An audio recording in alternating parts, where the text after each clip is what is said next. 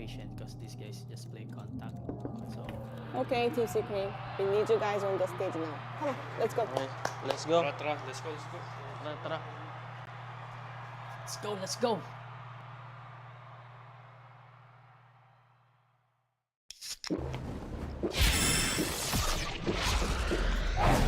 Red Bull gives you wings.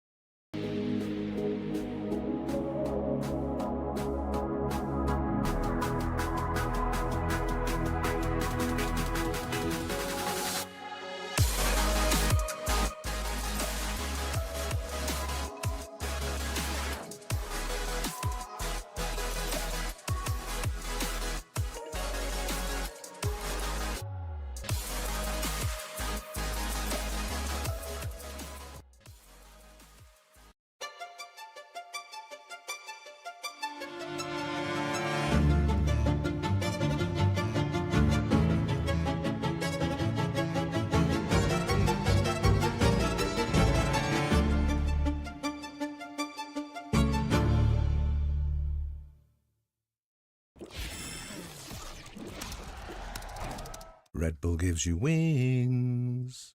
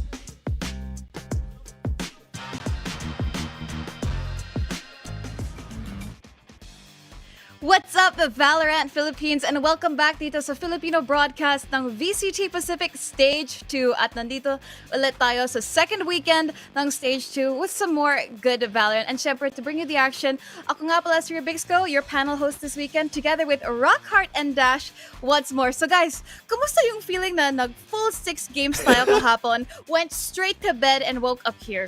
Yeah, honestly, tayong tatlo rin yung magkasama dito eh. Yung kahapon, yung natapos yung game natin. Tapos pagising natin, dito ulit tayo sa panel. Panel tayo magsisimula today, guys. So, masaya naman. Masaya. Valorant. I was literally like... Good morning. Okay. Good morning. We're back. Buti pa nga si Vil, nag-swimming pa siya last night. But anyways, Yeah. guys, True.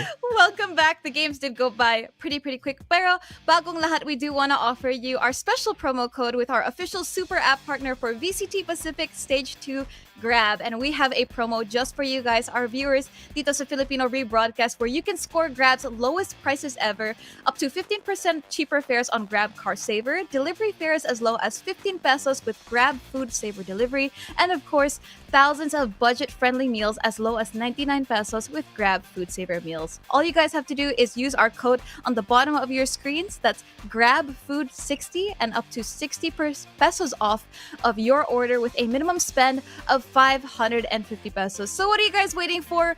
Use Grab right now and get yourself some yummy food before our games today. And speaking of our games today, with that, mag-recap muna tayo sa mga nangyari kahapon kasi so many things happen. We've had a lot of teams switching up the narrative, giving us surprises every day. And look at our standings right now. We got DRX now, playoffs secured. Yeah, honestly, surprise ako dito eh, sa standings natin. Kasi yung mga plus tsaka yung mga minus, parang, bakit ba't ganito? Ba't parang kakaiba? Yung plus nila, iba, pero yung number of games kasi nila, yung hinahanap dito and number of wins that they have. That's why this is like this. And DRX heading into the playoffs because of their standing. And also, their performance yesterday was nice, but PRX just got on top of them. And kung ikaw naman ay isang Pilipino, kitang-kita mo naman, isang tapak na lang o di na lang talaga. Team Secret! Let's go. That's right. And if we consider the standings, this is also taking into account yung performance nila from stage 1. So that's why we got a lot of numbers already on the board. So there's still a lot of chances para sa ibang teams natin to catch up kasi we still have isa pang, one left. So we still got a really long time for all of these teams to kind of find themselves sa standings natin. Pero Rockheart, di ba, we got a lot of happy surprises, agent picks especially, like nagkaroon tayo ng ISO picks, Neon, a lot of Cloves and Harbors as well. Actually, we got super excited. Dash almost fainted. Nung nakita yung double Neon kahapon. He was like, what the heck is happening? Then literally one team will pick up a Yoru and an ISO in the same round. It's like, this is the new age of Valorant where ISO will destroy people on Icebox if you give him a chance. So, guys, yun yung mga kailangan nating bantayan dito for sure later on. Wait for the map picks. And because of that, because of the performance of the teams yesterday, I believe na we'll have a lot of diversity today. Kasi you know what? If teams, sabi ng mga teams na naglalaro today, may mukhang matapang yung mga team kahapon, means siguro may there should be like a good basis to maybe release them today. That's why I'm so excited about this. And obviously, for Japanese Valorant mamaya sa ating second matchup, for sure, you'll see Yoru and maybe the ISO will also pick up here. I really hope na makita nga natin yun, no? This incoming games na meron tayo. Kasi with the teams that we have for today, these teams are at the bottom of the barrel. Honestly, they're at the bottom of the barrel today and they would need to do as much consistency as they can. Yes, there's two things na pwede nila gawin. One is mag-innovate sila. Try nila yung ISO, try nila yung Yoru, whatever. Yeah. Try nila yung Neon. Or two, stay with the comps that they know and play with the confidence that they have with those comps. That's right. Or hear me out. Okay. Yep. Reina. Oh, Hindi pa that's natin right. nakita kahapon. Yeah. Still, the one duelist that we're still waiting to come out. So sana, honestly, akala ko that Paper X was going to be the one to finally bring her out because something always brings out that arena. But we have yet to see her. But for the sense of, Japanese Valorant, they do tend to stick sa usual comps and things that they use. Pero hopefully, one of these teams, or even both of them, will be a little bit experimental this time around. Pero let's talk about the things that happened yesterday. Kasi, again, if we notice the standings, RRQ actually fell down in the standings. They're no longer in that top 4. Team Secret is now in that spot. So, yesterday, Talon versus RRQ, sobrang evenly matched. Kaya pa yung nag-cast for that series. It was so drawn out. What do you think of the two teams? Sobrang intense ng game nila yesterday. For me, there was a bigger chance of RQ winning during the first 2 games. Surprised lang ako na, especially in the first game, that could have been their win because of the amount of pressure that they already have on Talon Esports in game 1 in Lotus. Yung second game, tinapos sila, and in the Icebox, parang nag-fizzle out sila. Pero in the second part of that game, nung nasa Icebox na sila, at least nung second half, they were able to get 8 rounds against Talon Esports. And it was so, I would say, telling. It's very telling of the power level of Talon right now. Like, we can kind of do this to a team like RRQ, and RRQ getting pushed down is, I honestly, the biggest surprise from yesterday. Where, there is, tama si Dash, may feeling ako na dapat tapos na yun, 2 rounds pa lang. Two maps pa lang. Pero, Talon's really rising power is what really is very interesting yesterday. Yeah, I think I totally agree with you kasi we were talking about this with Vil and Ray on the panel kahapon with how RRQ just had that really, really good foundation as a team where Talon, I think they all just surprised us kasi yung ang formulaic ng gameplay nila, and in the end, the formula worked out in the end. So congratulations to them for, getting another win under their belt. But now moving on to second series natin kahapon, PaperX versus DRX. Si Davai, he finally got his 1,000 kills, but again, DRX, they showed up on Haven, but the lose streak continues. Yeah, and for me, during their game again in Haven, I was surprised about how they used the Yoru and the ISO on the side of PaperX. Kasi nung ginamit nila to, they were good. During the first half, nung nag-attack sila, they were good. Pero when it came down to the second half, I was surprised na parang nag-freeze na si Jing. Hindi na siya nakakahit ng mga shots niya. Si Forsaken, hindi na rin sila makakill. And that's why DRX just run them over nung sila na nasa attacker side during that game. Pero I can still see a lot of promise as long as hindi pa napapatch si ISO. There's still a lot of chances for them to use this. I feel like that's exactly the point, right? Like, maybe ang point ng PaperX dito ay medyo madami pa yata kaming leeway. And maybe we may ilang days pa kami. Just... and okay, spoiler alert, they won that whole series anyway. Pero yes, yung map number 2 in Haven, I think a lot of teams will definitely look forward to that. And sabi ng PaperX, you know what? Let's try to do this really fast-paced comp. Let's see if we can steamroll them. It didn't happen. Pero there's a lot of room for improvement. I have a feeling they could try that again.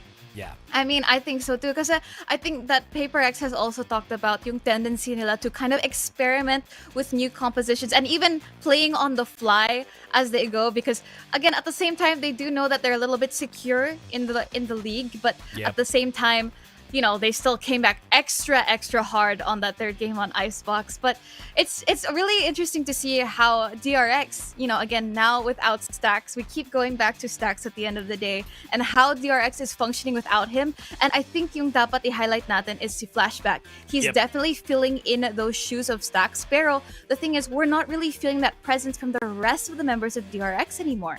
Yeah, and from the changes that they had with their composition, having a different initiator from their team, probably is making it harder kasi Stax was best in slot na initiator nila talaga back then when he was still in DRX, and we saw that power nung nilabanan nila yung Gen G with Stax on the side of T1.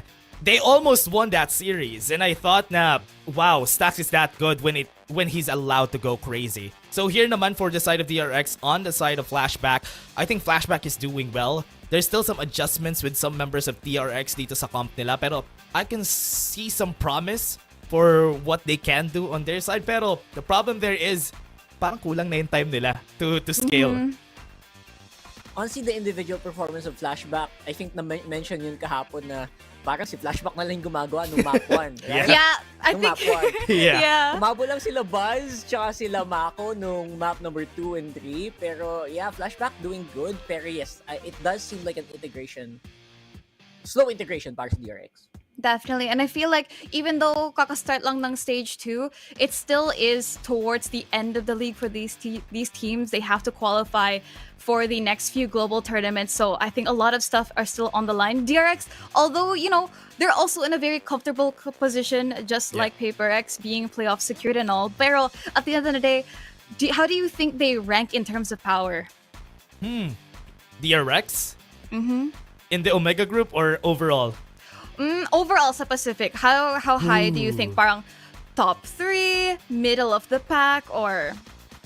Honestly, last stage, top 3 sa akin yung DRX. Uh-huh. It shouldn't have been T1 for me nung last stage. Pero this stage, because of the changes, Yeah.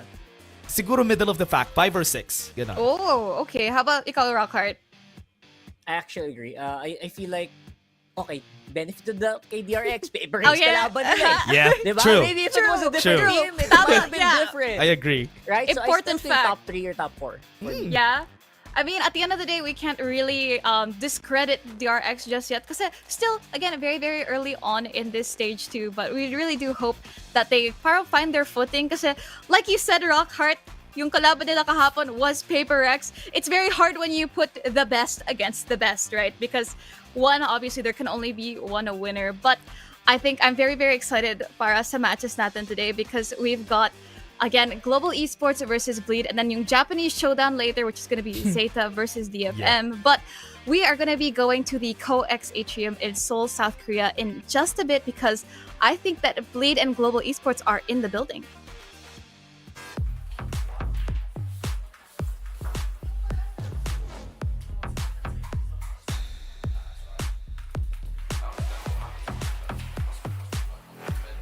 Namaste, namaste, Polvi. Namaste, namaste. Now, if you beat Bleed today, they have zero chance at making it to playoffs. So, anything you want to say to them? Best of luck, but please go home. Shukriya, bye. Shukriya, bye. Thank you.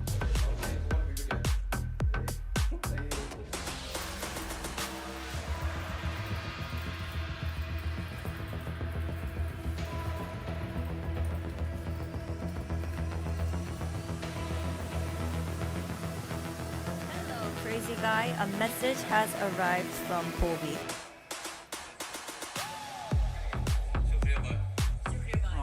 No, I think he misunderstood a bit because in the end of the day, both of them will go home anyway. Win or lose, you go home.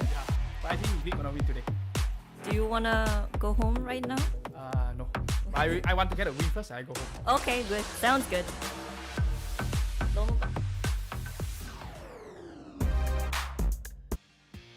Grabe yung interesting. message nila for each Interesting. other. So Polvi said he was gonna be going. They were gonna be sending Bleed home today because again, if Bleed lose this match, wala na silang chance to ever make it to playoffs. But on the other hand, Bleed, they seem the energy's good. They're just like, we're both going down, brother. That's the funny part. We're both gonna go home anyway. Might as well play it. That's basically what they're saying. So with this, if ever na mangyari na Bleed manalo dito, they're sure gonna go home. Pareho sila pag nanalo yung Bleed dito sa match na to. So at least they're gonna pull them together with them. If ever they're gonna go home, ganon. Ay, naku, ano ba? Feeling, ano ba? Nag-usapan nito, sobrang advance booking nun. Tapos yun man lang yung regular season, nagpapauwian na agad kayo eh. May regular season pa tayo, manalo-matalo. Maaga-aga pa. Yeah, it's Parang really. discount sa airport. Oh wow! Oo. book an early flight now. But anyway, up next we've got a Bleed versus Global Esports. Now, ito, if we look at our flavor graphic here, so there is Hopium. Geez, Hopium running at full capacity. Current standing, they are 9th with Bleed against Gen G. So ito yung chances of making it to playoffs. So Bleed, only chance nila is today to make it. But for Gen G, they have to beat either RRQ, Zeta, and Gen G. When it comes to the scores. Pero if 2 wins, they have to pray. Oh no. So they Yeah. wait, and they're gonna go against T1 and Gen G. Yun yung susunod na kalaban nila. This is not gonna go good. Ang brutal talaga ng group nila. Kailangan mag 0-2 yung RRQ, Zeta, Yep. and Genji. Yep. Yup. Para What? manalo sila. That's crazy. Ibig sabihin, conditional din yung 3 wins nila. Pag naka 3 wins sila, conditional pa kung makakapasok sila. Whoa, Ooh. what is this? What is this? They're going to have a perfect record from now on. So as long as they beat every single team, they can go to playoffs. They have to fight against Genji and T1 then, so, oh no. What matters is they didn't lose hope, diba? Yeah. They're still Power of going for that friendship. perfect record. Power of friendship na lang talaga yung kailangan nila dito for the team. Pero, kasi, it's very conditional din eh. Kung ganon yung global esports, mas ganon itong Bleed esports. Kailangan perfect record. 13-0, everyone, 13-0. Kailangan nila gawin dito sa mga susunod na games natin. I mean, if we take a look, Honestly, I mean, honestly, at that point, they really have to leave it up to the performance of the other teams here. You know, we've seen moments like that with Team Secret, pero if we look at the performance of both Bleed and GE, but they do have something in common. If nakita nyo, if you can see the team that they're up against at the top of the bracket, they've both been against Team Secret. So that's one thing that they have in common. Maybe they can isolate some weaknesses that they've seen, but again, we've got two of the parang highlight players of both these teams. You have Polvi, parang siya yung bagong face ng global esports. And of course, Crazy Guy now being back in the mix, bringing back that old roster. How do you think that these two players play a part in their teams? For me, Polby, really good at the operator, especially in Icebox. Really good positioning. And always, kung magkakaroon ng Icebox na map, there's a big chance that this team would win on the side of Global. Pero on the side of Bleed, Crazy Guy, filling in the shoes of Ye, na kakaalis lang on the side of Bleed. This will be... Honestly, Crazy Guy has been doing well compared to what Ye has been giving Bleed during the last He stage. said it! Sinabi ni Dash! Sorry. Alam ko Ye fan si Rockhart eh. I'm gonna have I'll side with you on that one. I do side with you on that one. Pero Rockhart, you have something to say? I really feel like that's the unsaid fact right now. It's the elephant in the room for Bleed fans. Like, oh, yeah. On the bench at the moment. Ye's gonna do it. Ye's gonna do it.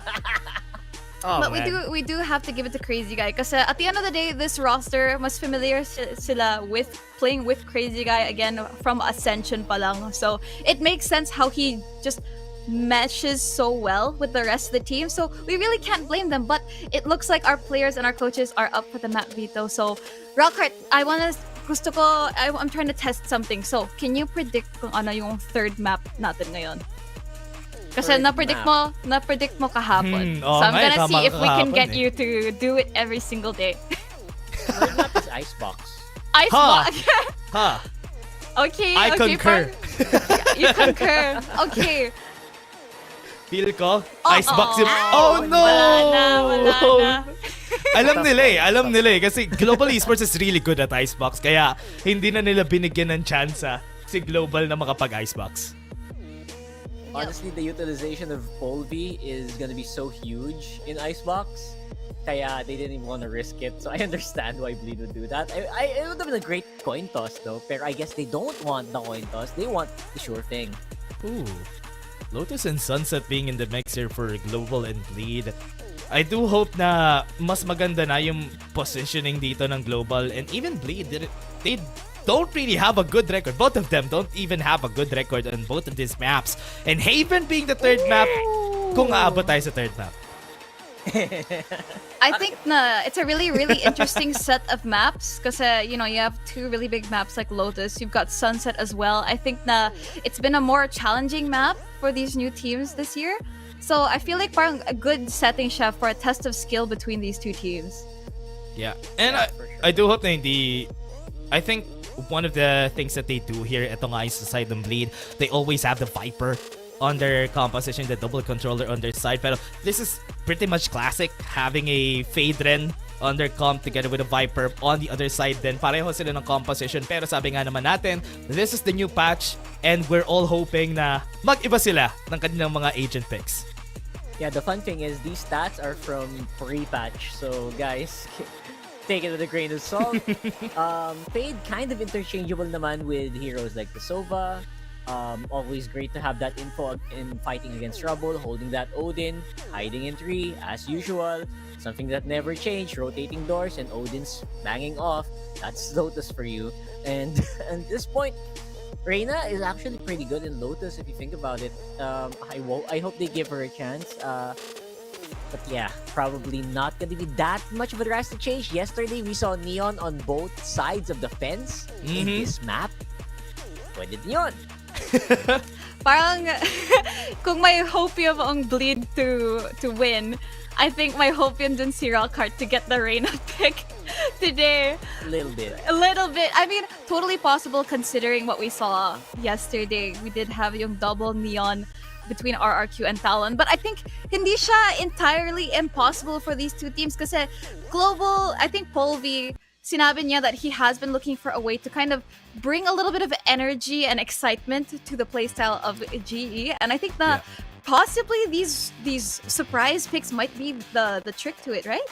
Yeah, and honestly, both of the teams have been using Raze a lot, and with the changes dun sa speed, horizontal speed ng Raze when she uses the satchel, there is a big chance na pwede silang gumamit on any of the agents or any of the duelists na binago sa atin. So maybe we can see some Neon going out there because with the way they play, it might be possible, but also mahirap rin kasi there's not really a lot of chances for them to use the operator. Like, remember Governor and Ban yesterday?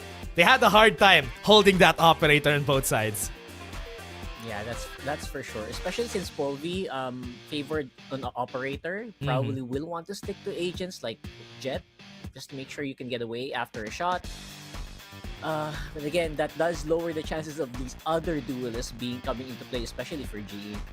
Yeah, and I think na, considering everything that we've said about GE, I feel like one thing that's going to matter at the end of the day is how well I feel like the entries will be on the attacking side. We did see kahapon when we played our Lotus games that yung momentum definitely shifted here. And for the side naman, for both of these teams, they've had experience here recently against Team Secret. So I feel like it's a really good parang recent experience for them to be able to adjust, and hopefully they apply that here in this map. Pero, in their matches against Team Secret, what do you think? Ano yung main weaknesses ng teams na to? Kasi personally, I feel like on that day, ang baba ng energy levels from GE. Yeah. Honestly, nung game nila, nung sa GE, one thing that I love about them is how good they are on the defense. Their Sunset defense was good during that last game against Team Secret. But also the same thing kasi, remember that one game, the first game ng Team Secret against Bleed, yung 10-13, they ended up on a 10-2.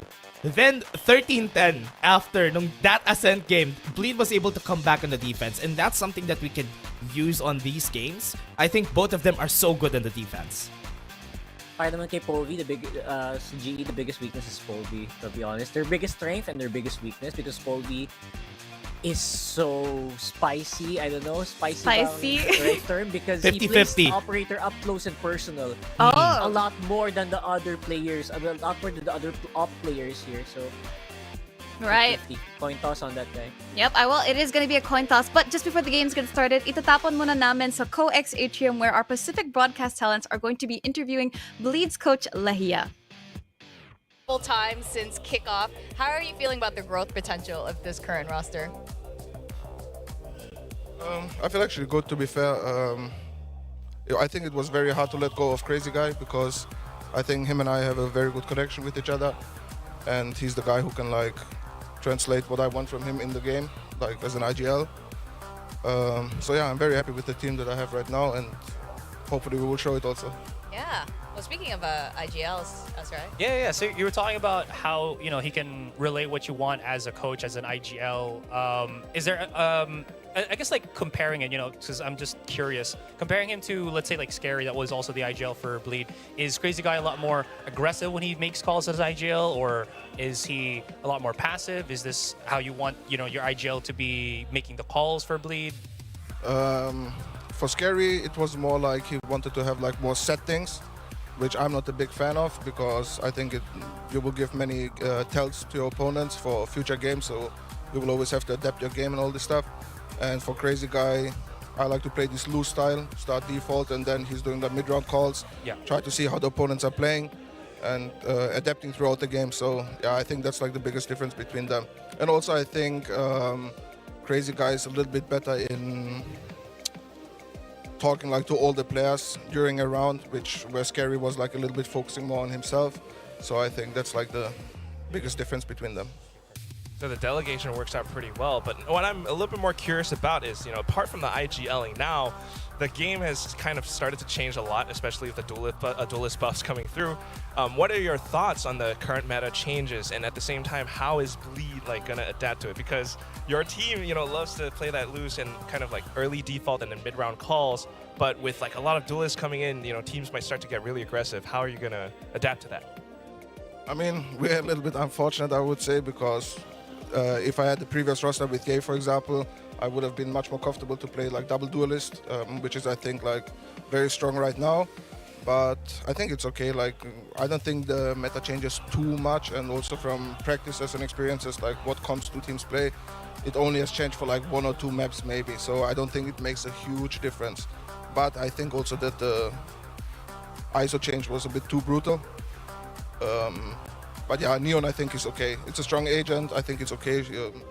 It's also good to have a new agent that people can play, and it's good for the variety, and I think good for the viewers also to watch. Do you think will we be surprised today with the bleed comps? With bleed comps? Not really. I think no, not really. Okay, all right. And of course, we all know this. Today is sort of a make or break situation for playoffs. How are you guys dealing with that pressure, if any? I don't think we pressure ourselves at all. Okay. I'll be fair. The only thing is like always against Global, it's like always this, you have in your head you have to beat them, even though like they are a good team, I think, and they can be annoying to even better teams.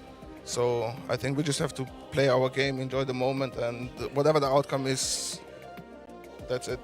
And also I think our chances for playoffs are very, very slim, so not that we gave up on it, we obviously will want to show also and prove that we can play good Valorant, so we just give our best, enjoy the moment, have fun, and that's it. Yeah, sometimes like fun is the little piece that carries you over. Yeah. We do have a question from the audience. Let's get the Curious Wingman question up. And actually related, what keeps the team's mental up in dire situations, and how do you handle those?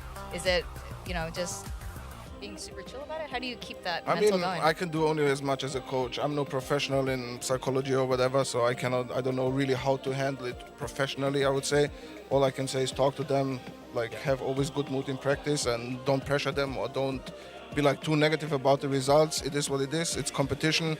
There is teams that will win, and there's teams that have to lose, and unfortunately we're on the bad side of it. And yeah, I mean, just try to have a good environment and like still have fun with each other. Yeah. That's all I can do. I'm no professional, as I said, so yeah. Everybody has to kind of has to deal with it himself and try to figure out what's best for him. So it's very clear that you guys are working towards something. We can see the improvements as we go along through this year's season. What is the legacy that you want Bleed to be remembered by or known by? What are you working towards?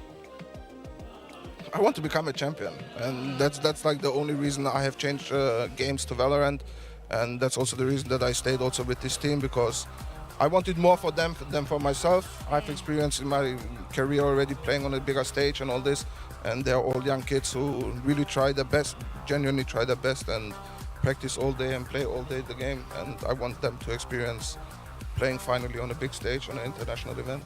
Oh, that's really special, and I think it really says something about coaches having competitive experience and knowing what that feeling is. Well, all the best of luck today, Ligia. Thank you for joining us, and yeah. Good luck. Good luck. Good luck. Take the mic. Yes, take it with you. Well, there you have it, guys. We're not gonna be experienced. Wala tayong ma-expect na changes in composition kasi hindi daw nag-shift ng meta that much, except for a few maps. So I think medyo malungkot si Rockhart about the arena. Parang, it's a trap. It's a trap. Don't listen. meron pala silang surprise, no? Tapos in the coming games sa labas pala yung mga picks ay hinihintay na Rockhart. So tignan pa rin natin, baka lang naman bait lang yun, yung nakita natin sa interview. Nagtatago sila ng strats yan. for sure. 100% hidden strat. Good job. Keep it up. Well, at this point, I think the first match of the day is going to begin, and Infinity and Black and Blue will be joining us to bring you the action. But it's going to be Global Esports versus Bleed, and with that, the second weekend of VCT Pacific Stage 2 starts now. Global Esports. Undefeated. That's why they call me undisputed. I'm breaking up another Bleed season. Esports. I've been up on my stats. Now would you look at that? Undefeated, locked and loaded. We about to blow. Caught him with that left, I leave him tapped out on the floor. Sounding itchy, sticky, swishy. Watch me bank a score. Up in the boat, I'm in the zone. Yeah, yeah. Culture to fire the breath. King of the jungle and beam my chest. This the imposing the threat. Just like a pebble, I'm cutting the net. Bring on my finger, but yes. Like playing chess and I don't even sweat. That's what I call it finesse. That's what I call it finesse. Ain't no rivals, ain't no rivals. They can try, but they're never ever slowing me down. On arrival, this is my show. Crossing my heart, they know we are undefeated. That's why they call me undisputed. I'm ranking up another season. I've been up on my stats. Now would you look at that? I pop on with the jumper, then the adios. Gotta go. I'm the prima donna, make him do the most. Not enough, I'm just warming up. We up in the cut. Oh, I'm ready to hunt. Time to eat it up. Oh. 1, 2 step, look who's scared. Now you on the run. You gon' hear my soundtrack go dun dun dun dun. I'll be starting riots when I pull the stun.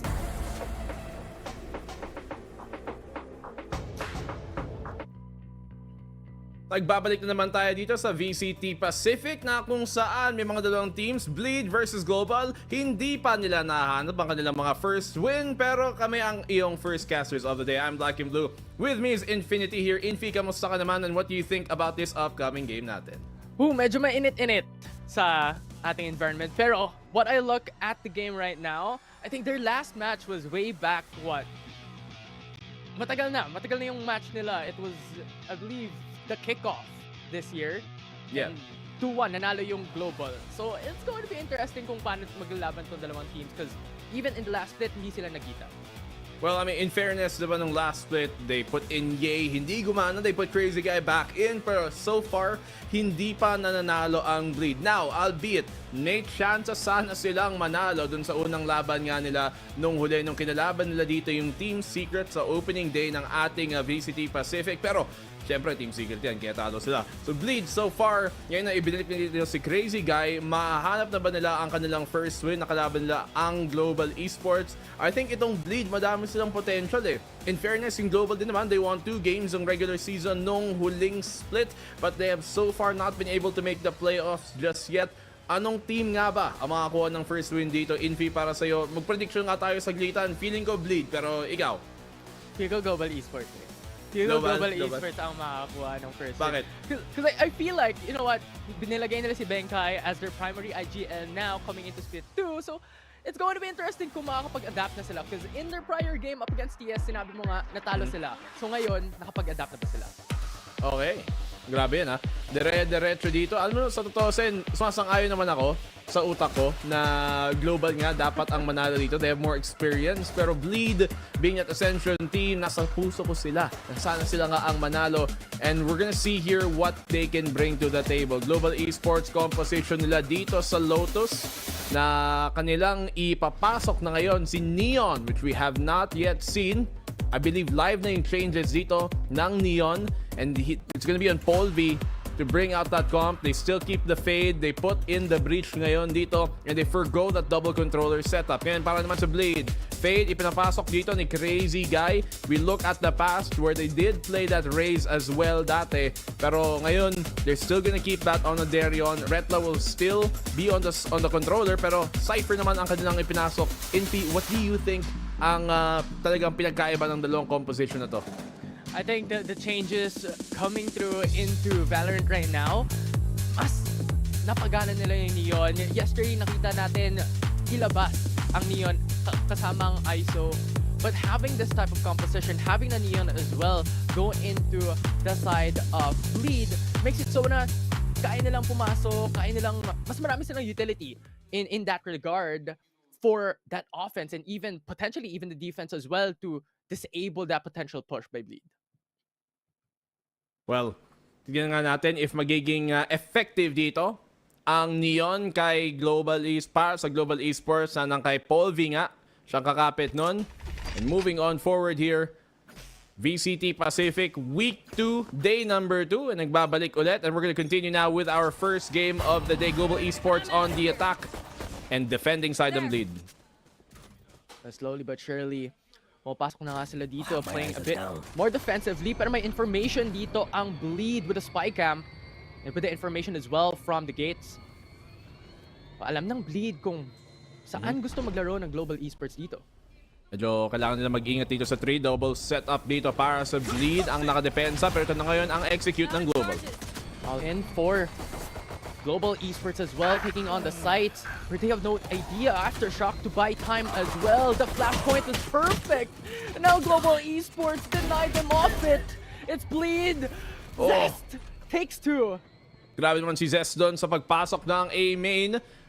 2v2 na ngayon, nag-settle as syempre yung Blade, hindi sila sure kung nakalabas ba talaga dito ang Global sa may parabol or magko-commit ba sila sa A. Is it a fake? Is it not? Crazy Guy does have the sheriff to make that contact. Alam na nila tuloy ngayon na dalawa nga ang nakalabas at nakaatras. The tag doesn't come through for the side of Bleed. Alam nilang nag-walk through ang Global Esports pabalik pero hindi pa to for sure as you still have Lightning Fast alongside Benkai returning back to A site. Okay. Double fake out dito para Global. Playing the mind games. 15 seconds. May oras naman sila.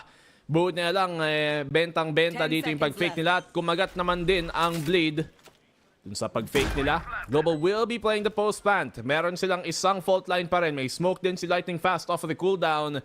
Bleed, nag-iisang utility nila to help them in this is going to be that hunt. They need to get information early. Si Benkai susubok mag-peek. Oh, they get one. Oh. Crazy Guy goes down. Now brings it down to 2v1. Napakalaking advantage dito para sa Global Esports. You mentioned the utility na available for them. Ngayon, wala silang info for the side of Bleed. Meron lang silang snake bite, but overall, this will not help them. Okay, Benkai gets the clutch in the end. At yan na nga ang rather than 3K sa dulo para manalo ng opening pistol in Global. Ang pinakamagandang ginawa nila doon is that fake out at the end. Siyempre sa una, medyo telegraph nga na A ang pupuntahan nila. But once again, the experience on a player like Benkai coming in big. Para nga ma-fake nila yung rotation doon at nahatak pa nga yung depensa paalis. What a great post plant as well from Benkai. Siya nagsimula, siya nagtapos. Hit them hard. Overall, nakapag-adapt nga sila. Ito yung tanong natin. Nung nagsisimula pa lang, nakapag-adapt na ba ang changes of the primary IGL coming forth towards the side of Global Esports and thus far here in pistol round? They are showing huge signs of life here.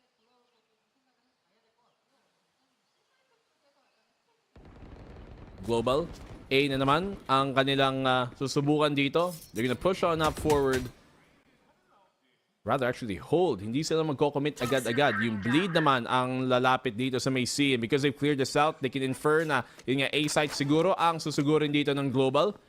So kailangan na mag-ingat dahil nga may flank, may dalawang tripwire din naman. Hindi naman maiikutan dito ng Bleed without destroying it. So now Global knows the flank is coming. They're gonna commit dito sa may A site.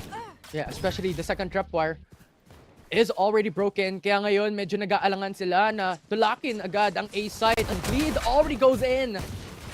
Potentially go at their backs here. The flank, so dangerous for Global Esports. But na-remove na nila si Crazy Guy on site. So now they're free to plant. That's good control dito at buti na nga napigilan nila dito ang pag-push ng Bleed sa kanilang flank. Spike control para sa kanila. And look, they're playing this outside of the site. Ayaw nilang lumaban sa loob mismo. And what will Bleed do? They're running out of time. Feeling ko nga dito baka magpa-exits na lang sila or just die to the spike explosion. Because right now, Global, they're looking to end this pistol, rather this anti-eco round cleanly. Pwedeng posibilidad yun. Gusto lang nila tanggalin yung mga guns ng Global Esports ngayon. Pero I don't think that's going to be easy as Polvi already removes one coming in from Bleed. They're trying to stay put. Exit frag comes through. Zest Tinanggal na ulit nila si Blaze King, but yung trade nandun nga para sa Global Esports. That will be the end of the round. And Global Esports takes their second. They only lose Blaze King doon. Pero buti nga, syempre, dahil ginagawa na itong economy strat na to where they only have 3 actual buys dun sa anti-eco nila, dun sa second round nila. They have 2 ghosts. Means na wala masyadong nawala sa kanila in economy coming into this round. Even after losing the 1. Now they have an even more proficient bonus to play dito gamit yung arsenal na nadampot nila. And gusto ko nga yung pinakita kanina ng Global Esports, yung patience nila coming into the A site. Inantay nila yung wall ng Viper to go down first before they push. Pero ito na nga, Global Esports, natanggalan ng isa. Crazy Guy gets that first initial pick-off. And Bleed will not hold off any more patience here. 4v3 down in favor for Bleed. Okay, Bleed finding the picks they need ngayon. And now they're gonna be in a much more difficult position makapasok dito sa may A site. If they can find off a pick here without getting traded out, edi mas okay pa sana para makabawi. I think they know Crazy Guys here. Narinig ata ni Russ. Utility, Hunt will come down off a cooldown. Will he find the angle? Yes. Ayun na nga, 2v3. And now they actually have a chance para makabawi dito sa kanilang bonus. Grabe naman ang pagbawi ng Global. 1v2, Retla stands alone. And now he's put in a difficult spot to clutch. The hope was there, step by step, methodical movements coming in from Global Esports na nagbigay sa kanila ng massive advantage and even taking that plant. And we all know, kailangan to ng Bleed Esports na maipanalo. Kasi ito na yung buy round nila. It's just the bonus coming in for Global Esports. Now Retla trying to find a good positioning, trying to find a good hold. That will be Russ goes down. 1v1, Blaze King here. Nakabang. He knows that he's going to be faking this out, playing the mind games. Retla has an intuition kung nasa nga ba si Blaze King. Pero yung angulo, nasa kanya ba? This is no problem. And he still hits the shot, Retla! Grabe naman yung clutch para lang bumawi dito. 1-2 and Bleed. Rectify and save the round na dapat naman malinis para sa kanila. So much back and forth, but Retla just hold off that hope. It just gave them so much time. I mean, yung patience nila, it was Global Esports was able to take so much trades and make the man advantage into their favor. Pero yung nagawa ni Relta was those isolated fights na naipanalo niya para makuha yung round. Good stuff coming in from Retla, but I mean Bleed. May worrying signs doon. That was a 2v4 na muntik ang pang manalo ang Global Esports. If not for the big play coming from Retla. Paul V shut down dito sa simula. And Bleed nagsisimula na may dalawang pick galing kay Darion. And Bleed still holding off. Ang ganda ng discipline nila dito. Hindi sila nag-rotate agad as Global Esports. Naghanap sila ng panibagong site na pwedeng makuha, and that's the site that they're looking for. Pero mayroong spy cam as well dito si Retla para maalam kung nasaan si Global Esports, and they know. Huli ng tripwire, tapos may tag pa nung camera. Retla nasa loob ng site. Alam nilang nandito siya. Will he be able to escape? Yes, he does. He give up the site for free. Blaze King gets the one, and all the frags going Global's way. Ganda na flashpoint doon. Ngayon, they initiate the fake on plant to just make Global Esports come out, or rather Bleed come out. Darion very low as well, 20 HP left. Di pa rin nila makuha yung plant. The spam is coming in but not connecting as much as they should. Ngayon, 3v2. Naka-bulldog pa lang si Crazy Guy. He has one more prowler left. Naka-ready na dito si Benkai as well. The fault line is there. The stun comes through. Concussed already. Russ takes one. It's 1v3. It's Crazy Guy against the world. But Benkai finishes it off. And they take their third in this game. Well, Global starting off strong dito sa attacking side. It is a more favored side dito nga sa Lotus. Pero ito nga din naman ang pick nila eh. So, dapat lang, di ba? Kung dito pa kayo matalo, ewan na pa sa map number 2. Pero Blaze King, that's a good retaliation to get them started on the take again sa may pa-site dito sa C. And even though may mga moments doon yung Bleed like si Darion sa simula nakadalawang pick, Global pa rin ang nakabawi. Ganda ng pinapakita nila dito. I mean, stats-wise, Global Esports has more of that win rate here in this map. Ito nga rin yung pinili nila, and I think that just mirrors and supports that data. Pero Tingnan natin kung ano gagawin dito ng Global Esports. As usual, on what they're doing is that they're opting to go for that A site. A site push here. As you mentioned, baka mas mahirapan sila considering Bleed. Dito sila nakapwesto. They took the gamble para mag-abang dito, mag-stack sa may A site. Pero parang naamo yata ng Global eh. Kasi napa-atras na tuloy sila here towards the C site instead. They can keep the defense dito sa may A, and then mas libre pa yung pagpasok nila sa C. Yeah, a 3-2 split as well coming in from Global Esports means na they really just want that pickoffs. They want those kills first. They want those initial setups for them to be able to get that advantage. Alam naman nila na when it comes to that eco, they have that massive advantage. Ang pangit lang dito is yung spike ng kay Polvi. Which means kung natumba siya, they're gonna know where to go. Polvi is gonna commit here towards the A site. Kala nila mag-rotate niya. And Scary, nakaabang. Will he get the one? He does! He'll deny the plant as well! That's two! And now it's lightning fast, so gets those trades in. Pero napakalaking damage na ginawa ng Bleed Esports dito. Now they have that chance. Crazy Guy and Retla swiftly moving in. 2v3. Crazy Guy nga. Low HP. Dalawang sheriff lang ang kapit nila. Global have once again rectified yung mistakes nila. You have to be careful about these moments. Oh! I can't believe lightning fast. Nakuha pa rin niya yun off the spam, off the information na sound cue lang. But yeah, Global good anti-eco at the end. Muntikan pang maging delikado but they're up now 4-1. If Bleed start losing more rounds, baka time na nga para mag-timeout. To kasi kung nakikita natin kanina yung mga ultimates na available for both sides, they pretty much have 4 ultimates each. And medyo delikado to. Pero at the very least, this will now be the gun round coming in for the side of Bleed. And they also have the Odin all of a sudden. Now the question is, can they capitalize on it? Oh, a bit of damage being done dito. Kay Ras at kay Polvi sa simula ng round. Si Polvi meron ngang ultimate. They're gonna try and utilize that para makapagpasok dito sa may C site. May lurk din naman din si Blaze King sa may pa-B. Daming contact dito sa may C. Now, hotline comes through, pero si Polvi nasa harap. Tatlo agad yung tumumba. Crazy Guy and Retla, the only one standing here, and Global Esports has the site. Okay, Rolling Thunder being thrown. That's Polvi continuing to push even further kung ano mang mahanap niya. Yung neural theft mas makakatulong pa nga, but he's low HP. He has to be careful here kung mawalan siya ng bala. But Polvi finds it at makakapangatlo pa nga siya. Sumasayaw lang, left, right.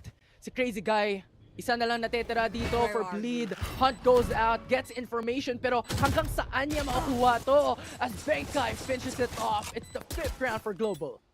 Okay, nice one dito para sa Global na naman. And Polvi, especially the fact na nakatatlo pa siya doon, especially yung pangatlo, na low HP na siya at nahanap pa nga. The very impressive fact. At nakapag-build up pa sila ng economy doon kasi hindi nga bumili. Dito si Polvi, great entry sa may parabol.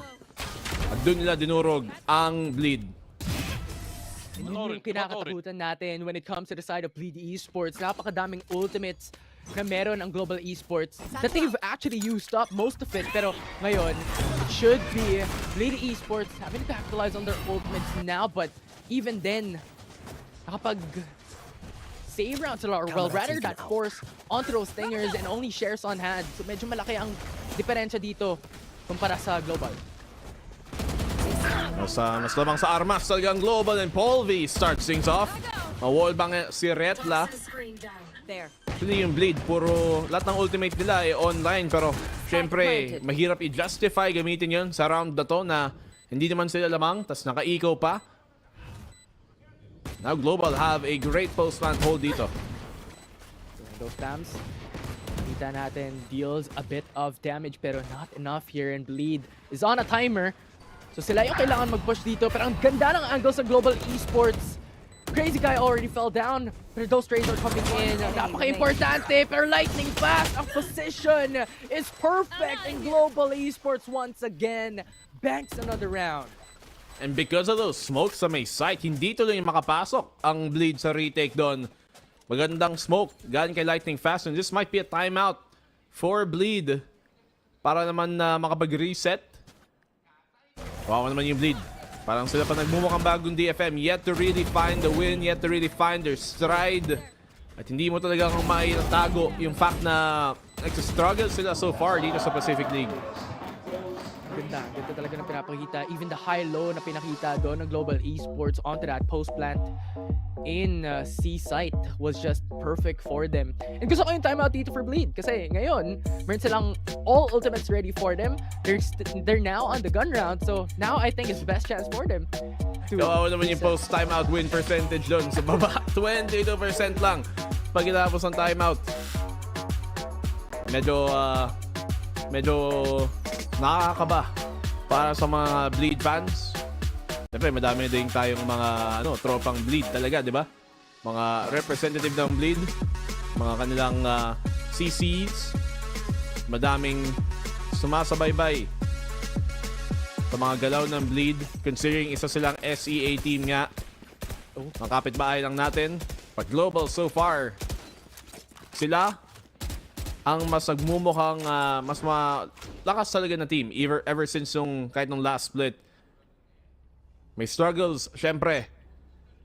But will Bleed be able to come back now na katulad ng sabi mo, Infi, madami na silang ultimate. Then ngayon, they're positioning as well. 1-3-1 para sa side ng Bleed. I think what they want is to just force Global Esports into one side or the other. Pero may info na agad ang Bleed coming from Crazy Guy on that mid potential push. Tumahimik muna ngayon yung Viper split nga nasa may C, so that's gonna stop Global from wanting to commit papuntang C site. Baka nga dito para papunta sa Bravo o sa Alpha na site, BOA kamo. Ang kanilang susubukan, may mga ping nga sa mapa, so baka nga itong B site yung susubukan nila. May combo dito nakahanda, sina Darion at sina Crazy Guy na nakita naman natin nung huli ginamit ng talon din na epektibo, but Bleed, they're gonna start off with the opening pick.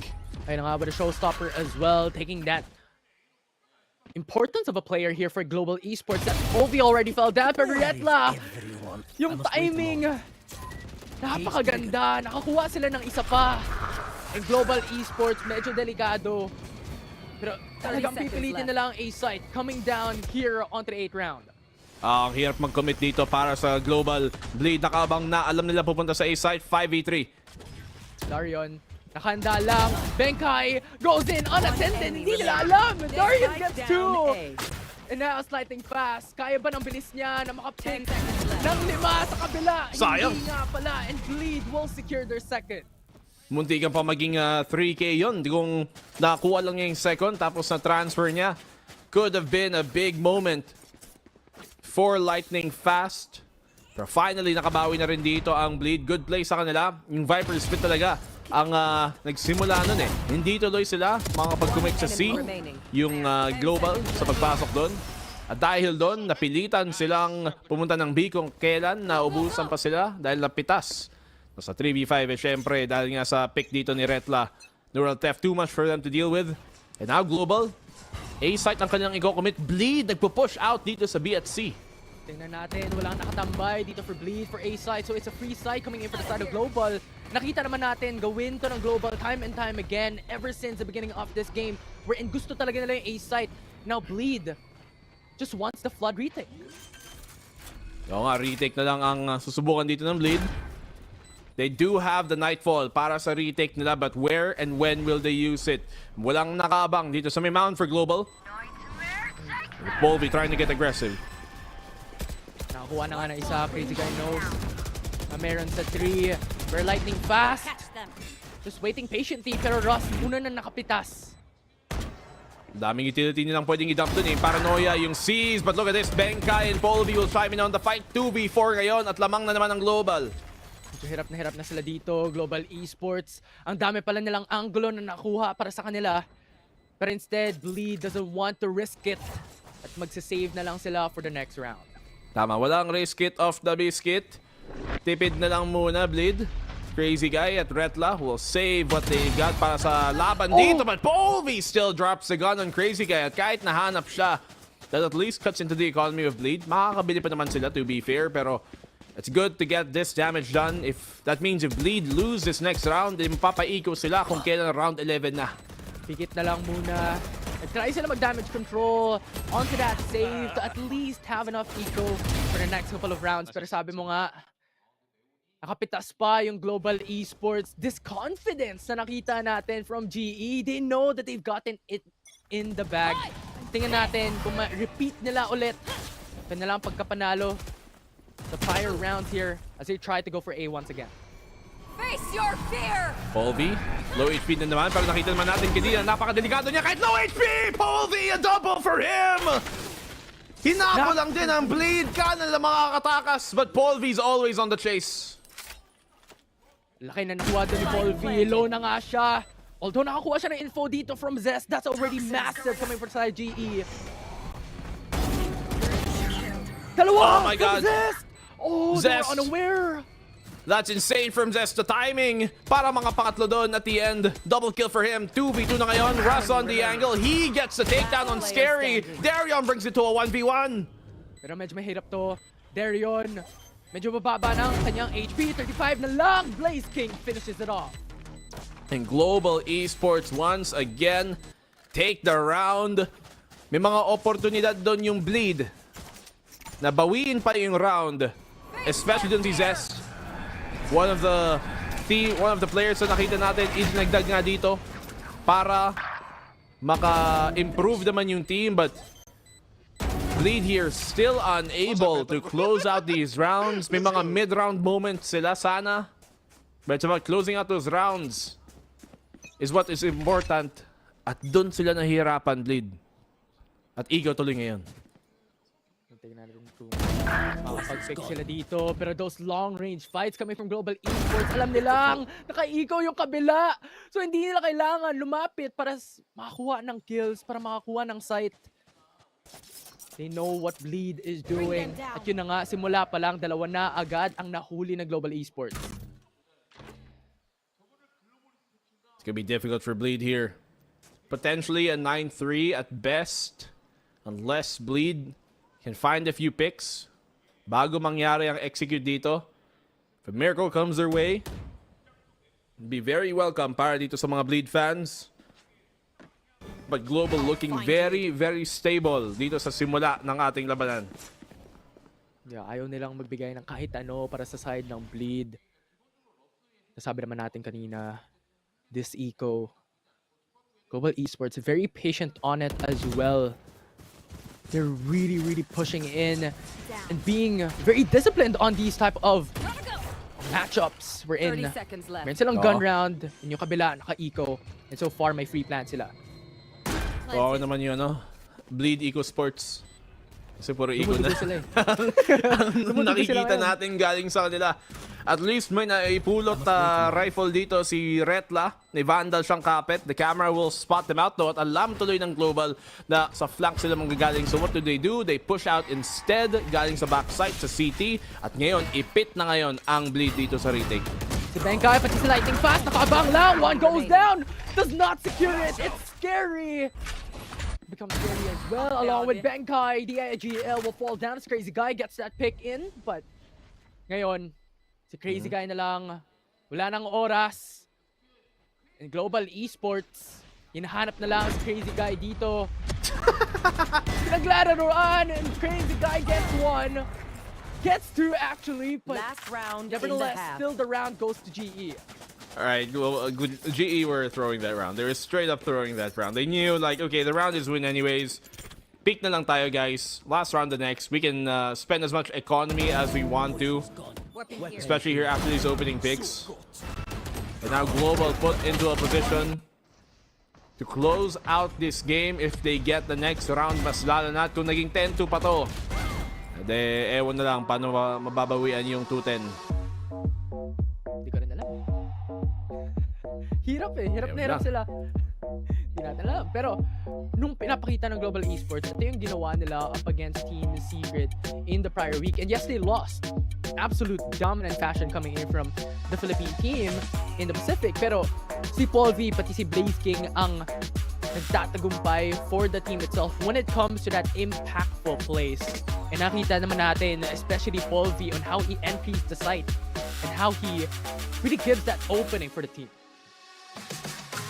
eh okay naman talaga ang laro ng Global dito. Mas lalo na, lamang na lamang sila. Pwede pa maging 9-3 to for Global Esports.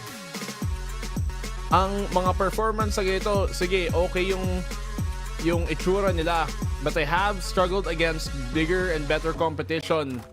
So far, Bleed. Right there. Ano naman yung Bleed? Para silang yung yung DFM nung huling taon na kahit anong gawin nila, hindi nila ma-close out yung mga rounds na yun. Kahit close round na sana, nababawian pa nga. And now Global, operator for Paul V dito sa attack. Grabe yung confidence nito ni Paul V. Naka-operator. Attacking side on the Neon as well. Tingnan natin, info found already with the jump peaks coming in from Darion. Pero even then, yung patience ng GE nangunguna para sa last round here for the first half. And so far, still not committing. May showstopper si Darion na pwede niyang gamitin kung sakaling maparetake man sila dito. Ang C-site nagmumukhang posibleng target ng Global. Kailangan niya mag-ingat daw. Uy, si Paul V binitawan yung angulo. Mukhang magko-commit na sila dito sa may C-site nga. And they have that Rolling Thunder. Pero dahil nga may Rolling Thunder, Bleed playing outside of the site kasi expect nila na gagamitin nga dito ni Benkay. Tama. But nevertheless, Bleed, pwede silang mag-play for retake dito. Meron silang showstopper to possibly deny that plant or even for those retake situations as well. Off your feet! Siyempre, gusto na lang nila dito makakuha na 9-3. Ginamit na nga Rolling Thunder to be able to open up the side. Hold in front. Whoa! One man down for the side of Bleed Esports. But the trade comes through. Brings it down to a 3v2. Global bumabawi dito sa pag-retake. Bleed, may oras pa ba sila para pigilan to? Nag-ulti nga dito papunta sa kabila. But if he gets his kill, dito pa sa to. Scary gets the kill and that is the round. 9-3. At nakabawi pa nga ang Bleed. Malay natin kung may sumpa ba talaga ang 9-3kers. Eh dito na natin makikita ang comeback of the year ng Bleed. Tama. Makuha nila yung sumpa na nakita natin in the past. Can they utilize that or can they change things up? Pero nakita natin when it comes to the patterns here, in terms of attack, maraming teams nakakabawi even in the local scene here in the PH. Tingnan natin kung magagawa yun ng Bleed Esports up against Global. Pero napakalaki ng lamang pa rin. Yung Oasis nga, nung isang araw, 10-2, kinambakan nila, di ba? Kaya, malay natin, sana dito sa Tier 1 scene, kung gaanong kalakas ba talaga ang Bleed. Makakabawi ba sila dito? Siyempre, nakakadismaya talaga para sa kanila. Pag 9-3 na at lamang na lamang ang kalaban. But they're going on over to the attacking side, the more favored side dito sa main Lotus. And that could prove to be beneficial for them kung makuha nila ang pistol round. For sure, makuha nila yung pistol. Please advantage for the first two rounds of the second half in the attacking side. That gives them a lot more potential. Pero yung first half na yun, sobrang disiplinado ng Global Esports on the attack as well. Not recommitting all of a sudden, just waiting for those pickoffs. And I think at this point, makikita pa rin natin yung pagka-disiplinado ng Global Esports here in the second half. Rico meeting? Anong meeting ni Rico? Wala naman siya ngayon work Meeting? Sabi mo, Rico meeting. May sinabi ko. Wait. Hindi ba kasi joke? Wag na lang. Wag na lang mga idol. Kung nagets nyo, kayo na lang ang tumawa. Pero ngayon, Global, sa defending side, favored side para sa Bleed. Let's see what they can do. Some contact was made nga dito sa may pa-C site. Mukhang ako lang yung hindi nakakagets Pero, okay lang yan. First game pa lang. First game. Magigets ko na rin yun pagkatapos ng araw. Pag nagpana na tayo, tatawa ka na lang bigla. Pag hindi ka pa rin na-gets, hindi na lang ako makakatulog. Isipin niya, magdamag. Ano kaya sabi ni BNB? Pero anong gagawin dito ng Blade para makabawi ang pinaka-totoong tanong? Global, nakaabang dito sa may A site. Oh, Blaze King! Tumalikod pero hindi niya makukuha. Sayang nga. Tingnan natin, 5v3 ngayon. Plant is already done and dusted here for the side of Bleed. Ito nga ba ang simula ng pagka-comeback ng side ng Bleed Esports, pero Russ nakakuha ng isa. Kailangan nila lumapit sa site, kailangan nila tulakin to as Des puts up an aggressive position here. Paranoia, hindi ko manek. Okay, shots out dito para sa Bleed. 4v2 na ngayon. This should be a pistol round na masisecure nila. But will they be able to get the defuse? Crazy guy on the one. Paul V nag-iisa. 25 HP na lang, napakahirap nito. Harap likod ang kailangan niyang tingnan. Paul V tina para sa fake, pero Darion, katapusan na ni Paul V. Secures their fourth round for Bleed. Global Esports. This is finally a round na hindi sila nagmukhang dinudurog ang Bleed, as Bleed able to find their timings, able to find their picks as well dun sa simula. Good shutdown nga din kay Blaze King na sumusubok pa sana dong mga sausaw from the flank sa may door. And Bleed have earned themselves a good anti-eco round to play. Vandal, 4 na Bulldog, handang-handang lumaban. Aggressive tong Global Esports, pinapakita, nag-stack sila sa A site, pero coming from it. Poison's off. Walang info dito ang Bleed. Manang damage sila, si Benkai. They're now up once again in terms of that full HP just because of that Viper wall. Zest, talon-talon lang. Pero medyo delikado to Zest, huli siya ng stun, pero buti lang nandun si Retla para tulungan siya, and Retla 4K! Pinabayaang sumugod, and Bleed cleaned them on up. And what an anti-eco now for Bleed. 5-9. That's just not right!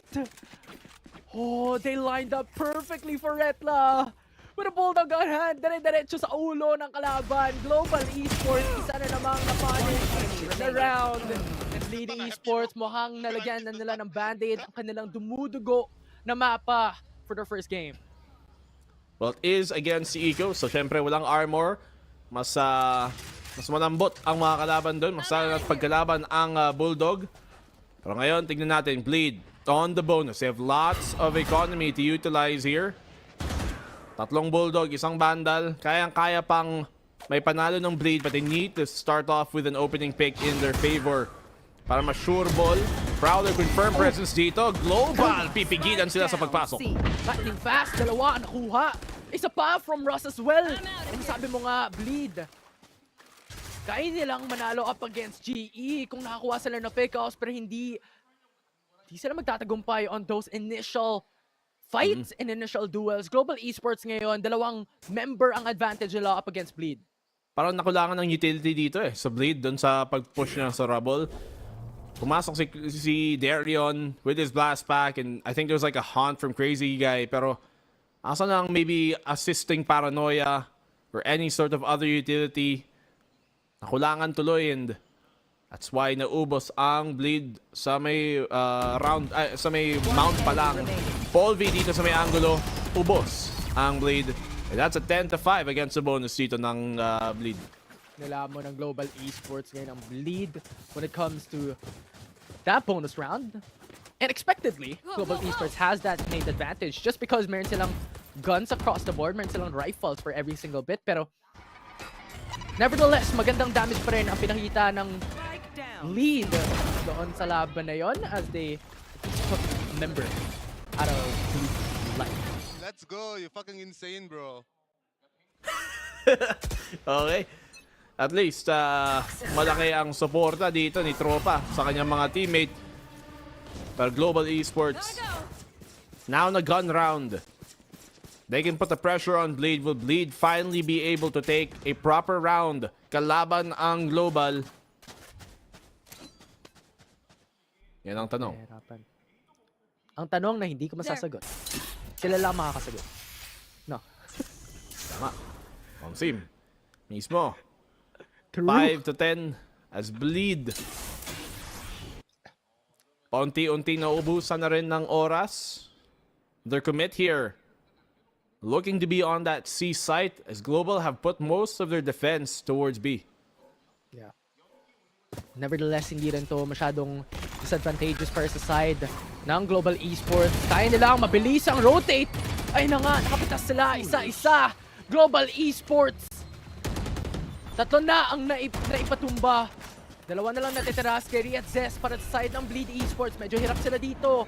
Napakaganda ng position na ginawa nila para mapag-rotate ka agad-agad. Polvi! Hindi kinaya ang lakas at Benkai at Lightning Fast. Mapapanalo ang round na ito. So the thing is, pag sa mga late round push na ganyan, ideally, you want to be able to pull the defense sa kabilang side ng mapa para hindi sila handa, pigilan yung push mo kung saan kayo magko-commit. Now, maybe let's say hindi nyo nagawa yun. Let's say na magko-commit kayo ng bigla-bigla kung kailan late clock timer, mga 40 seconds, 30 seconds remaining, pwede rin naman. Pero dapat malinis ang inyong execute. And neither of those are true for Bleed. Hindi sila makapag-pull ng default at hindi rin malinis ang kanyang execute. And Russ opens up with a pick. Muntik na, dalawa pa. Bleed ka agad. Dumudugo ngayon. Global Esports still a 5-man complete comp here. Scary Crazy Guy and Retla, the only ones remaining here for the side of Bleed. Medyo delikado na, and Global Esports know that they have the advantage. So hindi nila kailangan maging aggressive. 5v3 as you said. Neural Theft online for Retla, sige, pero kailangan na ng pitas para magamit yung ulti na yon. Match point na ang susunod dito. Kung hindi maipanalo ng Bleed ang round na to. May tripwire nga sa mukha niya. Seaside, sige, libre-libre, bukas na bukas. Uy, nakagapang pa! Grabe. Ayos yun ah. Grabe makalimbo. Tama. Marunong ka ba maglimbo? O naman. Ano pagkatapos ng limbo? Jump. Miyerkules. American. Tama din. Linggo. Gets ba? Gets na ba yan? Oh, gets ko. Weekend, gets na ba? Retla, nakaabang, but he's gonna go down. Tingnan natin kung mapapatuloy pa nila to. Kasi dalawa na lang ang natitira. Scary! Magiging scary ka ba? Pero hindi. Global Esports. Isa na namang panalo. At sabi mo nga kanina pa, match point na ang kasunod para sa side ng GE. Mukhang mabilis ang labanan to, mga kaibigan, mga tropa, mga kompadre, kung saan sa'yo manggagaling. Match point. Global Esports. 12-5. Walang nasasabi dito ang Bleed. Nakakalungkot talaga panoorin ng Bleed. Sila ang team nga na nanggaling sa Ascension kung saan ang gandang-ganda ng laro nila. Pero parang nung nawalan sila ng mga ibang key player nila, namely yun nga, si Juicy isa. Parang nawalan din tuloy ng tamang kilos at galaw yung Bleed. 5-12, will they be able to stall this more? Ayun, naging aggressive. Si Polvi namatay na nga agad-agad. And mukhang Bleed is still holding on for hope here. As dalawa agad napatumba. Push out dito, Benkai. Good punish lang para makabawi kahit paano para maging 4v5. Retake ngayon para sa Global. Can they pull it off? Kaya na ba nilang tapusin dito? High-low para sa Bleed. Gusto nilang maiplanta ang spike sa C-site. Pero ang patience ng GE pa rin. Oh, the spam! Napakaganda! The spam is there. Bit of damage comes through. Crazy Guy down low. 2 HP na lang natitira. Low HP nga siya. May snake bite doon para sa pag-delay doon sa may city retake. Global nahihirapan dito. Nasasayangan ng oras. They might just commit towards trying to save this round instead. Let's Bleed. Tignan natin. Scary. Ang ganda ng kanya position dito. Blaze King medyo down low already. Isang tap sa ulo. Natumba. At napabagsak. Bleed Esports secured their 6th round. But Bleed at least get the round. Pero syempre, mahaba-haba pang kailangan nilang bawiin dito. Malayo pa kanilang bawiin. Mataas ang kanilang iaakyat para lang makabawi, para lang makapagtay, para pilitin ang overtime. Dahil dito sa regulation, lamang na lamang pa rin ang Global, but still good stuff coming from Bleed on the punish. Pagkakamali yun ng Global nung masyado silang umiinit. But now, Bleed looking to go B. Masyado mainit at tostado. Tingnan natin. Marunong naman ang Bleed na gumapang. Tingnan natin kung magagapang pa nila ang 6 rounds na natitira para mapatay pa to. Ito na nga, Darion pumasok na pero Russ na-punch agad si Darion coming into the site. And now, Bleed Esports lost one of their members.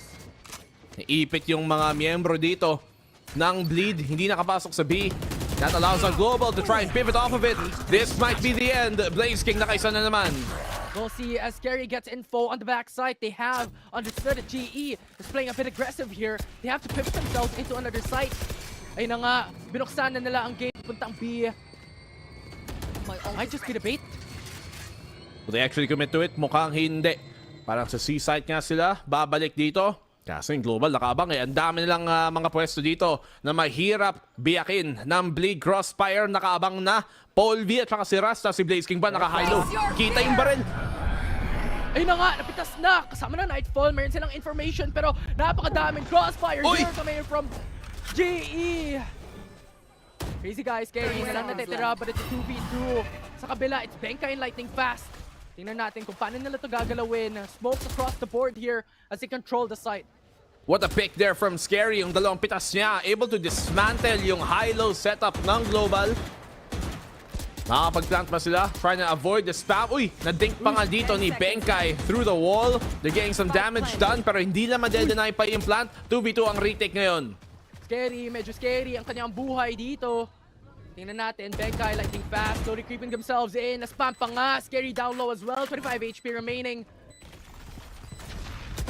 Pasukin na nga, kasama ng fault line. Very good concussed here. Scary has to win this, pero hindi na kinaya. And GE will secure the game, secure the map in their favor. Pinatagal lang dito ng Bleed. In the end, Thanos pa rin ang Global Esports. I am inevitable, sabi nila, dahil masyado na nga malaki yung lamang sa match point. And they take the opening map ng series na to, yung mapa na kanilang pinili. Our map number 2, tingnan natin, pagpunta natin sa Sunset kung saan yun nga yung map pick ng Bleed. Makakabawi na ba dito sila? Will they be able to bring us into map number 3 and get their first win? Malalaman natin pagbalik. Yan ang malaking tanong dito, BNB, kung mababawi ba nila ang following game to bring this to a marathon, to bring this into the distance of a 3-game series.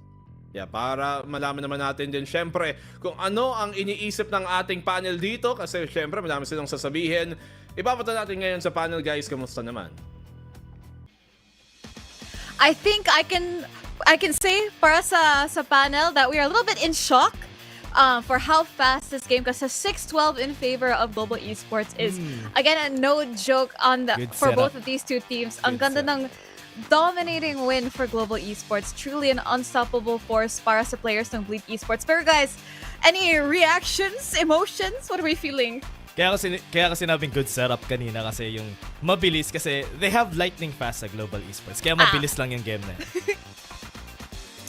Ang daming memes pumapasok ako, but I will definitely suppress that. Yep. And I will say that Oh no! Ang hirap paglaban ng Bleed. Okay lang yan. But anyway, let's break down this Lotus map. So again, 13-6 here for Global and a Bleed. And you know, you still have to give it to Bleed. You know, my heroic moments sila. You did have Retla, he's got his 4K. Scary and Zest had a lot of really good moments as well. A lot of intentional plays. Pero on the other side naman, I think sa panel discussion natin, we did have a little bit of parang low expectations for Global Esports coming into this. Pero what can you say about how they showed up today? Honestly, during their games din naman against Team Secret, Global Esports had a lot of lapses from the team. Pero I really love the executions na nilagay nila dito, especially when they were on the attacker side. They had a better setup. Bleed. At yung sinabi natin kanina yung isang team mag-experiment sa composition nila, isang team gagamitin nila yung lagi nilang ginagamit. And yun na nga yung nangyari dito sa Bleed. And what won was this experimentation and difference in the composition on the side of Global Esports. And I really love just having the Neon here in this game. The consistency that Paul, or at least the movements na ginawa ni Paul V with this Neon was honestly so good na surprise in Bleed. Pag Pinoy agent talaga, no? Actually, I have to really add on ko lang kay Dash kasi that was the biggest surprise for me as well, Paul V going on the Neon. And I was expecting that he was gonna be mas tagilid, pero he was a lot better than I thought he would be, playing up close and personal. Yep. Definitely. I mean, on that Neon, you definitely want to utilize yung dashes niya, that mobility that you have. And again, it's just another agent diff. Pag Pinoy yung agent, it's really a much stronger agent overall. May but buff. pala yun. Definitely. But, looking here sa highlights of the match, we did see, I think, most of these, are going to belong to Lightning Fast and Polvi kasi he really had so many moments where siya talaga yung reason why they came back from a round that they should have lost. And I wanted to say sa una that actually was the specialty ng Bleed kasi sa Ascension, and even here they've had so many impossible moments where they've literally come back from the dead. Pero it looks like yung narrative has gone to global esports side kasi they absolutely dominated today. Yeah, the number of rounds rin kasi caught up on them. If ever man na tumagal pa sila kanina on the attack, could have been a better showing for the side of Bleed kasi they only had small chances, and nakita na naman natin yung pressure when it came down to it na global esports is match point, we might not have a chance here, and yun na, dun na sila nag-crumble. But I really love how Lightning Fast has been playing ever since na nakita ko tong global esports. Lightning Fast, especially with the clutch moments, yung mga high impact frags na ginagawa niya whenever he is on those clutch moments, talagang makikita mo for the team. It felt really weird to say that Lightning Fast is so good here, but yes, because in the previous games of global esports, Lightning Fast is almost like something na medyo napaisip mo, kailangan habol naman boy, habol. Pero yeah, this time around, he did actually pair very well with Polvi. GE, man, looked so good at this one. Yep, definitely. And moving on over sa susunod na mapa natin, which is gonna be Sunset. Map pick to ng Bleed. Pero based off of what we just saw, sino sa tingin nyo ang mas magiging komportable sa map na to? I really can say 0-2 and 0-3 sila dito sa mapa na to. Pero there might be, just because of the round overalls, feel ko may chance dito yung Bleed. And also, if ever man na-KO sila, I think still na si Zest for me is still the best in slot when it comes to a KO. So, I hope lang na makita natin to this game. Pero teams have been adapting on that Gecko ever since. So, really can say, especially on this new patch. What do you think, Rakart? New patch can bring about some pretty big changes here in Sunset. It is still a map na in your face for the most part, right? In your face pa rin to. I still think the Neon is gonna make an appearance, especially now na nagkita natin, may mga teams na komportable na kay Neon again. And even the teams that are really good in Neon in the first place bago yung patch happened, probably will do better. So, great test here para sa GE. Please, Polvi, go na Neon again. Salamat. I think definitely fit. It's a very fitting agent para sa kanya. I really feel like him on these more proactive roles then kind of lets him get into the action, and then if ever like he dies a little bit early in the round, pwede siya mag-focus on the IGLing. Pero interestingly enough, kung napansin nyo, in the highlights actually, or even at the end of all of these rounds, usually it's always Polvi at the end. If not Polvi, si Lightning Fast most of the time. And I think that says a lot about how he's able to kind of keep himself alive. Kasi yung man count at the end of the day gave them so much control over that Lotus map, and I really feel like global esports, kung yung narrative kahapon was a little bit of the firepower of Talon versus the balancedness ng RRQ, we can see that a little bit dito sa series na to. Yeah, pwede natin makita dito sa mapa na to yun, honestly. Pero ikaw muna, Rockheart, sige. I was gonna make a joke na, but si Polvi na iwan, baiter. Pero hindi naman. That was really, that's the usual joke I would make. Pero I'm not gonna say that here. Nasa harap siya eh. They're very smart actually. I think he played a lot smarter here, and he's surviving. Is actually my biggest gripe with him in the previous games he had. Like, he was the op holder, then he dies for the first time in every round, on most rounds. So yung biggest gripe is on niya. Like, if he doesn't get that first kill, he dies and the rest of the team follows. So now it's actually better for him. Yeah, we can also talk about how they played during the last Sunset map etong global esports. They changed their usual Lightning Fast on Sage composition, and feel ko it didn't work out for them during the last time they went in for Lightning Fast on the same omen na nakita natin sa Lotus, which worked out well on Lotus. Pero in Sunset, I don't know if they're gonna revert back or gagamitin nila tong composition na ginamit nila against the Team Secret. I mean, I feel like definitely something, the Team Secret game was a lot for them to learn from. Pero I think shifting the focus from global esports sa Bleed naman, maps like these are kind of where Bleed shines. Because you have players like Scary, playing with that omen. He didn't really have a lot of highlight moments sa Lotus, honestly, because if you know Scary, he's that man who can 1v5 or really bring a round back from the dead talaga. And I feel like maybe Lotus wasn't it for him. And I feel like a map like Sunset, a place where he can really play around with his utility, is going to be a little bit of a difference. But I think with the IGLing, because we've got Benkai and Crazy Guy now at the roles. So how do you think the IGLing has been going? Kasi I think for the side ng GE, I feel like everyone has been pretty much like, again, parang ang smooth ng mixture if this was a sauce. Di ko alam kung anong analogy yun, pero yun. Yeah, pero I think I kind of like how Bleed has been approaching this ever since. I mean, magaling sila sa Ascent eh. I was thinking that if ever you're good at Ascent, you're good at Sunset. And Bleed Esports kind of has that opportunity on this map. And ito na nga, nakita natin yung sinasabi ni Rockhart, Paul V. Naka-neon na naman siya dito sa mapa na to. Yeah, great comfort. I feel like Colby is gonna have a fun time here in this map. So many corners they can play off of. Tatalon-talon na naman yan sa pagbumuka ng mga tao, 100%. And he's gonna have a fun time here. Tapos combo that with obviously the entry of there's a little KO. Information gonna be given over by a Cypher and a Sova. He's gonna have a fun time. Yep, definitely. I really like na they really changed up the agent compositions here kasi you want to really come in with this fresh take, especially on this stage number 2, and I think na Global Esports definitely has that down as their game plan here. But moving over to the next map, it's going to be Sunset. This is going to be a last chance at playoffs for Bleed. So let's hear it from our casters, Infinity and Black and Blue. Well, so far, ang opening series natin dito, lamang na lamang ang Global sa first map natin. Will they be able to bounce back dito sa map number 2? Well, si Paul V, parang enjoy niya mag-neon dahil nilabas na naman niya dito Infi, no? Oo nga and napakita naman niya kung bakit viable ang kanyang neon on the prior game, on the prior map. Napakabilis ng pinapakita niya on that matchup up against Bleed. Well, Global naman dito, they have liked to use that so far. Parang naging effective nga versus yung Bleed sa opening map. But is this really a choice sa pinagpracticean nila?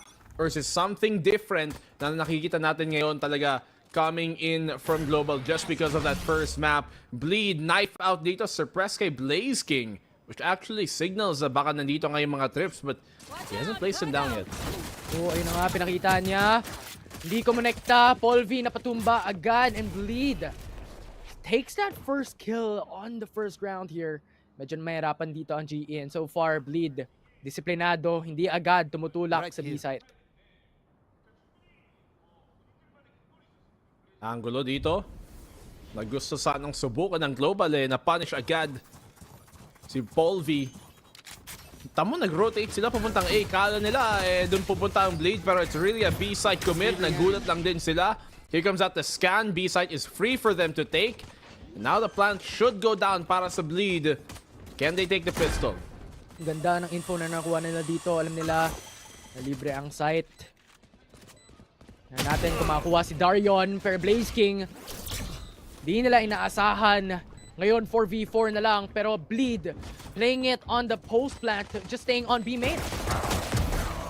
Okay, picks dito for Bleed coming on out.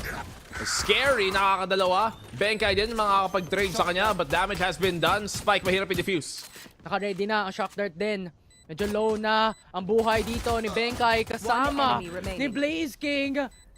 Lead. Isa na lang natitira at nakuha nila ang first round off the map. And these are the type of rounds actually na, in fairness yung Bleed, nakukuha naman nila. They do sometimes take these pistol rounds, but it's about yung mga god rounds mid-game na nahihirapan pa sila. And okay sana yung play, medyo na late lang yung flash doon at saka napaaga yung dash, yung slide doon ni Paul V as a neon. Pero if he was able to get those, it could have been a big moment sa opening pistol nila. Bleed at least able to take the opening pistol nga. And gusto ko yung sinabi mo about the mid rounds na medyo manahirapan dito ang Bleed, especially how GE performed up against TS in the last week. We're in nung defense side, doon sila nag-pivot kasi sobrang natatalo sila on the attacking side. So tingnan natin kung magagawa pa rin ng GE dito na at least makakuha ng napakaraming rounds dito on defense. Doon naman sila malakas. Pinakita nila on their prior series. Thus far, Bleed hovering towards B side. 0-1. Good thing to start with for Blade. Can they make it 0-2? Picks here for them. Global, syempre yun. Di Iko mas mahirapan makabawi. Si Paul V naka-atras pa after finding a pick. Napakalapit. Pero Paul V, talon-talon na lang. Nakaalis pa sa boba. Tingnan natin as market. Medyo napakaraming tao dito. Bleed, medyo nahihirapan. Tatlo ang nakaharap sa kanya. Paul V lightning fast na lang natitira. Bleed, tatlo pa. Pero pagka-pick, wala na agad. At yun na nga ang katapusan as Bleed secures the anti-eco.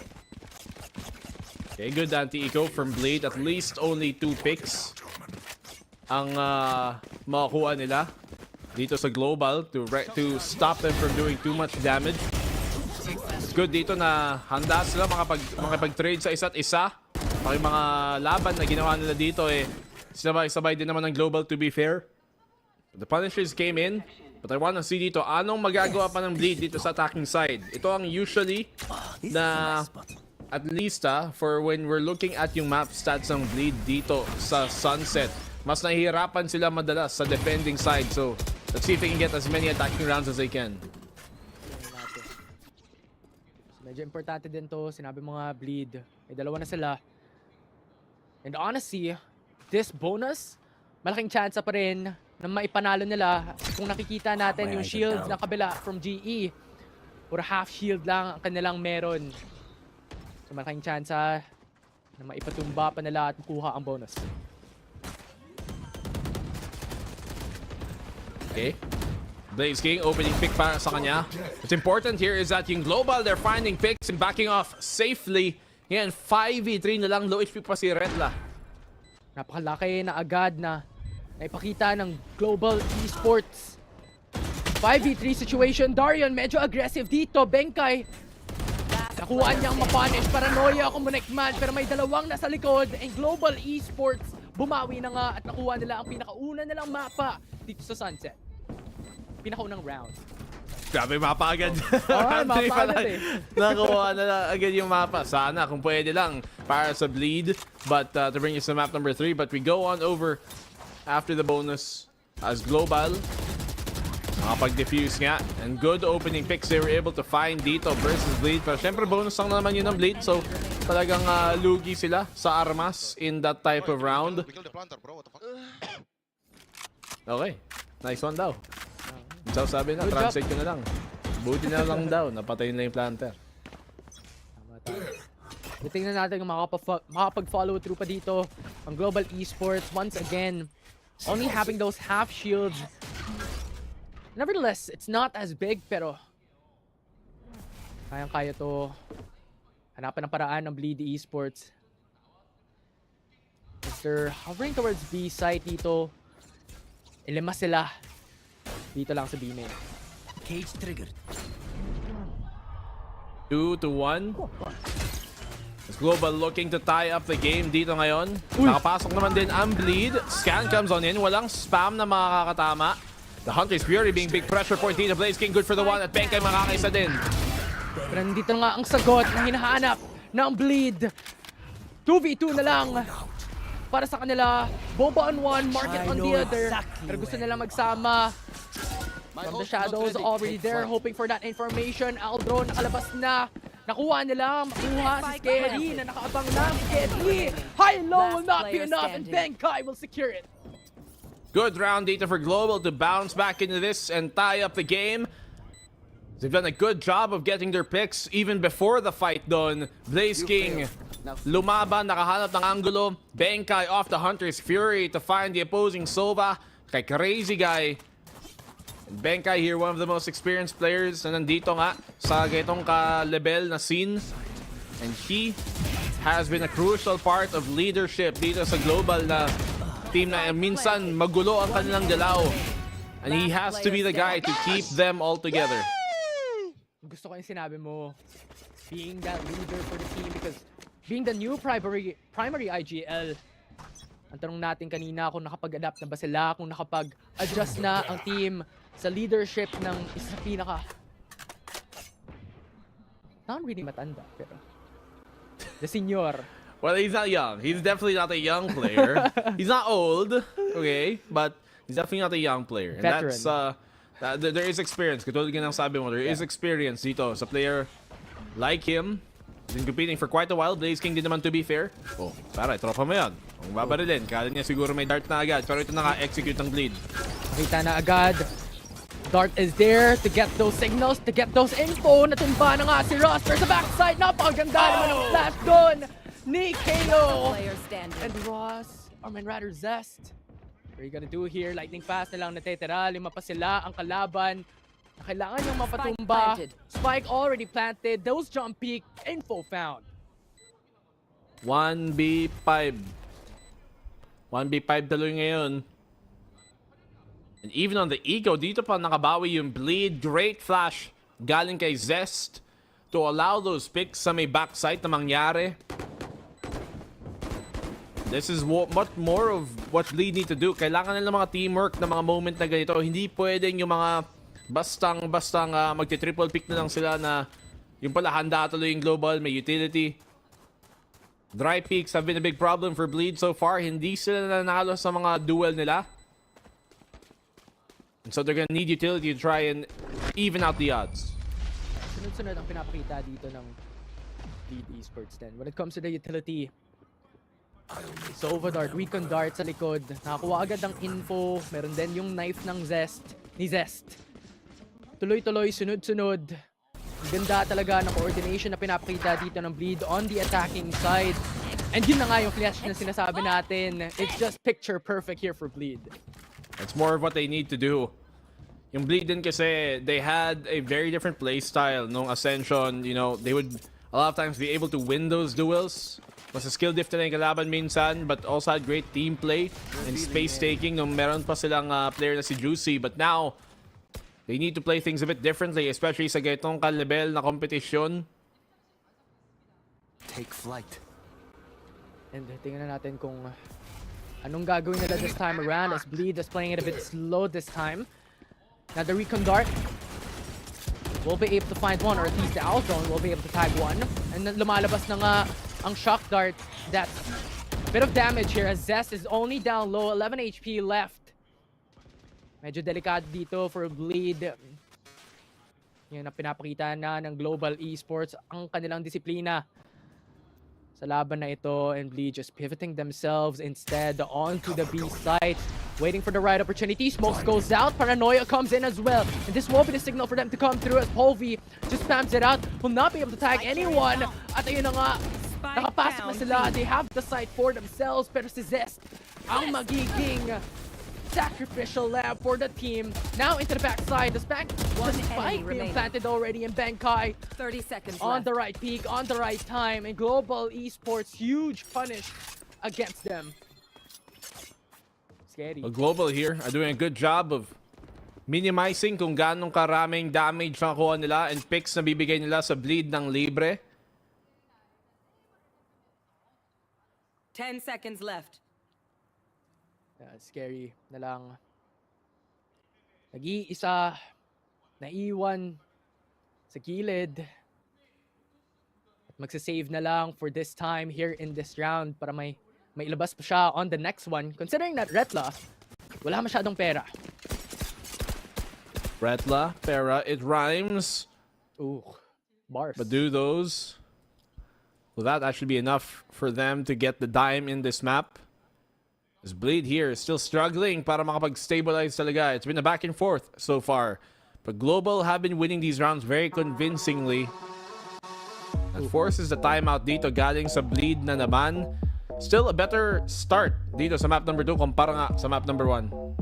Oh, for sure. I mean, yung unang mapa coming in, sobrang napakahirap para sa Bleed Esports. And I think this is just right for the side of Bleed, considering na sa una pa lang, on their first couple of rounds, medyo malaking impacto ang napapakita nila up against GE.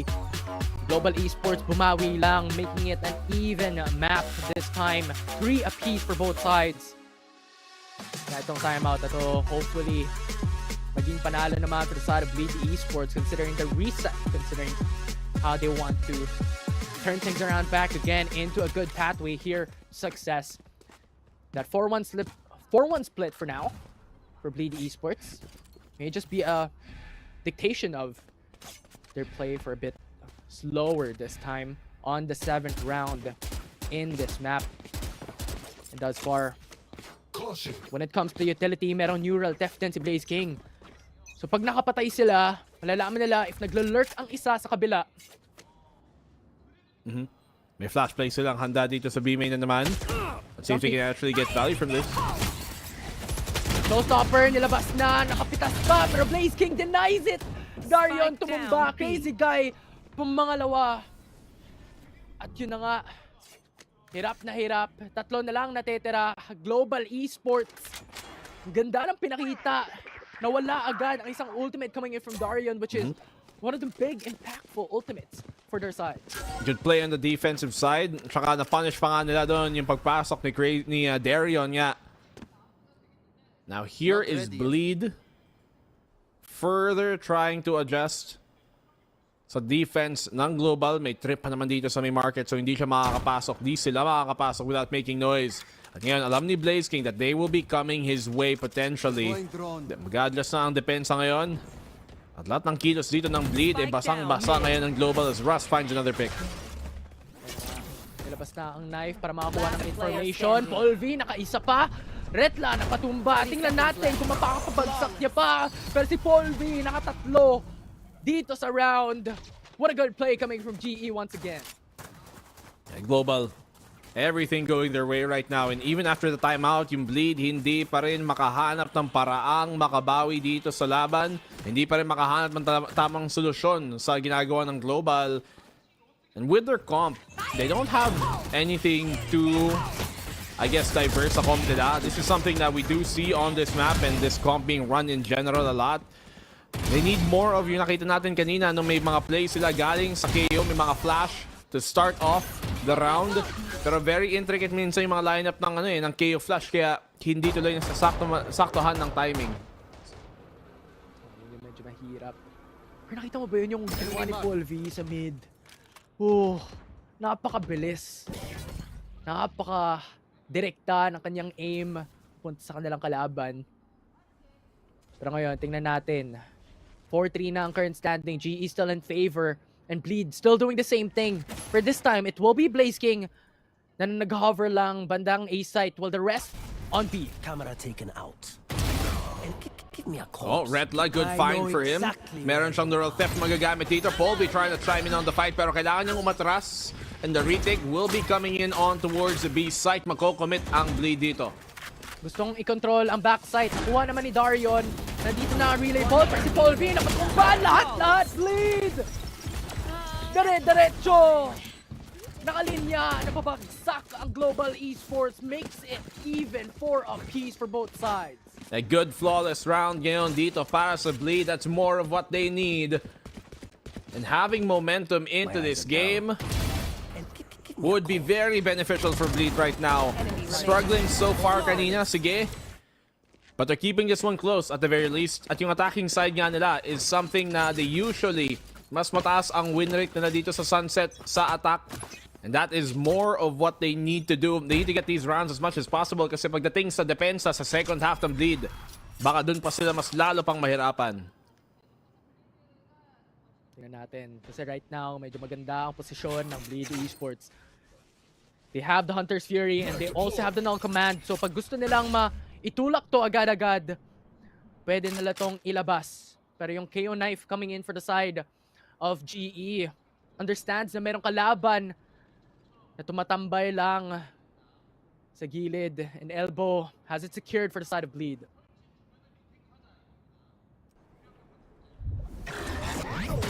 Null Command ngayon, ilalabas dito ng Bleed. They also have one para mangontra. Kaling kay Russ. Hunter's Fury to initiate for Crazy Guy but finds nothing kasi wala naman talaga mahanap. Walang tao sa loob ng site. A bit ill-advised, and Global playing out of the site. Alam nilang ayaw nilang lumaban habang may mga ulti na nagamit. And ngayon, sila naman ang mag-retake na may ultimate. So, yung pinapakita dito, tingnan natin kung paano nila ipapakita. Nag-aabang lang sila. Null Command already used here for Russ. Flash comes through as well. The flash drive will not connect onto anyone, pero nakita na nila si Darion na nasa ilabas. 1-for-1 coming through.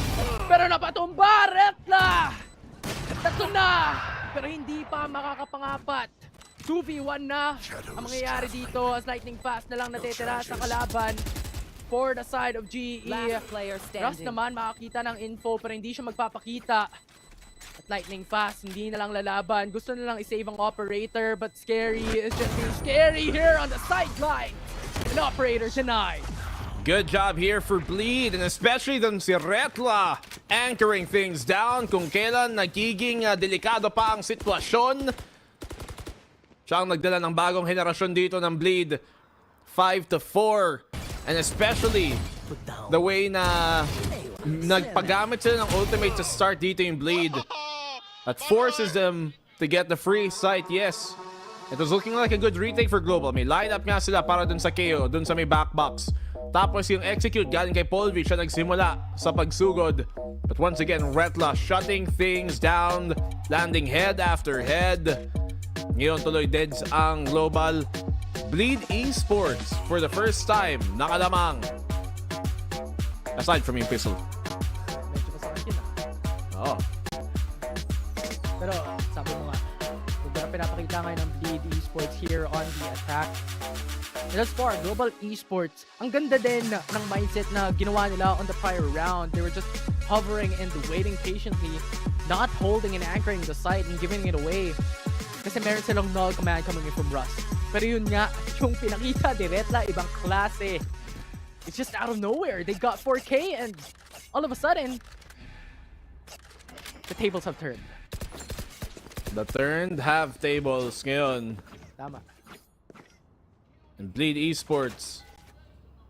Finally, a proper lead midway through the game for them. Maaangat pa ba nila to bring this to 2? So far, the only lead that they've seen in this series is yung nanalo sila sa mga pistol round kanina. Will that bring them finally the success they're looking for? Meron ngang ultimate dito si Polvi na naman. They could use this for a retake. Definitely could. Tingnan natin kung anong gagawin nila, or they could save it for the next round as well. Considering na wala sila masyadong pera coming into the next round for side of GE. But so far, still holding their position as Bleed wants that mid-courtyard control, pero lumipat na sila dito. Papuntang A-side, 3-2 split right now. And Blaze King and Benkai switching things up and rotating towards their teammates.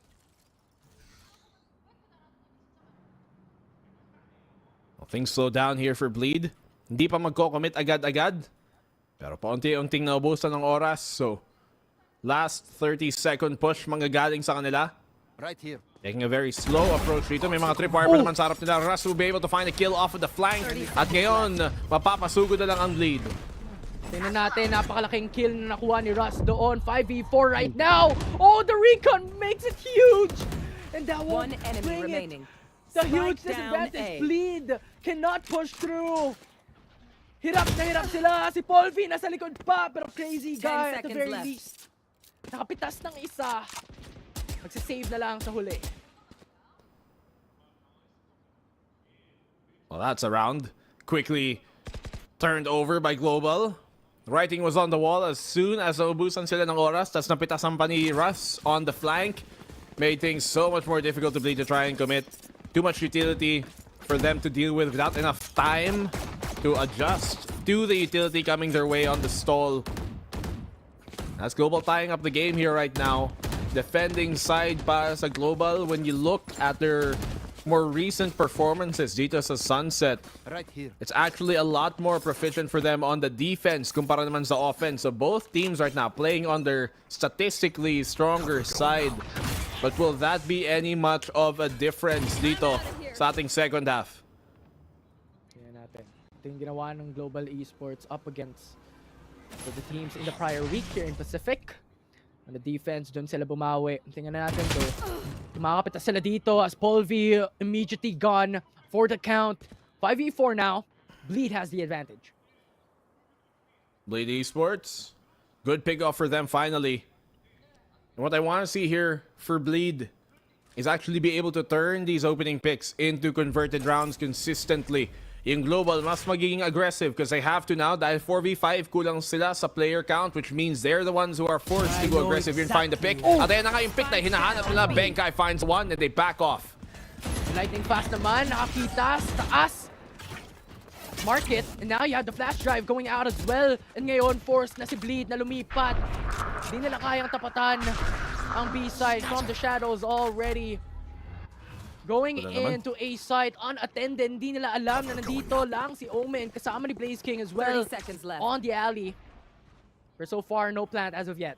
Spike is within sight so far. Good job here by Scary to not immediately plant the spike para hindi maibigay kung saan siya. And as well as hindi magkapag-rotate agad ang Global because they're gonna be kept guessing kung saan ba talaga yung spike na yon. But they do plant it now.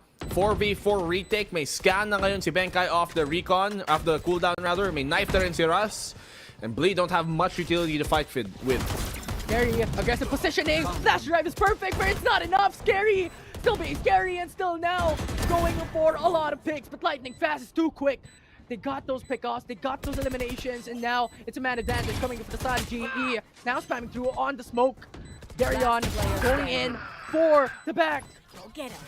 Is this going to be 1v2. enough? Ascent is held, and that will be GE who takes it down for the last round. Sayang yung clutch ni Darion. Could have been it, but yeah, just not enough time there to force him off. Siguro maasa na lang siya na sana si Lightning Fast ay bitawan yung defuse na yon. But Global once again doing things right here. Benkai with a hair pixel angle para makahanap ng pitas, para makabawi. Para lang naman mas ma-equalize dito ang man advantage ng Bleed. Benkai kahit tatlo siya. Rather with his triple kill. Ayun na nga, nakapag-rally tuloy ang Global behind him to get the round. Push dito naman galing sa Global. Outlaw kay Polvi. Sayang, hindi pa nakakonekta. Si Darion. Now, walang makakuha sa kanyang boombot. So, alam niyang mabas na ang GE coming in from main. But so far, very quiet for both sides.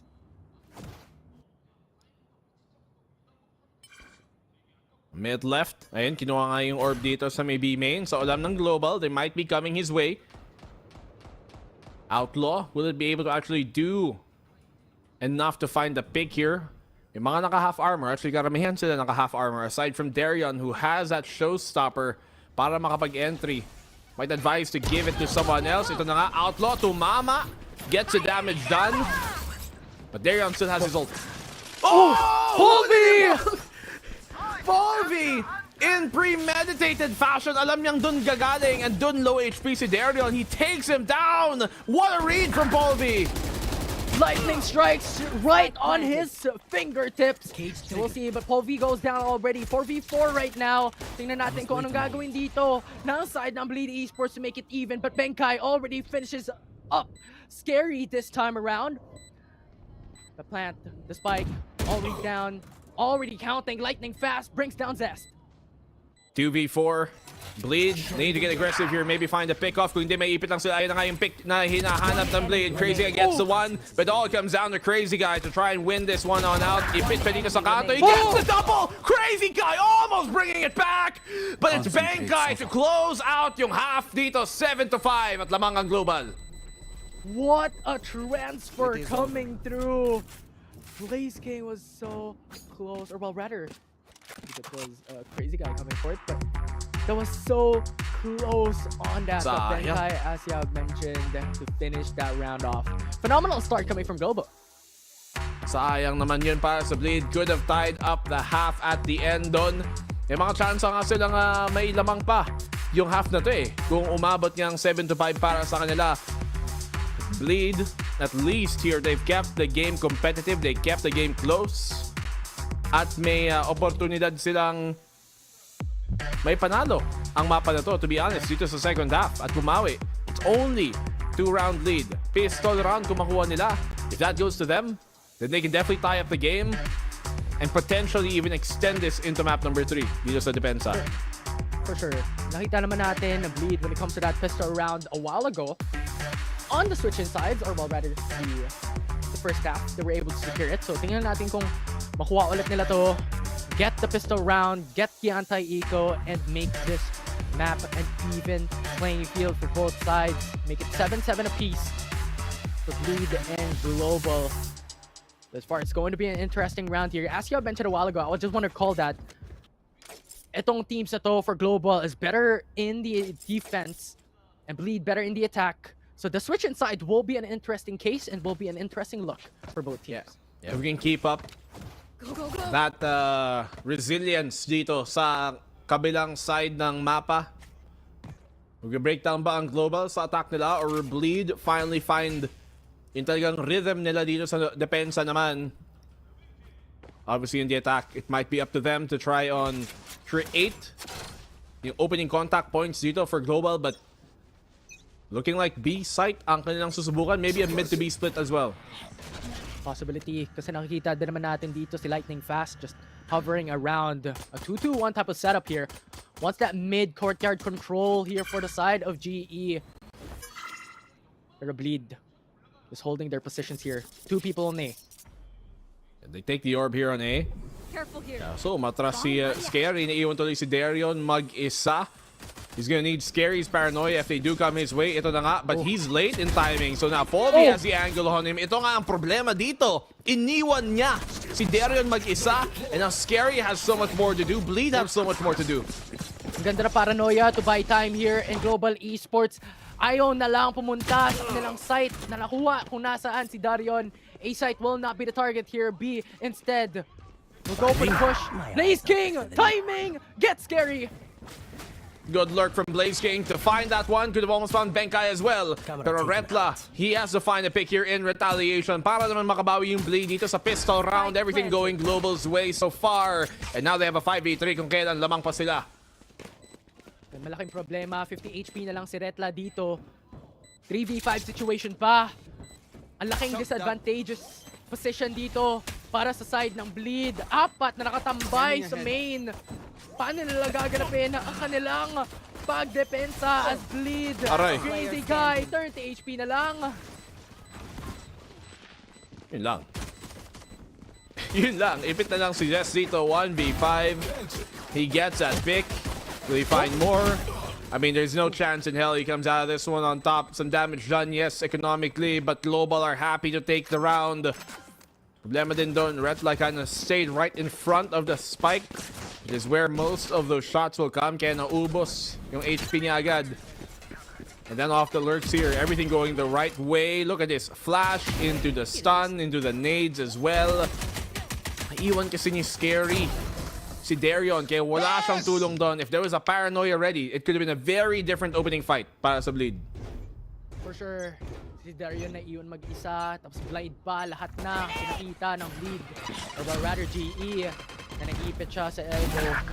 But once again, just stacking on that orb, hindi nila ipapalagpas to. Polvi, pinatumba, wala nang buhay si Darion. 5v4 situation right now. And Bleed, medyo mahirap to. Global Esports naka-anti-eco pa. Hey, Global. Opening picks na naman syempre, especially in eco, mas mahirap nga dito para sa Bleed. We don't have anything really invested into this round aside from maybe utility lang. The plant will go down unhindered for Global. In Bleed, they need to be able to find a way to get some value out of these type of rounds. So far, yung mga egos nila have been, aside from the one eco round na napanalo nila kanina nung map number 1 natin, they have for the most part all been very awkwardly placed, giving free picks to Global. Oh, medyo mahirap nga to. Kasi meron pang recon, meron ding shock dart dito. Si Benkai for the post plant. And Paul V binigay ang kanyang barrel para maging aggressive, deny this possibility for Bleed to not give away any kills and instead just die on the hands of the spike. Crazy Guy, naglalakad na nga. Paul V nakaisa! Make it 2! But instead, it's Zeta who trades back. Hindi niya na naitagumpay ang kill. But instead, nevertheless, it's a 1-for-1 on that hyper-aggressive play on Boba. Good stuff dito para sa Global, but can Bleed finally come back into this map? It's a gun round they need to win. Look at Global. mapapa-invest dito into their bonus round dapat eh. Ilalabas nga nila lahat para ma-sure ball na. Grabe yung timing dun. Pero ang ganda ng reaction na pinakita ni Bolvi. Pero ngayon, it's a bonus round coming for side of Global. And Bleed has the rifle round. Napakita niya na overdrive, pero Darian denies it. Wala siya makakuha sa kanyang lightning, sa kanyang fingertips, pero Blaze King dito, 1 for 1 so far. 32 HP left though. Medyo mahirap to para sa side ng Global. Okay. Well, Bleed, what can they bring to the table? 4-4. They do have full utility and full arsenal dito para sa Global, but they are struggling to find space here para makapasok nga sa may site as Bleed have halted them at the gates. Baka magro-rotate dito papuntang B kung saan nakabang si Retla potentially. They have time to do that. Mid could also be another possible avenue. Walang trip sa market. Pero Benkay, mag-isa, naglalakad, puntang A site. Nakatambay lang sa smoke, but he doesn't know, Zest. On the right time here, to just peek, and there it is! Benkay goes down! 30 seconds The rest left. of Global Esports walking through on to B site. Spycam nasira na, Cypher Cage nandyan! Lightning fast, napakabilis! Lumakad papuntang stairs. Nakakuha ng isa, 3v3 situation na ngayon, 46 HP left.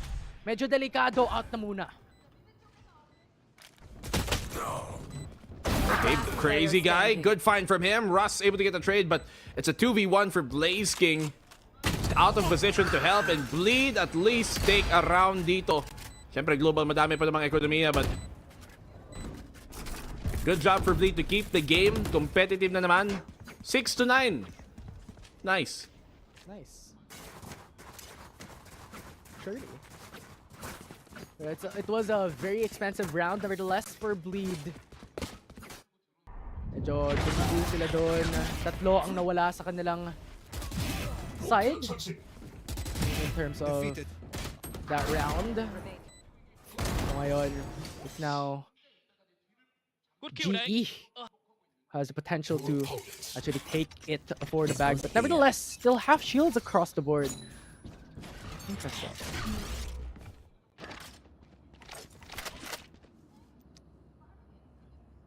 Walking. I mean, Retla has a Guardian, but can you actually find the timing for this? Sa tamaan ng Paranoia, it's hard to use this up close. But then there's a tripwire. Para na makakahanap ng mga picks dito. Information gathered. Retla finding one. Retla buhay pa rin dito sa may backside. Polvi on the big swing. But all the frags are going Global's way. Now scary, Darion. The only ones left here for Bleed. 2v4 situation. Napakahirap. Mission impossible nga naman. Spycam detects Darion on Boba. The spike gets planted, and now it's all up to Global Esports to just stay on main. They still have the shock dart, or well, rather, yeah, the shock dart to be able to punish. 2v4 for Bleed. Simply do not have enough numbers to actually make this retake possible. May null command pa naman si Russ, may molly pa naman siya. There's shock darts as well. Yung mga slide ni Polvi nandito pa rin. Okay, the spam off of the Darion's paint shells makakuha ng isa, but this round it should be done. Kenny, medyo aggressive ang kanyang positioning na isa, pero follow-up immediately comes through. Now ngayon, yung recon na ipalabas na, hindi na gagawin ni Darion as wala ng time to be able to take that defuse. Once again, Global Esports locks in a round. Well, I mean, relatively enough sa sitwasyon na yun. They did good. They get some damage done there sa end to bring it to a 1v1, but nga, medyo mahirap maipanalo yung mga runs in. Blaze King nakaswerte pa on that spam. And obviously, even though Redla tried his best sa may backside, kinda outgunned gamit yung Guardian. Mahirap maging precise pag madaming ang nakaabang sa'yo, madaming ang nakahanda na sa swing mo. The second and the last time out for Bleed dito sa regulasyon ng labanan. But nevertheless, I love the confidence as well coming in from Scary. From that prior round, they know pag stay lang sila doon onto the defuse, mas spam lang sila onto the smoke, and the utilities on hand for the opposite side, for their opposition. Kayang-kayang i-deny. So they were grasping for that hope, pero Global Esports just had so much people readily awaiting. And yun, 4 rounds advantage for the side of GE.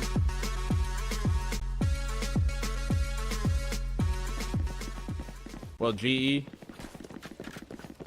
they're the ones who are obviously kind of more poised dito na team pagdating sa sino nga ang mas favored to win the series anyways. So things are nagmumukhang according to script. Wala kasi si Ray Ray. Kaya hindi tayo tatagal ngayon. But walang curse, no? Walang curse. Wala talaga. Ang si Ray Ray gusto daw niya ibigay yung curse kay ano. Binibigay niya yung curse kay Osai, kay Taylor daw. Pero ako hindi ako naniniwala. Hindi ko nang kay Ray Ray pa din until the end. But Nog Command and these ultimates from Global. Kung mas save din na to for the next round and then win the next round using those ults, we might be seeing match point very soon.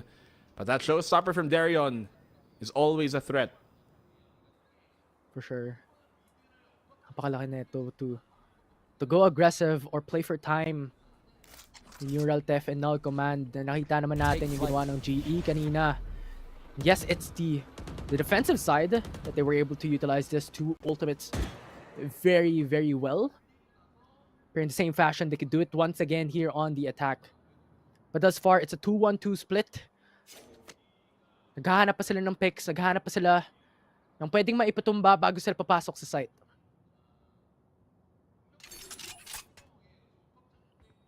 Medyo cut noise dito for Global, but they're looking to commit now towards B. Ito na nga yung smoke papunta sa may market. Can look to commit now to the site itself, pero yung mga tripwires sa harapan nila, they have to make sure they don't get caught by this or the spam could be deadly. Here they come for that push. Ayun na nga, nahuli pa ng tripwire. Crazy guy connecting off that information. Paul pinaiipit dito. Bleed doing a good job sa kanilang trap setup. Oh! Na-deny pa, Blaze King, nawala na ang showstopper. Sinabi natin napakalaki na ito para sa side ng Bleed. Pero hindi ito papasok. Ngayon, Kerry, nasa likuran. Kaya niya bang hulihin ang Global Esports? Naghahanap, hinahanap pa. Pero with classic on hand, hindi ito magiging sapat. And Zest, patumba si Paul V. Flash drive comes out here in main. Ang dalawa, tumatambay lang sa gilid. Nakaisa pa, pero Benkai, pinatumba. Pinabagsak si Zest. And Global Esports will finish the round 11 on their side here in this map. Pwede na sanang mabawian pa yun ng Bleed eh. Dun sa eco nila. Zest had a good moment. Retla obviously galing sa Neural Theft na binato dito ng Global Esports. Si Blaze King nakakuha pa siya ng impormasyon, so he's able to get that kill. Zest had a chance there to get the clutch going. Obviously too low HP, and so the spam was enough for Benkai to land the shot. That 11-6 na ngayon. Match point at the cusp dito kung may panalo pa ng Global, and they have that neural, the Null Command. Isa na lang. They're Bleed. They're holding their positions here. 4-1 split here. Si Darion nag-iisa sa B site. Sa A site naman, alam ng Bleed na pwede na lang tong i-deny. Pwede sila mag-anchor dito. Pero hindi makapasok ang Global Esports. Pero yun nga, Null Command still here. Available for GE. If ever gusto nilang tulakin ng tuloy-tuluyan itong B site. Pero matutulak ba nila? Bleed, madaming nakaabang dito sa may A site mismo. That's going to be a problem moving forward if they can't find an opening pick first. Does Bleed here have a good opportunity to extend this even further and keep match point away? May mga dart dito, rather may mga drone to get that information early on. Crazy guy will be the first point of contact. Recon dart, nilabas. Nakakuha ng information. 3v4 ngayon. Blaze King. 30 seconds left. Naghahanap. Nasa gilid lang. Pero plant still not planted, or spike still not planted. 20 seconds remaining here for Global Esports. Pero dito na sila. B site will be theirs. Good plant here coming in from Global. Even better punishes as well coming in from Benkai. That scan allowed them to find the first pick. At dahil nga dun sa scan na yon, finding actually 2 picks from it, giving them the man advantage. Bleed now fall back into a position na kailangan tuloy nilang mag-save dito dahil ekonomiya nila biyak na. Match point maisi-secure dito ng Global. At maganda ang patience na ipinapakita ng Global dito sa attacking rounds. For sure. Hindi sila nag-commit pag alam nilang alanganin. Nakita naman at sinabi natin kanina, Bleed kanina, nakastack ng 4 sa A-site. Pag ituloy-tuloy nila yun, medyo delikado. Or like this, if Bleed still wants to get a couple of rounds in their side and make this an overtime, they have to save. Biyak-biyak na ekonomiya, kailangan nila mag-save, kailangan nila ng guns papuntang match point. There they are. Spike down A. Will they even be able to force up, actually? I don't think their economy will really be able to support that. You can see the Global Esports viewing party there, live from Mumbai. And they are an organization na has proven na talagang madami silang fans. They have a huge fan base. And this would be a big win for them to take down Bleed, who so far hindi pa nila nahanap ang ganong klaseng success dito sa ating liga. But now Bleed, you can see their buy. Hunter's Fury available. If Retla can find the pick gamit yung guardian niya, di baka yung Neural Theft din ay makakatulong dito sa kanilang depensa. And I reckon Global Esports can play this a bit slow. They have the From the Shadows and even an All Command as well to be able to utilize that. So if ever mag-rotate agad ang Bleed, kung saan nakita natin to kanina, nag-rotate sila agad. And lightning fast, nakaikot, papuntang A-site para mag-plant. Pwede nila tong gawin ulit. Null Command if they want to force. So may dalawa silang options coming down into this round. Nakita niya, just past the threshold doon ng kanyang angulo. He does have that knife as well to check kung meron malapit na tao. Kailangan niya mag-iingat. Double swing when they come on in and Russ will find the opening pick.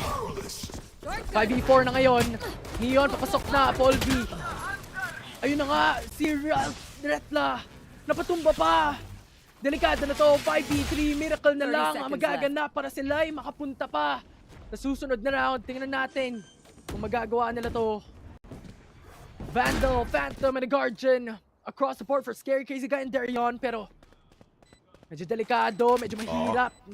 Wala pa namang ultimate dito. They have paint shells. Yes, they have a paranoia. A scan comes off a cooldown now dito para kay Crazy Guy. But will that be enough? 3v5. Nako, si Benkay umiikot pa naman dito. He's gonna get great timing on this as well. Kung ma-stall pa naman nila ang defuse. And there's no chance now for Bleed. Now, tingnan natin. Lumalabas na mga damage with a flash drive as well. Paul B goes in for the peak. Scary gets one. Pero hindi ito sapat. Crazy Guy ang kanyang likod pati harap. Hindi mababantayan. And Global Esports secures the map to then secure the series.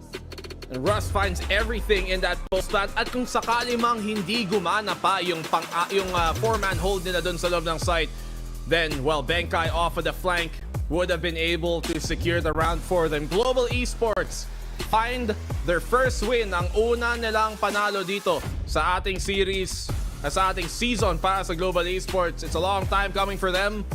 For Bleed, hindi pa rin nila mahanap ang kanilang kilos dito sa Pacific League. They've adapted, they've adjusted. Two primary IGL for the team. Benkay coming into the matchup against Bleed. Definitely a better showing from what we have seen on the prior week. And thus far, their discipline has been paying so much dividends. A bow here in defeat for Global, rather in for Bleed.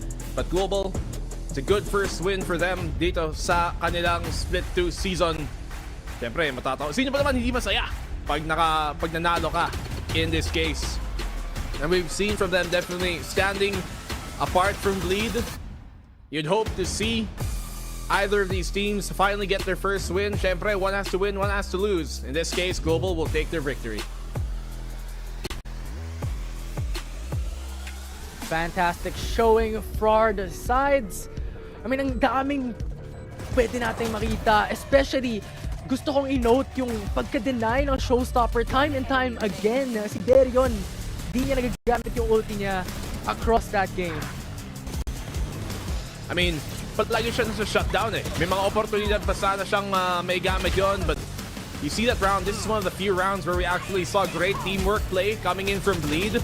Otherwise, naiipit sila, na-isolate like there yun. Ulting into sight, mag-isa lang siya. It seems like this team, mechanically and chemistry-wise, they've broken down. They refuse to play with each other. They refuse to have anything a bit more efficient going their way. And if not for great individual plays like here with Retla, or some other moments from any other individual player ng Bleed, they don't win any rounds unless may big-time moment ang isa sa kanila. Yeah, and that's Crazy Guy and Retla, nasabi mo nga kanina, yung mga multi-frags na napakita nila for global esports.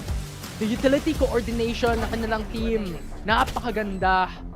Nakita natin yung mga pinapakita nila, especially Benkai and Russ, coming across onto those side takes. Sobrang ganda at patong-patong kanilang utility para maipasok, maiplanta ang spike sa side. Yeah, ang hirap talaga dito for Bleed Esports when they don't even have that same level of even mechanics here have just been slipping for this team, and they were a team that we've seen from them during Ascent, were able to dominate, but in this case dito sa Pacific League, yung mga individual plays nila have not been coming in truly. What I do want to see from Bleed, sana naman mahanap nila ang kanilang first win, because so far their opening run here throughout the year has been very, very concerning for Bleed as a team and as an org. Yeah, hinahanap pa nila ang kanilang footing. But yun na nga ang katapusan ng series na to. Tingnan natin kung ano masasabi ng panel. Rabisco, take it away. Maraming salamat to Black and Blue and Infinity. And there you have it, ladies and gentlemen. Global Esports takes the win, crushing any hopes for Bleed to reach the playoffs. However, this isn't going to be the last that we see of Bleed kasi they'll still be here in the tournament, here in Stage 2 these next few weeks, working hard to prove themselves and Shepherd to come back stronger. Pero guys, let's celebrate the winners of this series, Global Esports, kasi they were looking so sharp today. Yeah, for me, Global Esports has been doing so well, especially this game. Kasi sa mga nakita naman natin na plays nila, they were gelling well together, and I really love this new look kay Paul V on that neon. And I really like that. I really like what I've seen, what I've witnessed from this series. After the agree. This is the Paul V na mas komportable for some reason, right? Like he's a primary operator player in that team, pero you know what? I like seeing him play up close and personal, just like in map number 1. And yeah, this is the most gel. Is that an adjective? Is the most gel that we've seen Gelling. Global Yeah. Esports so far this season or this play.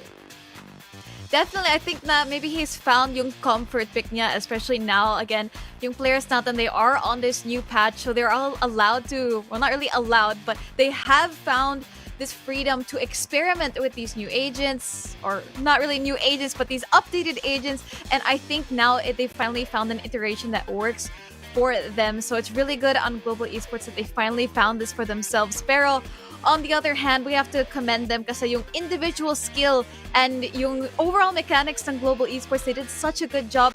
Sabi nga ni Black and Blue that they did a really good job of shutting down the players of Bleed, especially I think the point out din ni Infinity yung how they shut down Darian and how he's not able to ult and things like that. So it was just not letting Bleed come online. Yeah, and ang hirap din makita na people like Darian and even Zest on the side of Bleed not being able to perform. Kasi kanina nakita naman natin talaga, they're getting shut down, they're getting a stop every step of the way. Wala man lang way kanina si Darian na makakuha ng rounds against Global Esports. I mean, nung attack, yes, they were able to get some space, they were able to get some rounds, but it's just 5 rounds, and once they go to the defense, it was done. The game's done. Yeah.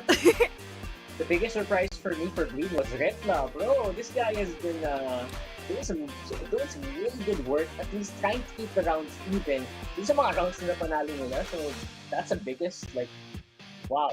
Okay, good job, Bleed. Slowly but surely siguro, di ba? I think I really like that you pointed out Siretla because he did have his moments on Lotus and now even a bit here, scary as well on Sunset. Pero I think if we can kind of put Bleed into this analogy, they play very individualistically. They have a lot of really good parts, a lot of really good players, pero they cannot get the machine working, and that's what they have to figure out. And I think yun din yung problema ng global esports coming into this match. Yun yung point natin kanina, that we have a really good roster of players, but they just can't figure out how to work with each other. Pero as the games go on, we can really see na the chemistry of global esports is really developing. Yep, and nakikita naman natin dito global esports now that they have one win. It's looking good. It's looking good. One win, two more wins. 2 more wins for them, just for them to get it, and also to pray that the teams that they're fighting the spot with will lose all their games. But for now, global esports have a chance with this. Remember, next na mga kalaban nila is gonna be T1 and also Gen G. So more step-ups yung kailangan from global esports. Also, remember na bawal matalo. Yeah. Hindi ulit tayo mga ganyan. So, tuloy-tuloy nyo lang. Pero you know what? This is VALORANT. Anything is possible, right? It looks like a very tough life. Pero sabi nga ni Miley Cyrus, gusto mo itong life mo. Yes. Definitely. And I feel like, seeing the MVPs as well, Scary, of course, one of the most influential players for the Bleed roster, being that MVP. And Polby, on the other hand, again, finding his comfort on that Neon pick. Sana, maybe he'll stay away from the op. We might be seeing him kind of pivot on over to this Neon pick in future matches, but we're gonna have to observe them dito sa next few weeks ng Stage 2. Pero para sa inyo guys, who has given the most value in this series? For both teams, or one or two? Global or Bleed? Okay. Both. Okay. Both. So you can also say a Bleed player. Okay. For me, just to play devil's advocate, is Scary for Bleed. Scary performs so well on the side of Bleed. Kumbaga, parang sinabi ko rin kahapon, siya lang yung sumusuntok pabalik kanina sa Bleed. Yeah. I mean, there were some moments, some shining moments from Retla. There were some shining moments rin kanina from Zest for a bit during Game 1. Pero Scary was keeping it consistent for Bleed, at least even if they're losing. How about you, Rockhart? My favorite player. Parang alam ko na yung sagot. Yeah, I actually kind of answered Si that Ye. for the incident. Guys, I feel like it's really good. Pero si Ye, Let's go! Moral support! Malay mo nanonood! Diba? Totoo. Nasa likod pala siya, nasa likod. Hindi, pero kulang. Pero yeah, for Bleed, okay na yun. I feel like Retla, konting trabaho pa, can do a really good job. Same with the flashback good in the previous we had. And para naman kay Colby, I think I agree with Reddy. Ang problema doon, sino naman nahawak ng court pag hindi siya humawak? That is true. I mean, they're gonna have to figure out yung holes nila. Again, they're definitely still a work in progress. We can definitely see that for all the teams here, whether you're at the top 3 or even in the bottom 3. All of these teams still have a lot of things to improve on. And again, that's the beauty of VALORANT, because anything can happen. These weeks, ang daming surprises that we've been experiencing in this week alone. And speaking of surprises, we do have a surprise for our audience dito sa Filipino rebroadcast ng VCT Pacific Stage 2 with our official super app partner, Grab. And you guys can see that we have up to 15% cheaper fares on Grab Car Saver, delivery fees as low as 15 pesos with Grab Food Saver delivery, and of course, thousands of budget-friendly meals as low as 99 pesos with Grab Food Saver meals. And all you guys have to do is, upon checkout, use the code GRABFOOD60 and get up to 60 pesos off of your order with a minimum spend of 550 pesos. And I think it's the perfect time for you guys to use this promo code, because we are going to be going to a short break before the next match. But guys, do you have any favorite foods for this next match? Kasi it is going to be a Japanese showdown, so I think fitting yung Japanese food. But actually, we do hear that it's going to be the end of this series. I know, right? But Global Esports takes the win, and we're going to be throwing to the stage with our birthday girl, Jen, who is all the way in Seoul, para sa winner's interview today. I think the match today was mainly us trying to support Povi as much as we can, because it's the first time that we implemented Neon into our agent call. So we just wanted to figure out the ways that we can activate him the best way that we can. Yeah, and that was mainly our main game plan.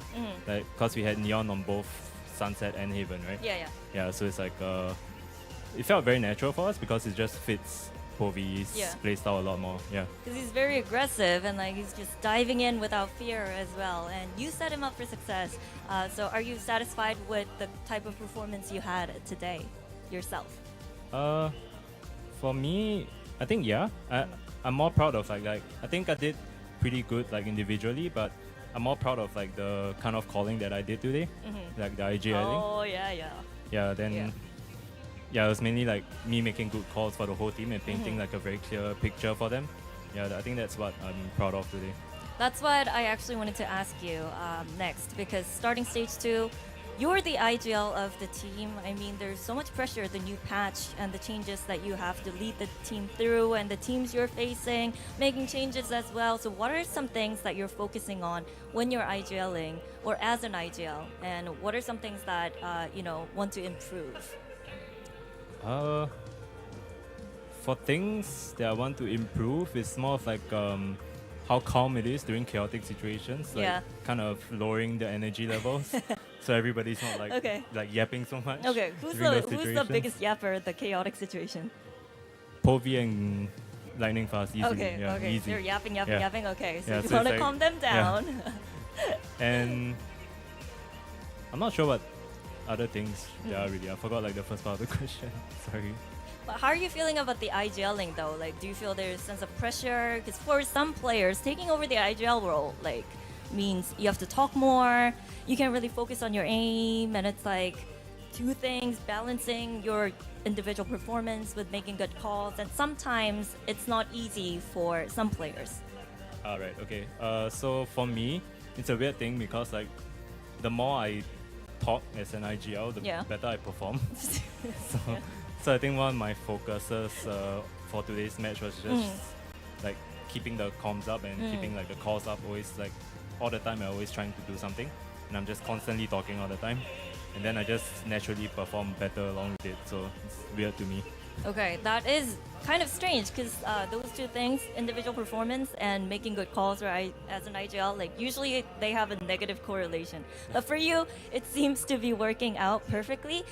You have a big task next week because you face T1 and Gen G. So what's your expectations heading into that matchup?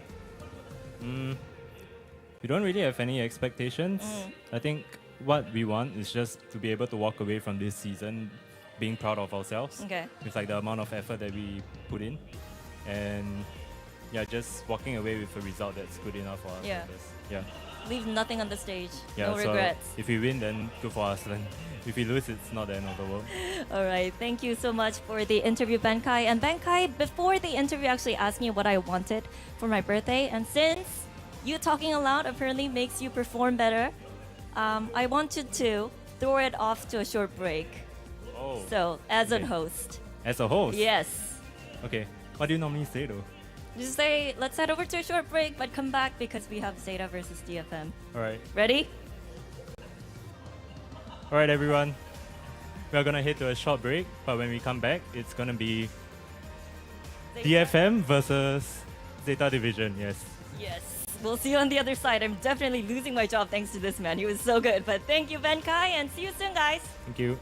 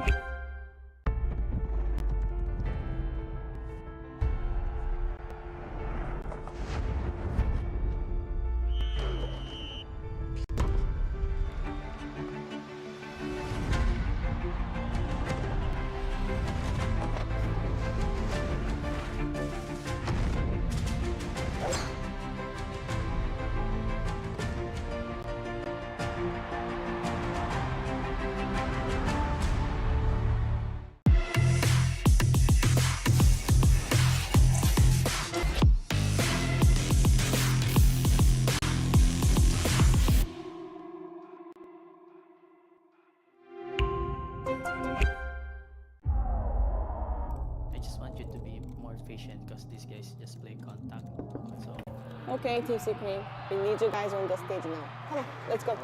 Let's go. Let's go. Let's go.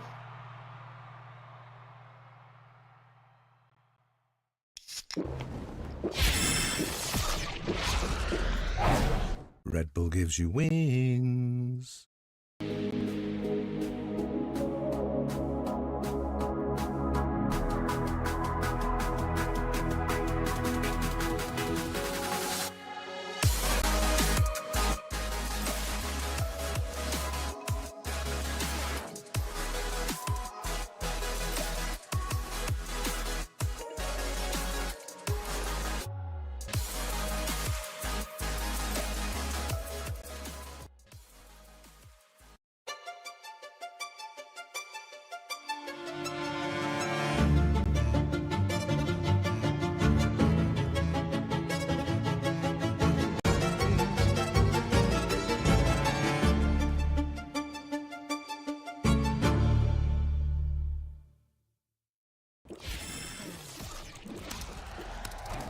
Red Bull gives you wings.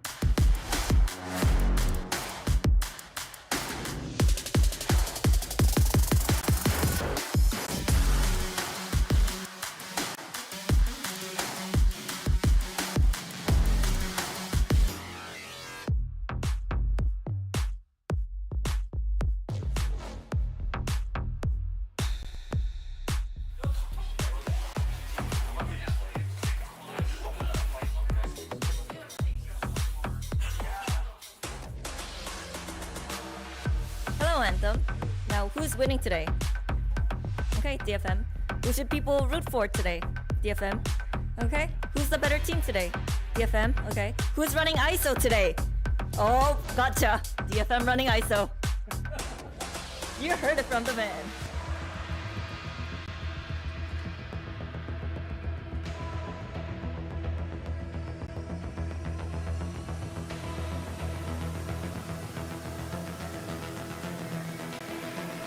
Hello, Zeta people. Hello, hello, hello. Oh. Is this for me? Did you make it yourself? Yes. Oh, it looks beautiful. What should my birthday wish be? Zeta win. Oh, Zeta win. Okay. Anything you want to say to Japanese fans? 今日大事な試合なんで絶対勝ちます。応援お願いします。 Thank you for the cake too.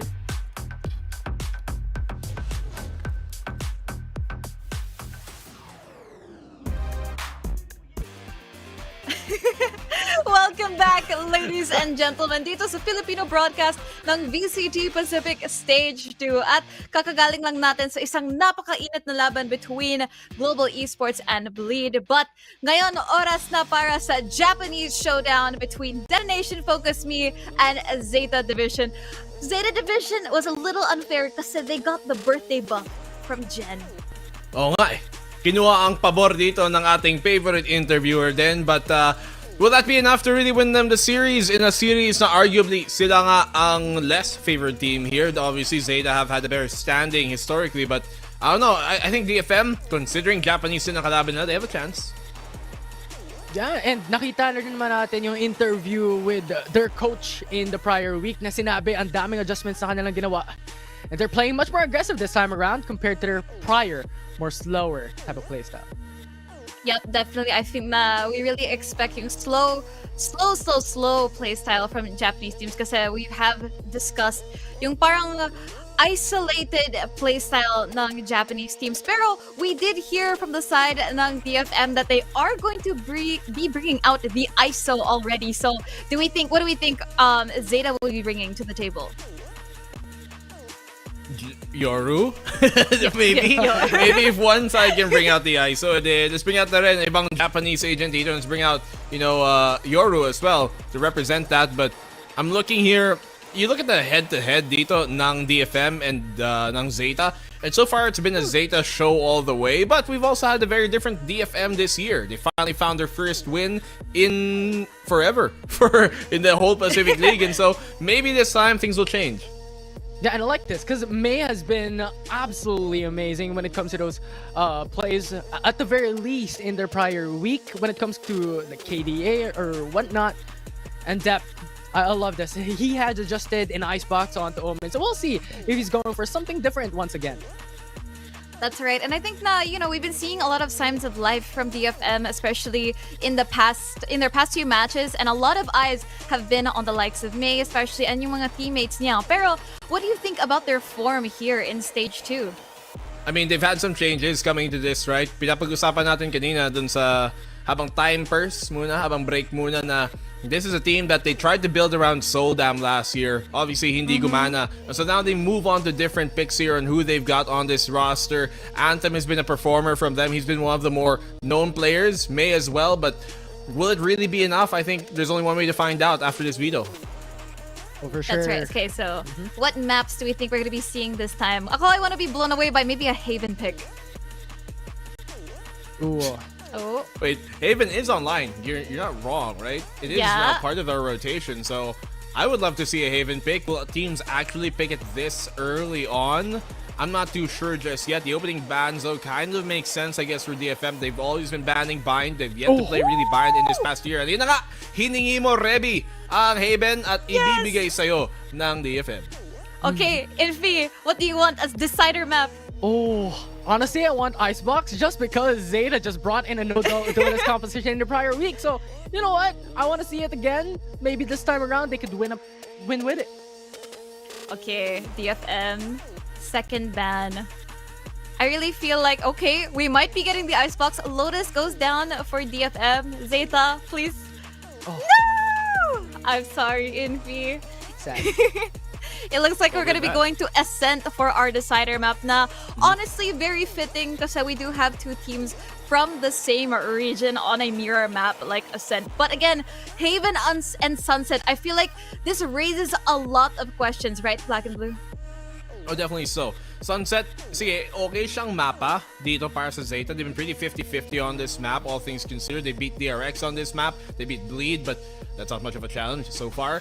But DFM, they bring this now into the last few picks. They're being Icebox and Ascent, and both of those maps are dalawang mapa na talagang nahirapan ang Zeta in previous history. You look at how Zeta have been playing their Ascent, and so far, as of the most recent times, they are on a negative win streak rather on this map. They've lost versus Genji. They lost versus Bleed of all teams even on this map on Ascent. So pag umabot tayo sa map number 3, that's gonna be difficult. So I do think kahit papano, even if DFM sila ang underdog dito sa ating labanan, may ginawa silang tama in picking these right maps and sometimes picking the right battleground to take the fight in is part of the battle. Oh, 100%, right? Because like both teams, like DFM, Zeta, like 50%, I believe, win rate on Sunset, and Ascent is not really looking that good. Only 25% win rate for DFM, and Zeta. We'll see how they can perform onto these maps. That's right. Well, I think that it's a really good thing to think about, especially when the, yung parang map rock, paper, scissors that we have going here. Pero I do want to ask, okay, alam ko na DFM, they have been built around a singular player. Dati it was Soldam, now it's May. But who do we think are other players here that we have to keep our eyes on? Kasi we've seen a lot of the Zeta boys. So let's talk about DFM. Ooh, Well, I I want to... mean- Okay. Okay, go ahead. Go ahead. Kind of. Because I want to bring up... Mauna ka. I want to bring up one player in particular, that's Medusa. Because in their prior game, up against, I believe it was up against RRQ, he was phenomenal when it comes to that KJ. He was phenomenal when it comes to defense. So I have huge expectations. He had multi-frags time and time again into that occasion. So a lot of expectations aside from May to perform coming in from the team. Yes, and there definitely is a case to be made that this team is a bit more built around the unit as a whole as to maybe compared ng mga dati na puro mga duelists sa mga nakuha din nila. They didn't really have enough diversity. Walang yung gel doon at saka nakulangan ng firepower. There's arguably maybe a bit more now here that they have made, but it's not really enough, I think, just yet to really set them higher here in the standings. Pero kailangan ko lang din yung point out na Revy, sobrang terno ng chair mo sa damit mo. Ang Salamat. I unison really naman. went for a Pacific theme today. Salamat. Salamat. Kulay yung chair mo? Hindi, actually, I don't know if I can It's a do a blanket. reveal. Wait, I can okay. do a reveal. Isang this is a specific team, pero feeling ko alam mo na kung anong team to. Secret? Siyempre Secret? naman. Siyempre naman, tama lang. It's Team Secret. But they're not playing today, kaya covered up muna. It's blue for now para match sa theme natin dito sa Pacific. But I do have to agree sa mga points niya. Medusa has definitely been such a key player for DFM, as well as I think Anthem as well. Enabling May kasi, again, your sharpest shooter is only as good as his supporting teammates. So at the end of the day, that's gonna be all that I can say about DFM. But now, moving on to side ng Zeta. We have the core of Zeta, super tried and tested players sila dito sa Pacific. But Yuran and Hiroran, how have they integrated into the team? Arguably not the best just yet. Maybe they need a bit more time para talaga makapag-integrate. And we do know, syempre, yung core long-lasting na yan. You got Sugar Zero, you got Laz, all fan favorites, oo. But where do they really come into the fold dito? Yung mga bagong dagdag nga ng Zeta being Uran and Huron. I think we have had moments of individual prowess from both of those players. Individual moments, yes, but as a team, I think there's a problem right now with them trying to really find paano sila mag-gel as a unit. Kasi magaling naman sila individually, but it's not an individual game, it's a team game. Yeah, absolutely. I mean, the roster is still young. The roster is definitely still young, so still a lot of adjustments to be made. That's right. I feel like, especially since it's been such a short amount of time, you can say na they've been here since 2023, but at the same time, the competitive experience they've had, it hasn't been a lot, and we can definitely say that maybe over the course of this month, we can definitely see some changes from them. But I think it's about time that we get into this match. It's DFM versus Zeta at nandito si Dash and Rockhart to bring you the action.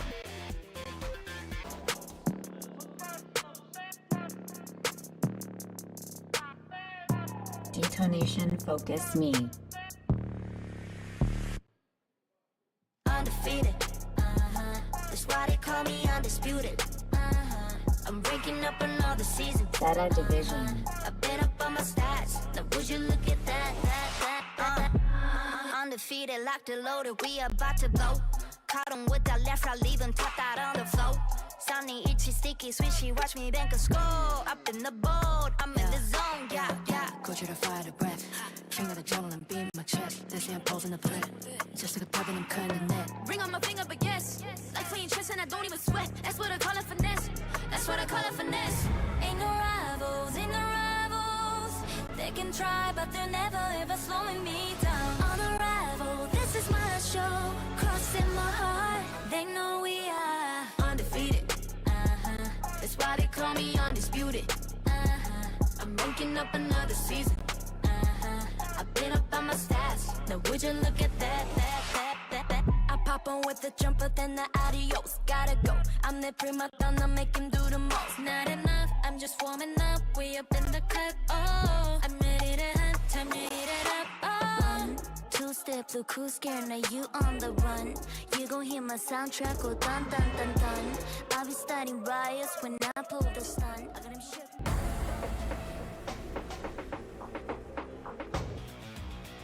At nagbabalik na tayo dito sa ating Civil War, DFM versus Zeta. Dito sa game natin, parehong Japanese team yung maglutuos dito. And makikita natin kung sino may advantage. Anong masasabi mo dito sa map picks natin? Kasi parang maganda-gandang puro suntukan yung map picks natin dito, Rockhart eh.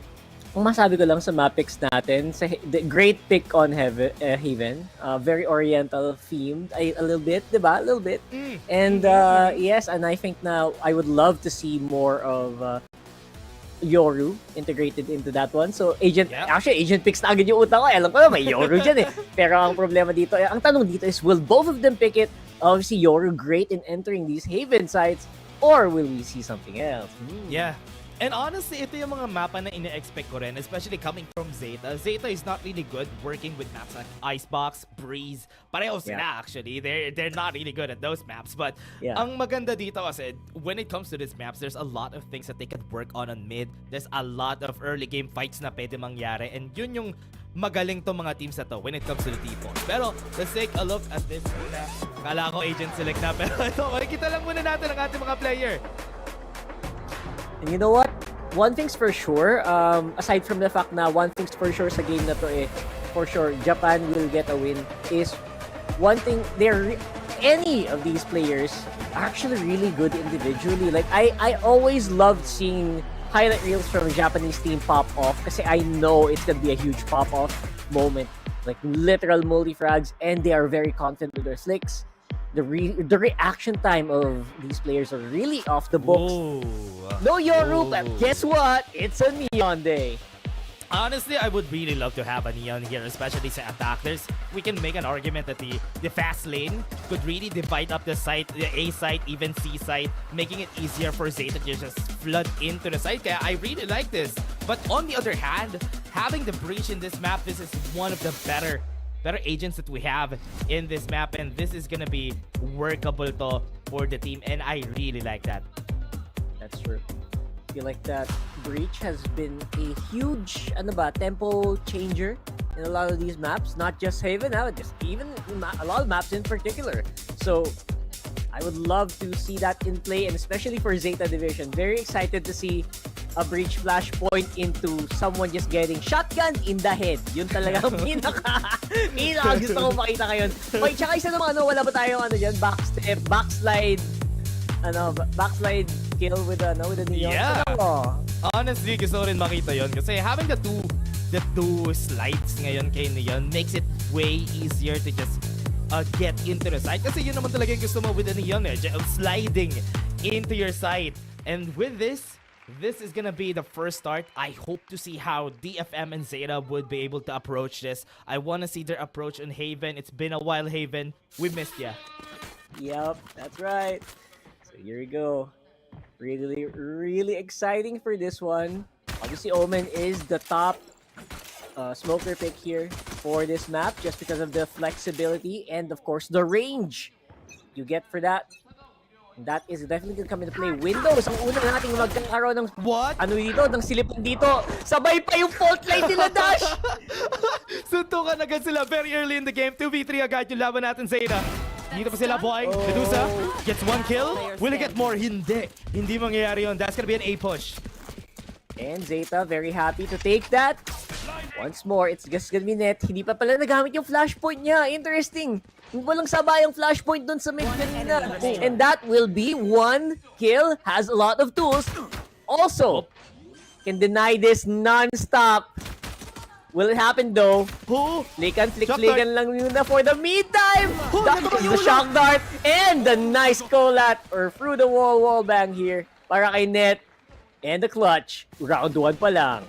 Nagulat rin ako dun, Rockhart, no? Kasi nakalabas yung shock dart niya during that time. He tried it once, hindi tumama. But in the end there, look at this. Look at this replay natin, guys. Nag-fault line pareho sila sa mid. Tapos diretso agad sila sa suntukan after. That is a lot of fun right there, man. This is, round 1 pa lang, it's a sign. Balagbagan to, suntukan to. Mamen. 100%. Ina-expect natin for both of these teams. Look at how they play on Zeta. Even if they lost that round, kita mo naman yung confidence ng team na to na pumasok lang with the Neon. And especially with that Neon, easy sa kanila makapasok dito. Medusa got one more kill. They're gonna get that Spectre. Pero meron pang tao sa C-side. Papasok pa sila. May was able to get one. Dep, makakuha pa siya ng space for the team here. Yes, he would.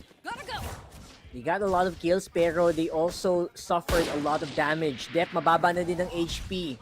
Si May, ready with the Marshall. Alam niya na kaya niya mag one-shot dito kahit sa katawan. Kaya spam na lang. Information already given over and Dep just cannot survive that. I think he missed out on one. Thought he had it done. Pero makatakas pa naman. Yuran all alone. Detected. Paranoia lahat na. Talagang sinalo niya ang sama ng loob ng mundo doon. And now it's a 2-0 for DFM. Sobrang daming util, pero it was still an eco round for the side of Zeta. Naka-anti-eco itong DFM during that time. Still a nice try for Zeta. They tried to go for a push right here on Garage. Pero parang hindi nag-work out in the end. Kasi naisa-isa rin sila ng DFM. You're gonna have to keep your eye on that one way. Actually, recently ko lang din nalaman na yung ganon, yung sa C. Just because, I haven't been playing that much of Haven yet for some reason. Nakita ko lang sa TikTok and it's really powerful, right? When you go on the defuse, you just have no info. But yeah, hindi pa naman nagka-coming player. Mamaya pa yata yun. But right now, obviously, it's just pure mechanics. Just raw mechanics, raw firepower. Wala pang masyadong weird stress na pina-execute dito. Both Zeta and DFM. Yeah. And ito na, magsa-start na. Gun round. Even on the side of DFM, they're gonna try to go aggressive right here on A. There's a lot of people here. Gonna be a relay bolt. Get some damage. Ang dami ng utilities binabato dito ng DFM pero wala pa rin nangyayari. Humintay nila makapasok itong Zeta pero ang Zeta nag-aabang pa rin. They're gonna be slow pushing right here on A. There. Quite happy to play it slow. Zeta not really in a rush na makabawi in terms of points. I like it. Good discipline. Dep and Piero close by. And long-range fights. Medyo lamang pa rin naman ng Vandal dyan. Although, we will see one fall down. That's Dep going down to the Bulldog. Yeah. Lad's already getting space here para sa B. Meron tayo setup din sa C kaya hindi nila kailangan i-defend to. He's just gonna be waiting here. Si Dusa. Kaya for now, they are just gonna be waiting for the push. Nagtatry sila mag-take ng space right up in A para malaman nila if nandun pa yung members ng Zeta pero hindi nila alam. Nandito na sila sa C. That's right. And Medusa is in a very powerful position, holding off Garage as well. Tapos, the good old reliable turret right there on the side. So, nung nakita nila yon, nice detection, removing the Nano Swarm. That means Zeta probably can have an easy entry all the way into the site. You're on delayed just a little bit, pero all is good in the hood. Zeta, spike is down. Planting for long. Hintay nila dito. Already na ba yung setup dito ng DFM? They're being very cautious dito sa retake na gagawin nila dito. I think they're not gonna... Wait, are they not gonna try? They're losing a lot of time here. And they still have a lot of utilities to work with naman. They still have the fault line. May flashpoint pa sila. Ito na. Push back away nila itong si Lazip. Try nila mag-flood into the side. Pero with the flashpoint, wala sila makita. Blinded sila. Mag-iisa-isa sila. Nandito sila lahat. And that's gonna be Zeta just taking them all. Now, that was actually super clean. We thought, alam mo, baka mag-save sila. Sabi nila, why would we save? We have Bulldogs. We got a Vandal here. Let's go ahead and try to go for it. Pero Zeta was very surgical in holding down that post plant. That's so beautiful. Walang naiiwan, walang exposed na mag-isa. Zeta has everything covered in that last one. Yeah, they didn't even have a lot of utilities on the side of Zeta. Talagang lahat lang sila nag-peek sa connector. Okay. Ito na. A-site. Nandito pa rin silang lahat. Tatry uli nila for the second time ito. May guns na naman ng DFM. Kaya hindi sila matatakot na itry ito. Fault line. They know that there's gonna be somebody who's gonna push. That's gonna be one down for depth. Hahanap pa ba siya ng isa? Hindi pa niya napapatay. Tumatakbo-takbo siya. Magsaslide pa siya ng isa. Zeta! What was that from Dep? And Sugar Zero on the other hand got 2 kills. And we're seeing definitely the power of close-up Valorant. Close quarter, CQC, close quarter combat, brother. Just cannot really outmaneuver a Neon in that scenario. Yung sinasabi nating parang nagme-melee itong mga Neon players natin eh. Namidikit talaga sila eh. Parang pero panalo pa rin sila in the end sa laban nila. Which is why it's really good for Zeta na after they lost the first 2 rounds, sisimula na sila mag-jump start nung game to go in their favor. Yeah. And speaking of favor, maybe the best that Oh, no. Medusa can do is just get 1 kill. Oh, I think getting a kill on Dep would be huge. Slow him down just a little bit kasi that's all you can hope. Pero right now, they know like the isolate na sila si Medusa.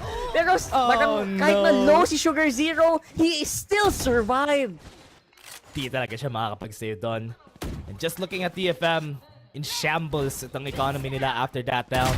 But Dep and Sugar Zero is getting all those shots. This guy from Zeta, ito talaga expectations from Sugar Zero. He would be able to get all those na mga ina-expect nating kills from him. He's such a high-impact player for the side of Zeta. And especially if you're fighting against a medyo kabado na Medusa all the way in there, buti na lang medyo missed out a little bit. Actually, could have died now. It's gonna be a bit of a save here. Para sa DFM, maybe still have the vandal. Whoa! Oh, and he's gonna make use of that 100%. That's first kill on that one. Very open yung peak doon ng Zeta. Because of that, alam nilang nandun si May sa kabila. Sees? Does he have information? Nagpa-back away na siya. Was weaving around kanina. I think he has. With this peak. Has to be careful! Laz takes the shot! Woo! And wow, Seas is gonna be winning it. Ito na, yung thrifty na hinahanap natin from the squad. They're winning the fights. And Zeta, 2v5, another shot from May. And yun yung hinahanap natin, make that 4K! Ayan na alam nyo na kung bakit pinag-uusapan yung si May kanina sa panel. Literally, it will be hyper worth it to build around a player like that. Really playing off the information. Small information given, he gets a kill. Follow up with C's as well. Great hold up on the A. Great performance from May this game. Look at the one taps. Oh my. Kanina yun eh. That was really good from DFM. And ito na. Mapupunta na ba tayo sa point na magkakaroon ng isa na namang panalo itong DFM? Let's see. Pero maaga-aga pa naman. That was just ball dropped sa side ng Zeta. Very early on, nakangiti na yung mga yan. Oh, boy, pwede ha. Pero right now, obviously, malami pang rounds ilalaroin. Don't forget si Dep, naka-neon din. So, close quarters on B is not a great idea unless you have utils like the Paranoia, Flashpoint as well. You're gonna have to use a lot of them though, as we are gonna see them go for the execute. Pero nice counter by Uran to go and slow them down. Si May nakikipaglaro, nakikipagharapan. Tanggal yung mga nanoswarm, pero he will go down as well. 3v3 para naman sa labanan. Anthem and Medusa ready on the side. Si Six the shadows, pero naabutan pa ni Anthem. Was going for it on the Fury. That's gonna be one down. Hindi nila na half. That's not gonna be good. Was able to hit one by. Hindi. Nasa taas itong si C's kanina. Gonna go for it. Anthem. Fighting. Winning. That's gonna be one more shot. Pwedeng niya gawin ito. He has the recon bolt. He's taking time. He's losing it. And that's gonna be Zeta winning the battle. Thank you. Yeah, Ganda na laban si natin. Sugar Zero pala yung from the shadows. C still has the from the shadows, which is usable here in the next one. As you can see, the consistency here of Zeta to take these kills very easily. Naman natin, Fury. Kala niya kasi mahahap niya ata yun. Kinomit niya na. Kasi alam niya na mamamatay na siya. Might as well get the half. And because hindi nila nakuha yung half na yun, that is the biggest reason that they lost that. They took the time from the Hunter's Fury. And dito naman, Zeta at DFM. Ang ganda ng laban natin. Talagang suntukan eh. Yung ginagawa nila dito eh. Isn't that exactly what we said right before the game even started? Loading screen pa lang. Alam mo nang sa apakan ng mangyayari. May napakalinis skill for Huron. I was surprised na walang may hawak ng angle na yun. He was preparing for a recon bolt. That was not his fault. Pero ito, Dep, gonna peek on Medusa. Titignan ba niya sa mata? Mape-petrify ba siya? Hindi! Si Medusa yung mamamatay! Again, close quarters naman ng labanan. Dep always will have the advantage. But now, will be a question mark. Oh no. Will it be the same play? Sees nakaligtas for some reason against that op shot. He's gonna have to back off for now. Pero that is a signal para sa DFM na A ang possible point of attack. Namaan siya sa ano eh, yung... Pag tinaas mo yung kamay mo, yung space dun sa kilikili tsaka dun sa arm mo, dun Ano siya ba tawag tinamaan eh. Hindi ko alam eh. Pero basta yung space na yun, tumagos doon sa space na yun. Ooh, yun na yung hinahanap nating shot from 30 Laz. seconds left. And this is gonna be a free C-site. Walang tao dito. And ano to? That's just a free C-site. DFM is just gonna be here. They thought na sa A sila magpa-push. Heavy utils on A, pero looks like natrap sila ng Zeta doon. Literal na ginapang ng Zeta yung C, and ngayon masyado na magiging late ang ikot 10 nila. seconds Laz also has a great angle to cut off anyone rotating, pero the timing is just a little off. Yeah, waiting for that cross kanina. Pero sabi mo nga, timing was off. Anthem, oy! Hindi makukuha. Fault line, tatama sa kanila. I think there's a fault line answer na pwedeng gawin dito ang side ng Zeta. Tinamaan sila. They're gonna be slowing down the push. Nasa gilid sila. They have to commit. That's because etong si Netmax, slide na naman si Def! Kills from Zeta again. Sorry, I just can't help but laugh whenever I see a neon dashing on your face. You know you're gonna go down for like 90% chance. So it's like, alam mo, taas kamay na lang moments. It's like, Ito. oh my goodness. Tsaka yung tinanggal kasi nila yung movement error on that neon, which was the fighting error rather for that neon, which makes it easier to hit your shots. Look at this. Diretso pa rin yung bala nyo habang nagsaslide siya. Way different from before. And I really love the neon on Haven just because dati a lot of people have been opting for the Astra Viper, and that really leaves the fast lane, yung ginagawa nilang fast lane to just get into sight. And this is Fast Seas was able to answer, holding their flight, and hindi niya magagawa ito. Nakapag-shrouded step sila sa gilid. Sugar Zero nanalo, pero si Seas was able to answer back. That's gonna be a 2v3. You really have to commend DFM, no? I mean, sometimes they will mess up a lot, pero they know how to deal with a slow push or a fast push rather. Ned! Grabe naman yun! Nakawan sila ng spike, man. Oo nga! Sneaky ah! It was also because of the smoke. Sila yung nag-smoke nun eh. In-smoke nila yung entrance ng seaside. Merong onting awang. Kaya pwedeng kunin yung spike. Parang gumamit ng stick, tas sinungkit. Oo. Wala ba? Hindi man lang sila nakapag-spam after kunin yung spike sa kanila. Well, okay. To be fair, if you spam there, even with the Phantom, there's a good chance they will know your location and your angle where you're shooting at. So that is actually dangerous as well, especially pag malapit sila. Pero yeah, because of that, there will be a slow rotation here from 30 Zeta seconds left. all the way to A. Pero will So they be slow. aware na may 3-man squad na pala sa likod nila? Ayun, alam na nila. Tumatakbo na Good sila. boy. Diretso na sila sa A. Walang recon bolt. That's gonna be their time. Isa lang. Yung field nila, isa lang yun nandun. Kaya they're still taking space dito pabalik. Very, very trusty sidekick right there, helping out a lot. I like it. Oh, what a shot. So that's gonna be Kiron taking kill on Anthem. 2v2 bigla ang laban. Here we go. Remember, may lockdown siya. Sila is pwede niya gamitin to take more time. Fault line is gonna be used para i-peek siya. Walang trade na nakita kay Hero Ron. Pero si Seas, makapag-TP? Alam niya ba kung nasaan? Hindi. Doesn't have information. What a shot! What was that? Uy! Yung flick na yun! That was a reaction flick. Hospital flick ata yun eh. Yun ba yung tawagin niya hospital? What qualifies as a hospital flick though? Pag yung sobrang bilis na parang nasira mo yung arm mo. Unimaginably good, right? Like unimaginably what the heck? Like wala kang info almost, but you just know it's gonna be there. The game sense, that sixth sense. Alam niya rin yun eh. He did a crazy there. Kaya siya nakangiti after eh. And ang ganda na pinapakita sa atin ng Zeta dito. Kasi with yung post-timeout win nito ng DFM, it's also because they've been losing a lot of games rin naman. So understandable. Pero DFM, this is what they struggle with. They really go with those aggressive plays, or rather, mga hero plays na hinahanap natin from players like May, from players like Seas. And if hindi siya nangyayari, that's gonna be a call for timeout. That's gonna be a call for regroup. for the side of DFM kasi if hindi nag-work yun, the thing that they're good at, they need to find something else. Good one. That's a good point. And again, these are rounds that are supposed to be a DFM round, bro. Like, kahit sino yatang tanongin mo, they'll 100% say that, you know what, we got the sneaky, pero lugi dapat talaga sila doon. And so far, so good.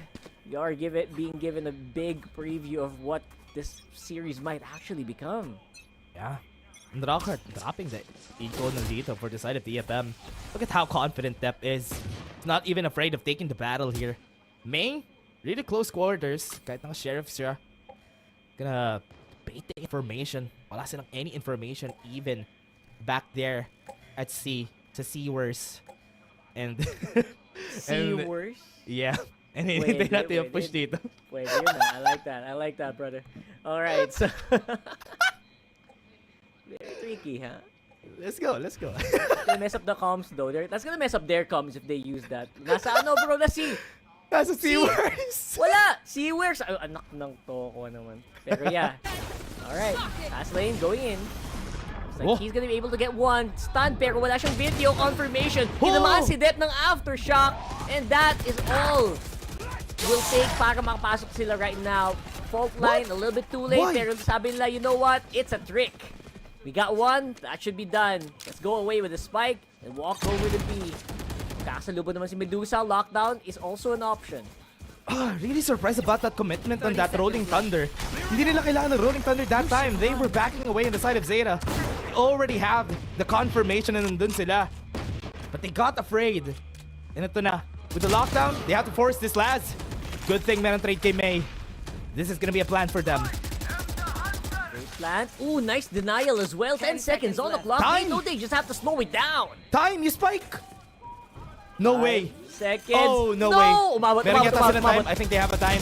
That's gonna be it. If nakill ito, that's gonna be good. Sugar Zero saves the day. And that is a round na hard fought pa rin yung round na to kahit walang guns na tong DFM. Anthem.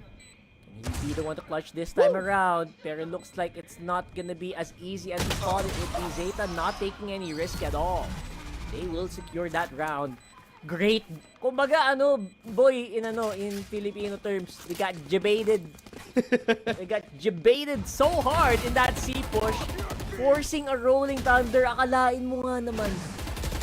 Surprised nga rin ako about their commitment there. I mean, the lockdown could be called for here for the squad kasi they're having a hard time securing B site. And the Rolling Thunder was what I'm surprised with. They're on an eco here. And they could have waited yung flood dito ng Zeta onto C site. Pero now, let's see how they do. May guns na naman sila. One of many chances na meron pa sila dito. Denies depth, the space. But they have a lot of people here. Recon Bolt could be good. Takes down the alarm bot. Makikita sila. Tries to go for the peek on Dusa. Pero that is not enough for them to take any kills.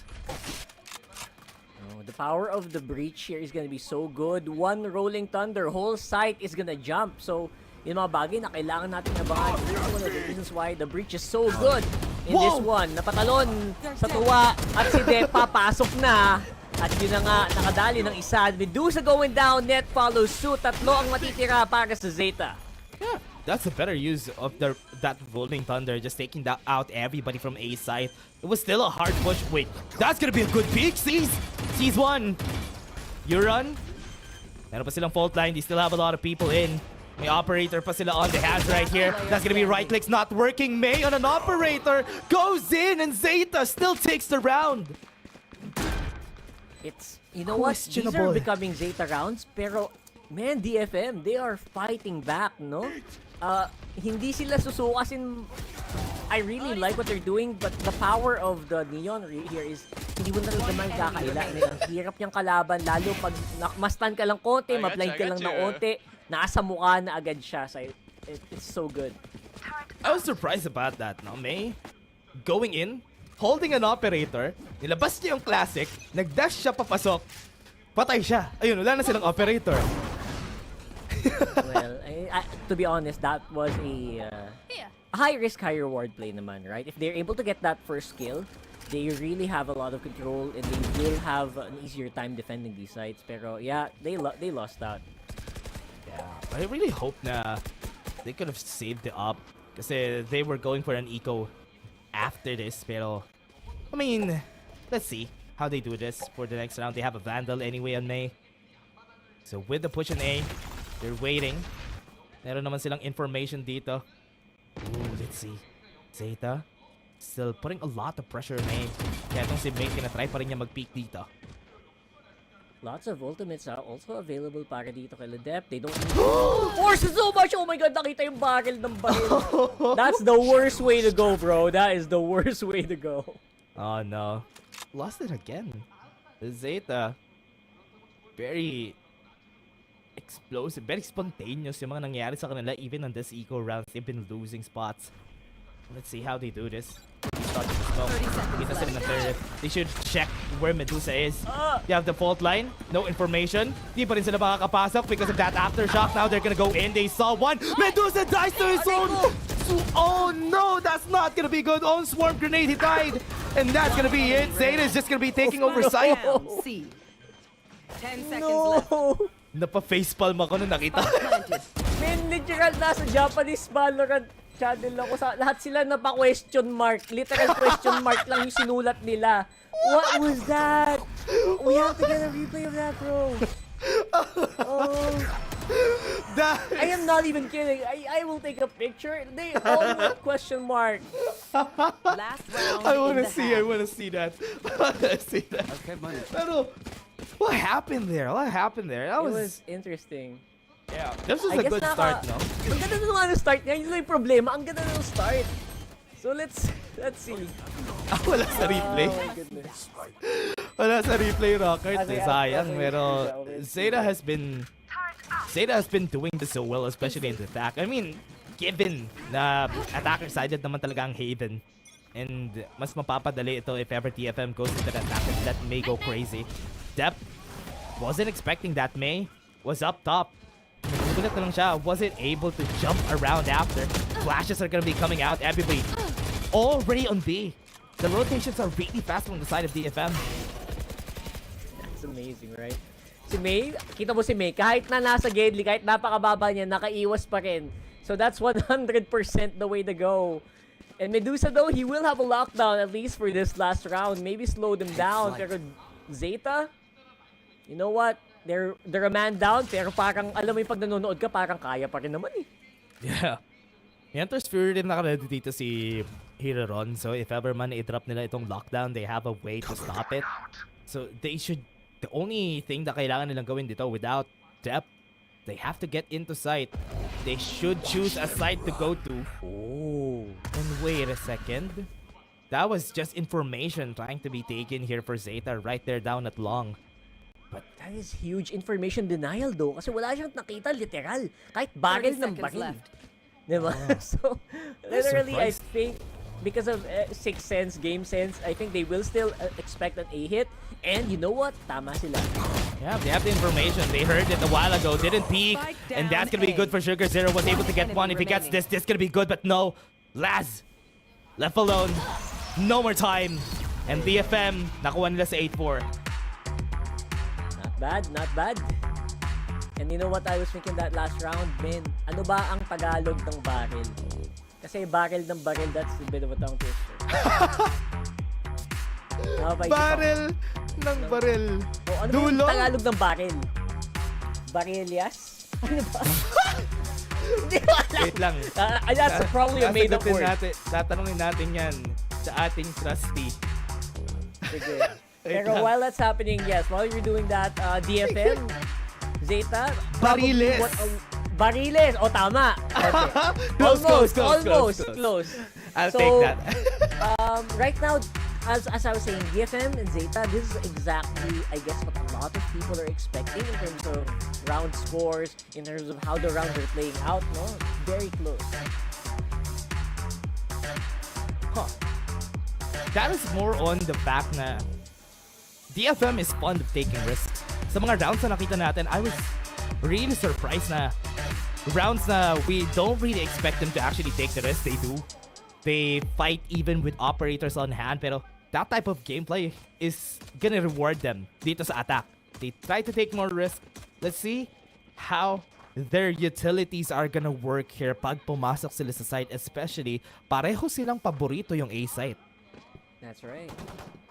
And yeah, you're absolutely right. DFM, baka medyo mas mag-enjoy sila dito because si Dep wala yung choice kundi mag-hold back. He's not gonna be able to go fast and go ham right away. Unless talagang like he's gonna find a safe angle or safe isolation where he can slow down maybe 1 or 2 members.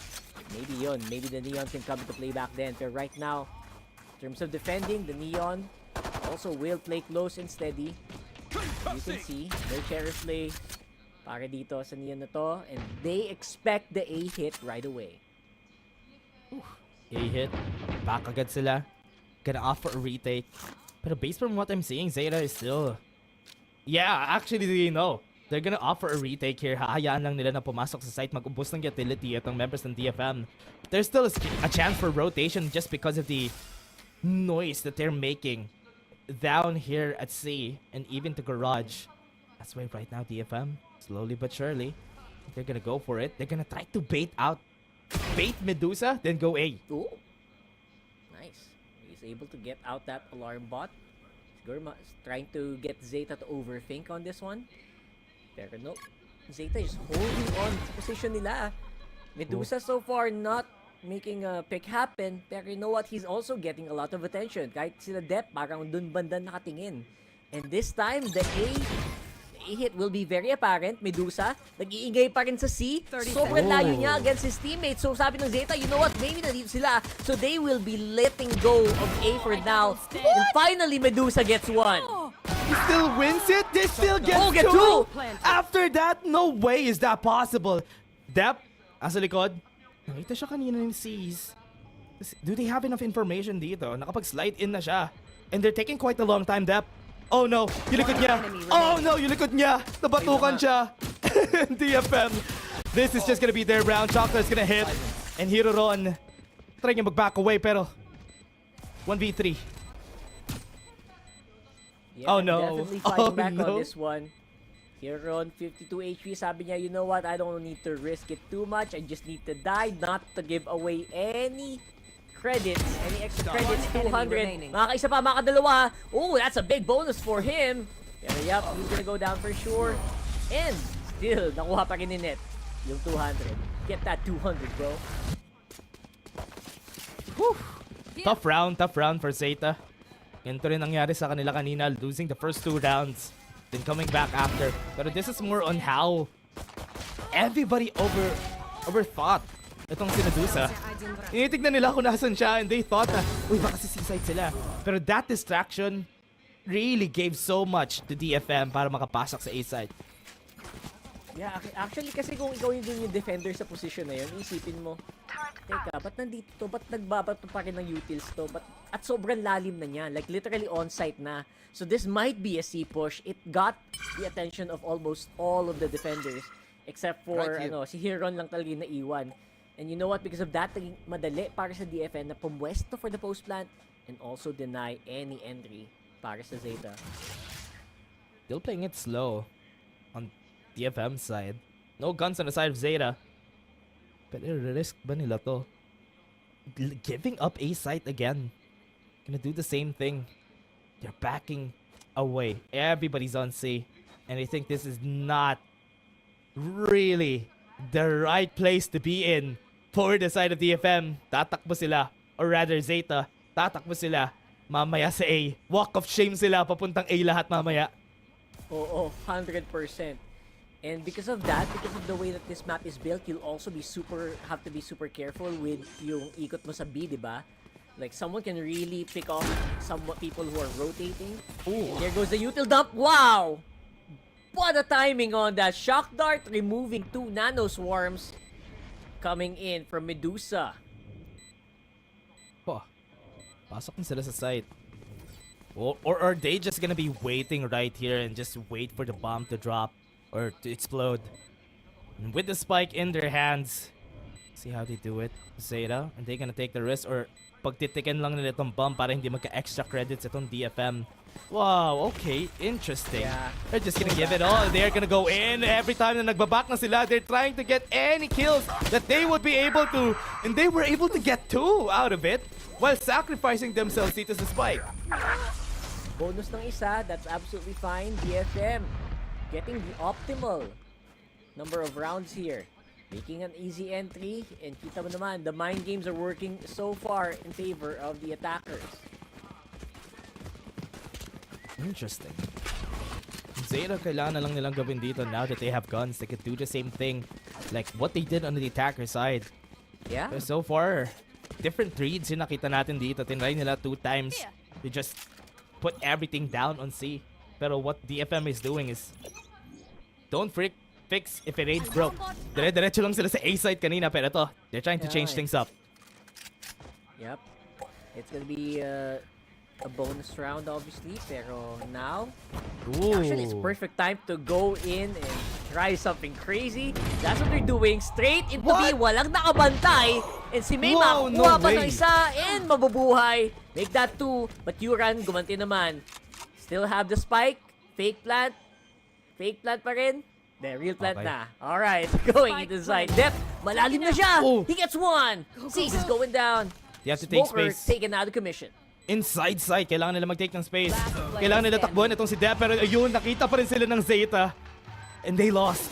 Hindi sila nagsabay. Kung nagsabay sana sila doon, just to clear out garage, could have been better. They could have actually gotten 1 actually, no? Maybe 2, kung sakali. Yes. Bonus still gonna go over. Zeta, you failed. Happy to take it. And they also take 3 guns, which is great for their economy. Okay, this is gonna be the time. Nakita natin sila pareho. Meron ng guns on their side, but May, during this time, no, during this round, May just got 2 kills out of nowhere. Talaga, if ever bibigyan mo ng space si May, hindi mo a-anchorin yung site, ganun talaga yung mangyayari every time kasi May has been going crazy. The hero plays. Like, siya yung basically yung anime protagonist dito ng DFM. Kaya every time he's given that time, he will shine. You know what? This is actually exactly what you expect. Again, DFM, lots of trust in one of their star players, May. He's also going to be spearheading the entry dito sa site na to. And he'll take advantage of that smoke to get into a good position. Pero si Dep, malalim na din. Alarmbot spots him out. Spike's planted. And now, malayo-layo ang kanyang tatakbuhin, pero hindi nila makakasalubong si Medusa na naman. Oh, they have a good plan for long here. Lahat sila lalayo. Pero remember, there's still some smokes to work with. A Hunter's Fury on Zeta. Walang ultimates on the side of DFM. Nobody's gonna be taking space here. They're just gonna be spamming around later. That's gonna be a very scary position to be in. That's gonna be a Hunter's Fury. They're gonna be baiting itong defuse na meron sila right now, and nobody's going for it. They're gonna be baiting it. They're gonna be dying. They're gonna be losing bullets. Dep is gonna go in. That's gonna be the defuse happening still. Nasa likod nila. And this is the problem with what they did. Nobody was there. Nobody took space. Kaya nakuha lang ng Zeta yung defuse. You gotta commend, you know what, Dep for that hero play. Sobrang forward niya. Definitely a lot of reliance on this duelist right now. And I have to, yeah, what an angle to put that spike in as well, right, Dash? Yeah. Honestly, surprised ako na card kasi, sobrang surprised ko dun sa ginawa nila na yan kasi they all backed away. There's still a controller on the side of Zeta. No, they have full utilities. And they backed away. Could have been a good round for them, but no. Ito na. Zeta, too aggressive for Dep. There's a lot of people here. Full-Time's gonna be there. Yuran got 1 kill, and they're gonna be moving forward. May is still in the smoke, waiting for the push. This is such a good smoke on them that they can't even push through dahil dito sa smoke na to. Yeah, madami naman information nakuha si May doon. I think he got some position of at least 2 players. So sabi niya, you know what guys, atras muna tayo bahagya ah. Talaga nagtatagalog yan, oh. And for now, I think that's, yes, they understand that. That is all they can hope for. Slow it down. Slow play. Get some picks from May. Pero si Anthem, ang maging unang biktima ng mapa na to. Oops. For this round. Ay, nako po. Si Laz nadali. Ito na ba ang opening ng DFM para makapasok? Yeah, that's gonna be the site for them. Another C site. Gonna be planting it in the open again. There's still some smokes on the side of Zeta na pwede nila gamitan from Sugar Zero. Pero si May, this is what you want. You want this spot right here. You need to take the space. May needs to get some kills here. And if ever man mag-push, super close right there. Aftershock is gonna be buying more time. Garage yung ipupush dito ng members in Zeta. But they're gonna be surprised a lot more. Somebody was at that smoke. And this is what you want from that round. That is gonna be space taken and space won by DFM. Galing. Actually, super impressed ako sa ginawa doon ni May. Literal na umabante siya to the smoke instead of waiting in that position. Just para lang talaga pag kahit may mag-dash na Neon, alam mo yung paharap papunta sa kanya. Hindi yung patagilid, hindi siya magiging horizontal na movement. So very smart yung ginawa niya doon, and the game sense really is kicking in para dito sa DFM. Yeah, much needed timeout here from the side of Zeta. Just because of that round, really went in for it. And ang hilig nila gawin to, no? Yung what Zeta has been doing a lot here is to give up side. Let's try to be here on one side, on A side, let the person on C side just do the job by themselves. Pero pag ginawa kasi nila yon and they didn't spread around, also because they have no information, pero they had to go for that retake pretty easily there. Or had to go for that full retake. And mas mahirap na trabaho yun for Zeta. Yeah, actually, doble kayod, kumbaga. Double the amount of effort that you need to get into position, basically, right? So that's true. For DFM naman, they're doing excellent, to be honest, in this half, no? Yes. Like, alam mo yung hindi sila nag-struggle to deal with the Neon, just like we mentioned before the half started. It's not becoming such a big issue this time around. Even their last game against RRQ, no, they didn't do bad. They did pretty well. And this might be the results of it. And they're also getting away with it because May is allowed to do this just because Zeta hasn't been taking space for the team here. Yeah, May is just gonna be going crazy. And let's see how they work with it. Zeta is gonna be defending the site. At least now they're at the right side to anchor. Okay, let's see how they go for it. They're gonna walk slowly as usual, giving away as little info as they can, pero sabay-sabay magpapasok ang utils dito. Great information as well. Nagapin yung fault line ni Yuran. It will be difficult to slow them down. Flashpoint ready on the mark. Pero again, it's just another bait para sa DFM. Good time to back away. Anong setup dito sa garage and at B side? Is that gonna be a bait from DFM na pulse rotation yung mangyayari dito?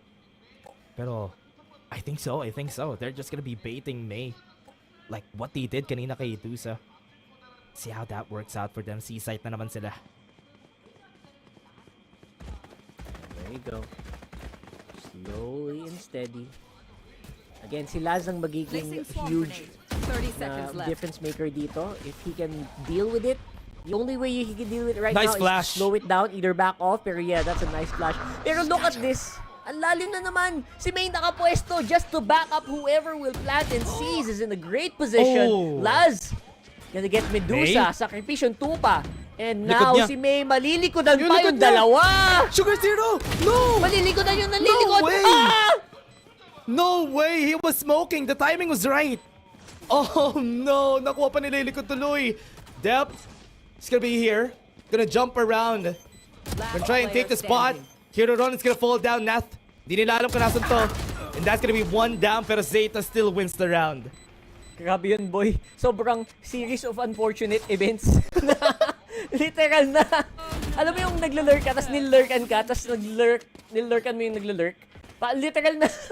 I think we'll see that on the replay. Where ang ganda talaga ng hold naman ni Lalton. Pero Heron was able to get up on a very good position. Pero people were not expecting May. Pero May also got taken care of here at the same time. Man, that was layer upon layer. Sugar Zero was busy smoking. And nung nagsasmoke siya na yun, yung timing rin ng May na pag-cross, hindi niya nakita eh. Buti na lang nandun si Laz, kundi no? Could have been worse for Zeta if hindi, wala si Laz dun. Grabe. Again, This is fun. This game does not fail to deliver. 100% it will deliver entertaining Valorant for sure. This game is so fun.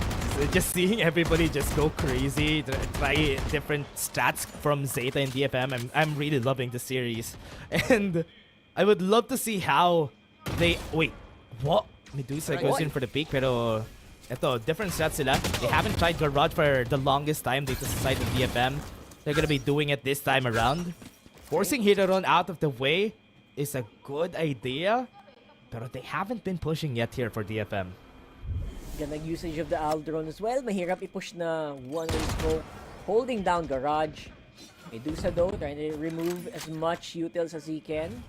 Pag pahirapan mo lang konti si Laz, should make it a lot easier for the entry. Naka-ready na sila May.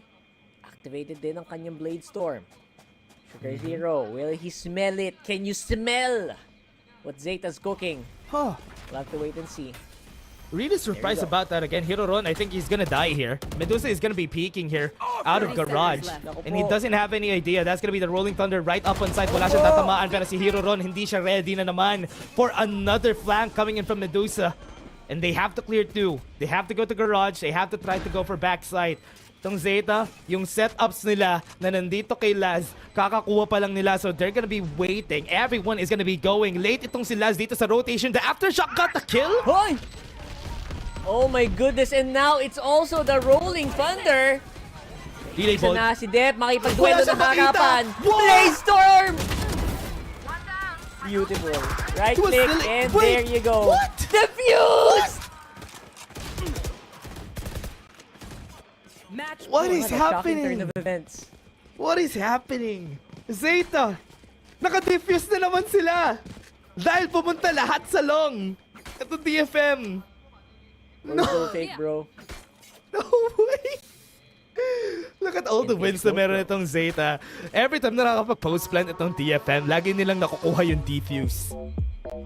And that is because yung space na gustong kunin ng DFM dito, hindi nila nakukuha. They always go back to C long. Every time na nakakuha sila ng plant at C.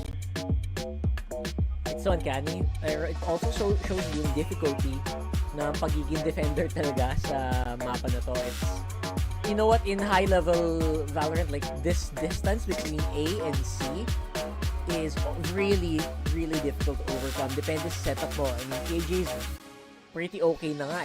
Medyo maganda ng pang-defend, pero you have to relocate everything and there is a lot of time. It's so hard to set up a good defense. And yun yung tinatry i-maximize dito in DFM. Pero somehow, like, weird stuff happens. Like that aftershock kill by Yuran. Like, things that really shouldn't happen for DFM, it's happening, man. Yeah, it's just unfortunate na ang ganda lagi ng execute ng... So far ang ganda lagi ng execute ng DFM onto the site, but what comes after, yung nagiging problema kasi sa kanila. The post-plan situation is when they falter. Nahihirapan sila lagi, especially if May is out of the picture. Lagi silang nahihirapan on that site take for them. And now, we're gonna be having a tap pause! Yeah, that was... Honestly, okay naman yata that. I can... Do you understand Japanese? Japanese. It feels like a very difficult language to It is. study. It is. So, I feel like once you know Japanese, ang dami mo pwedeng gawin. Madami kami, para kami may The world is your may oyster, bro. infinity stone kumbaga. gaganon. Oo, parang I want to learn Japanese. Yeah, honestly, parang interesting talaga ma-learn ang Japanese because there is a lot of things na kailangan mo malaman, especially their way of writing. Remember, ang dami nun. Iba pa yun, no? Yeah, iba pa yun. Actually, kahit di na magsulat kahit magsalita lang okay At na. least understand it, no? Parang gano'n. Oo. Pwede Try nga. ko nga. Try mo yan. dapat no? next time na magkakas tayo ng Japanese team, DFM or Zeta, dapat meron ka ng alam na phrase. Sige, it's a deal. Let's go. Okay, so now DFM, as usual, they will try to bait as much utils in one site, tapos syempre iikot yan. Pero this time around, maybe they can just go straight up. Because right now, if you're talking about like ultimates, they don't have a lot to deal with. Talagang literal na from the shadows lang. Sobrang maybe tight an overdrive from depth. What is this? Yung angle ni Hero Ron, sobrang tight ng angle niya. No room for error on that angle. So I hope makita niya magpapass through dito. Nakita niya dumaan si May. And that's gonna be enough information for the team here. And without any setups na naman on site, they're gonna be giving up this A site. There's gonna be the plant here. But they have the shock darts coming out. Oh, lumayo si Ned. Nalabanan siya, 1v1. And Yuran was there for the save. Naku po, si May pa talaga yung natanggal. At Oh, no. ngayon, Double lockdown. Killjoys are gonna deal with everything happening on the Wow. side right now. Siyempre, patatagal na aftershock yung lockdown. And there goes the paranoia that will force Cease to also throw his own paranoia and get into a really, really bad spot here. Scrap. May fault line pa rin naman. Flashpoint ready as well. There you go, Sugar Zero with a kill. Naglaro through the smoke. Medusa! Wow. Dalawa kalaban, no go. And it is gonna be a Zeta map. Great win from the side of Zeta. DFM really had a hard time on the post plan situations natin dito from the team. Really having a hard time to go dun sa pagiging aggressive nila on that and also being very passive on those post plan situations. Really not in the right spot every time, which is why they were faltering on the past few post plans that they had. And ito na nga, Detonation Focus Me lost the first map. And remember, that was their pick, Haven. I think ano yun parang medyo gentleman's agreement yung nangyari dun kanina. Like, whatever happens, Haven tayo. Parang kasi masaya lang. It was just really a fun map overall.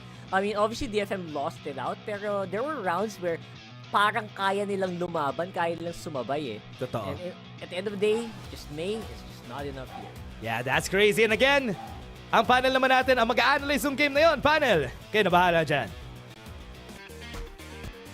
Maraming salamat to Dash and Rockhart, and they look very, very happy. But ayun na nga, those teams looked very, very evenly matched in the beginning. Pero once again, Zeta has come out on top. And guys, did you really expect the outcome of this map? Kasi DFM was coming kind of close. Yes? Yeah, yes. I mean, to be fair, okay, they made it a bit more competitive kumpara dun sa na-expect naman natin. But in the end, Zeta were able to pull away, and I think what's important here is that we finally have Haven again. You know, we saw it yesterday, kalaban nga ng PRX at DRX, but I've just missed Haven so much, so I'm glad that we saw it here today, especially between these two teams. And there were some moments there that you maybe could have seen some individual opportunities presented for DFM, like si May when he was able to take space dun sa VCT or even updraft towards Heaven. But it's about seizing those opportunities na hindi nagawa ng DFM. Yeah, I love it. I mean, the new changes as well. Yesterday, it's a bit of a recall, but we see ISO as well. Neon coming through. It's just a really, really good sight to see. But Zeta, I mean, some of the expectations already that we were talking about a while ago. 13-7, absolute phenomenal job for them. Yep, and I feel like in terms of first kills, I feel like definitely yung sinabi mo, BNB, May did such a good job of kind of just getting that yung initial pressure off of DFM. Kaso, in the end, I really feel like it was really good map control for Zeta. Nicely spaced out sila, whether attacking or defending man yan. And I think it really shows the chemistry that this roster has together. Pero in that regard, how is DFM in comparison? I think the bigger problem for DFM during yung mapa na to is specifically their post plants, because they would get the plant almost every single round in the second half sa attacking side nila. It became a bigger problem for them to hold on to those post plants, and that's very problematic. Knowing that Haven was for a long time dito sa may A side, one of the hardest sides to retake, and yet they still can't hold on to yung post plant nila, hindi pa rin nila may panalo. Ang laking problema nun, especially on the fact that they're on the attacking side, yung favored side dito sa Haven. Pagdating sa second half, they could have closed it out dun sa mas pabor na side, but yeah, DFM, it's been too much of an individualistic effort kumpara dun sa Zeta, na pag tinignan mo yung scoreboard ng Zeta halos spread out yung mga frags kumpara dito sa DFM na talagang if it's not coming from May, you don't really see it much.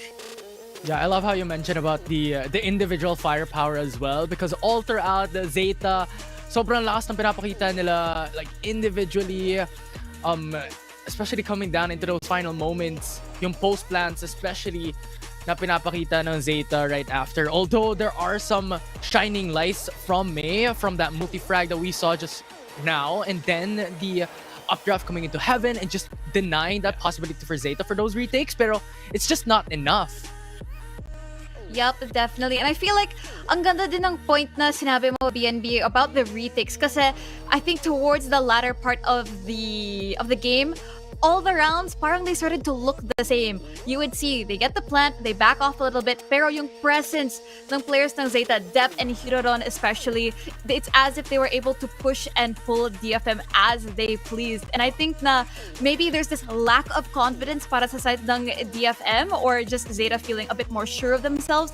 But I feel like maybe it could be yung pressure from today, especially being the same team from your region, all extra pressure for the players of DFM. I really feel like maybe could it be a lack of confidence? Aba, syempre maganda yung point ko kasi sa akin galing kaya hindi kayo mapunta doon. Pero I do think may problema nga din dito talaga yung DFM in the case of them just not having that cohesion. It's hard to win this fight out. To be fair, yung 7-13 scoreline, it was actually a closer game kumpara dun sa final scoreline kung anong pinapakita niya. So there are opportunities here. As I said, it's about seizing them that becomes a problem. They've found some moments and I'm hoping na they can continue to do so here on Sunset for DFM para naman makabawi. But Zeta have been a pretty good team, I think, here, or a pretty 50-50 team rather here on Sunset, and this gives an opportunity actually for DFM na makabawi dito.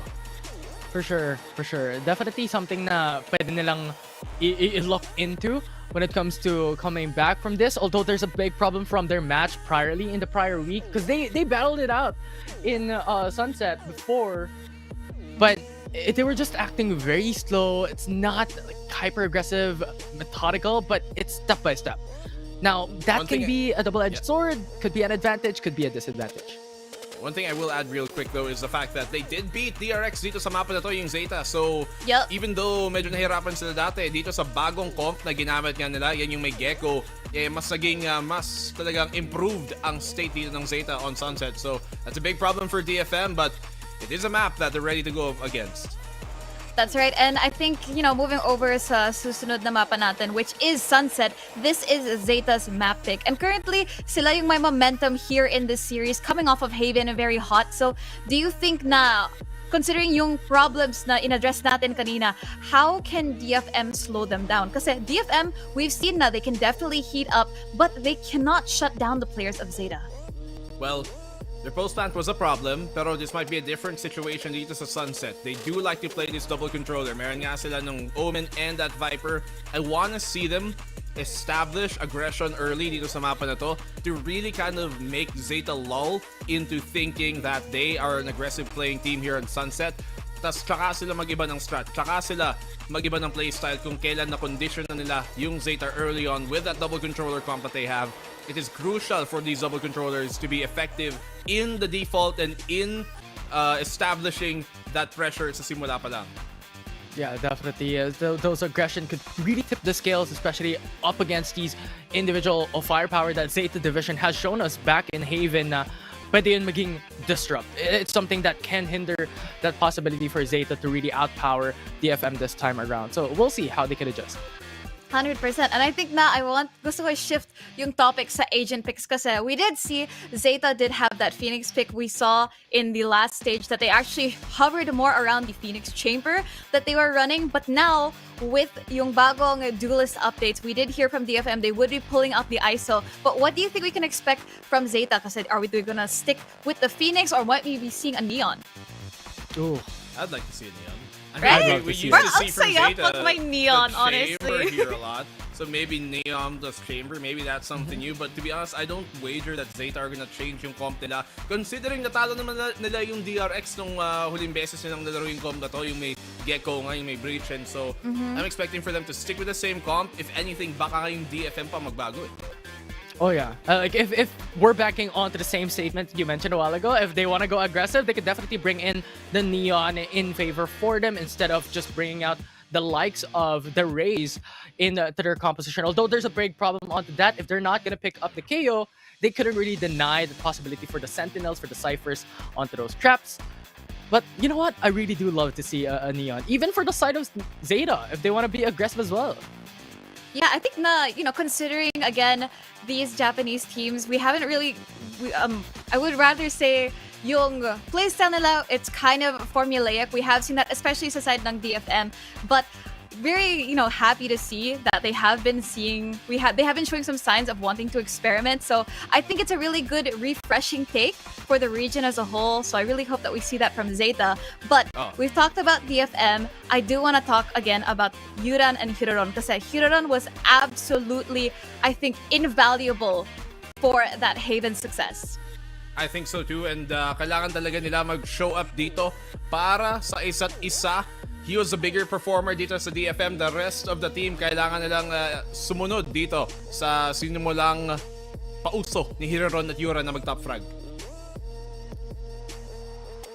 That's right. And I think we do have the Gecko coming out for DFM for both sides. I'm a little bit sad na wala tayong Neon this time, but I think they're both playing it very, very safe. But again, we're gonna have to see how they play it out. Actually, mirror matchup siya. We don't have the Sovas, interestingly, but it looks like oras na para sa two teams natin to head on over to Sunset. So ipasa na natin sa ating mga casters, Dash and Rockhart.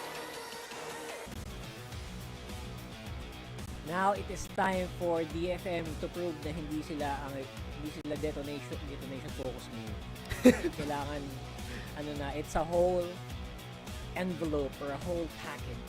Yeah. They have to prove that here, right now. Wag man lang mo 2-0 ng Zeta. Diba? Yeah. Kasi statement yun eh. Welcome back, ladies and gents. Ako si Rockhart and ito si Dash.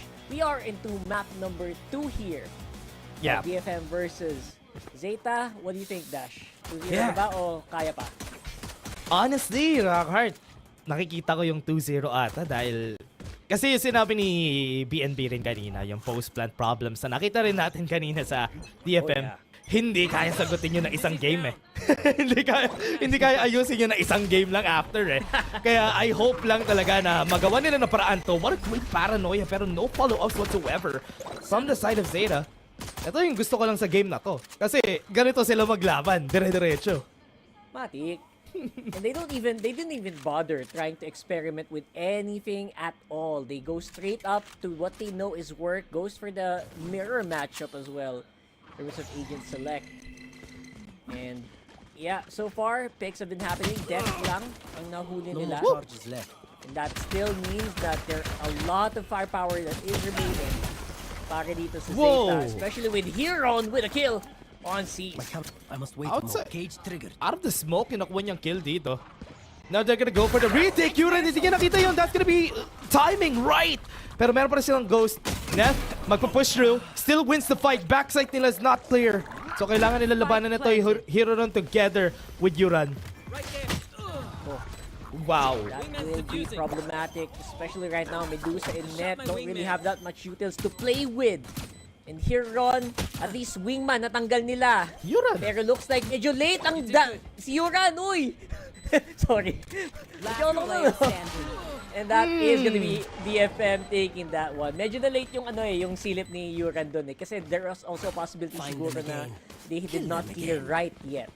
Yeah. So, at least, diba? Hindi pa rin nagpapakita kanina dun yung Cypher on the side of DFM. Yeah, they were very wary. And ito siguro yung pwede natin sabihin parang sakit ng Zeta from a while ago pa. DFM has always had this person na parang nagpa-flank for the team. And they haven't been checking a lot. Especially pag nasa site na sila, they always assume na nandun lahat yung members ng DFM. And that could be a problem moving forward here for Zeta. They lost all the pistol rounds na nakita natin from the series. Okay. That's true. And yeah, that's not a great reputation to have, no? Like, alright, you're gonna lose out a long dog pistol round. Gonna be That's losing not again. That you want to embed in the minds of the viewers, in the mind of your opponents, diba? So DFM, you know what? At least 1-0 now. So far, they will have some room to play with here. I hope lang na ma-fix nila tong, especially on the defense. Look at what DFM is doing. This lack of defense, or rather information on the side of Zeta, ang nagiging rason ko bakit ganito sila maglaro. Yung laro ng Zeta, pull on one side, DFM will outsmart them, and babalik na lang sila sa post plan. You know, look at this. Everybody's gonna be rotating now. They're gonna be going, and they are just gonna be dying. It's a good thing they had that Dizzy to save the life of Hiroron. And another rotation's gonna come out. Actually, ang ganda nun. Sobrang sabay nung Dizzy nila dun eh. Yes. It will be a very tricky rotate here. Sabi ng DFM, tara, let's all go on a fun run all the way in mid. Uy, Pero Laz. sasalubungin sila ni Yuran. May aftershock na ready and flashpoint as well. Crossfire with Laz. That cage is huge. Oh no! What a crossfire! That's gonna be big!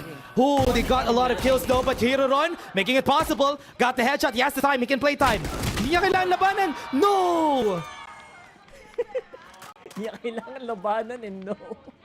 Parang, yun na talaga eh. That's the easy way. That's the best way to summarize that whole engagement sa totoo lang. For both sides, in fairness. Right? They didn't really need to fight immediately, pero you know what?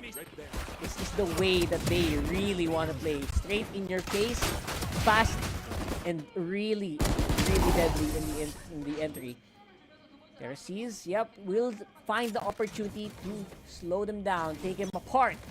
And now it's 2-0 DFM. Yep, honestly, nice snipe pa rin from the side of Zeta. They defeated, or they killed a lot of people. Circle Zero, di niya na-expect na nandito agad si May. Just backed away. Turned his back, died. Yung spike mapupunta sa kanila. What? Zeta, free spike ang dineliver sa kanya dito ng DFM. That's gonna be a fault line. Peaked at the right time. That was a fault line save from them. And they might be able to get the kill. Neural Tap is gonna be there. He's gonna be killed. But it's still a 2v3. DFM still has advantage. Advantage here. And Yuran! My goodness, he is cleaning up so well. Medusa all alone. Medyo malalim pa yung spike. 2 cyber cages. Will it be enough, Dash, to get that spike and get that plant? I don't think so. A lot of openings. Oh, Medusa was able to get 1 kill. Now he knows where the other is. This could be good if he wins this. May neural tap na nga siya. Makikita niya pa rin kung nasan si Hiroron. Tinamaan siya sa gilid. Pero 1 headshot could be the end of it. Wingman, pinayagan mag-clap! But the clap on the head! What was that? Medusa wins the round. Man, nagigising na sila Medusa, boy! And it's always gonna be left up to one person. And the clutch factor was very unlikely doon. Pero you know what? Medusa finally exceeding expectations. Oh, honestly, weird way to start it off. I was really surprised about the opener dito ng DFM. May just going in, goes to market, sees not fighting back, or rather, they're not fighting back on the side of Zeta. Hinayaan lang nila makapasok dito sa market. Itong si May. You know what? You shouldn't do that. You shouldn't let May just get into the side because most of the time, he's just gonna go crazy there. Out. Oh, you're absolutely right. He's going crazy. Would have fought 3-0 for DFM right now. Not to mention, they do have some advantages. And they are gonna force Zeta. Another eco here. Beautifully done here for C's. Again, maximizing that Vandal advantage. Medusa. Just another one. He's able to extract. So, pwede na din siyang mag-ikot dito. They can make another rotate on the A. Pero nata-traffic yata sila dito sa ngayon. Tama ka dyan. Maulan ata kaya traffic sila eh. Hindi mo sila nakapasok sa site. DFM. Umatras bigla. Oo nga eh. And they're still here. May mosh pit tayo naka-ready. Na-try na i-take out lahat ng utilities. Pero Zeta, rotating without any sound cues to A site. 30 seconds left. Alright. So, man, literal nandaan yung ano doon. Naprangka sila doon. Napa-mind games yung Zeta doon. What the heck, bro? What's happening to DFM right now? Oh no. They're doing so well. Yeah, DFM has been doing so well. Medusa's on tiles.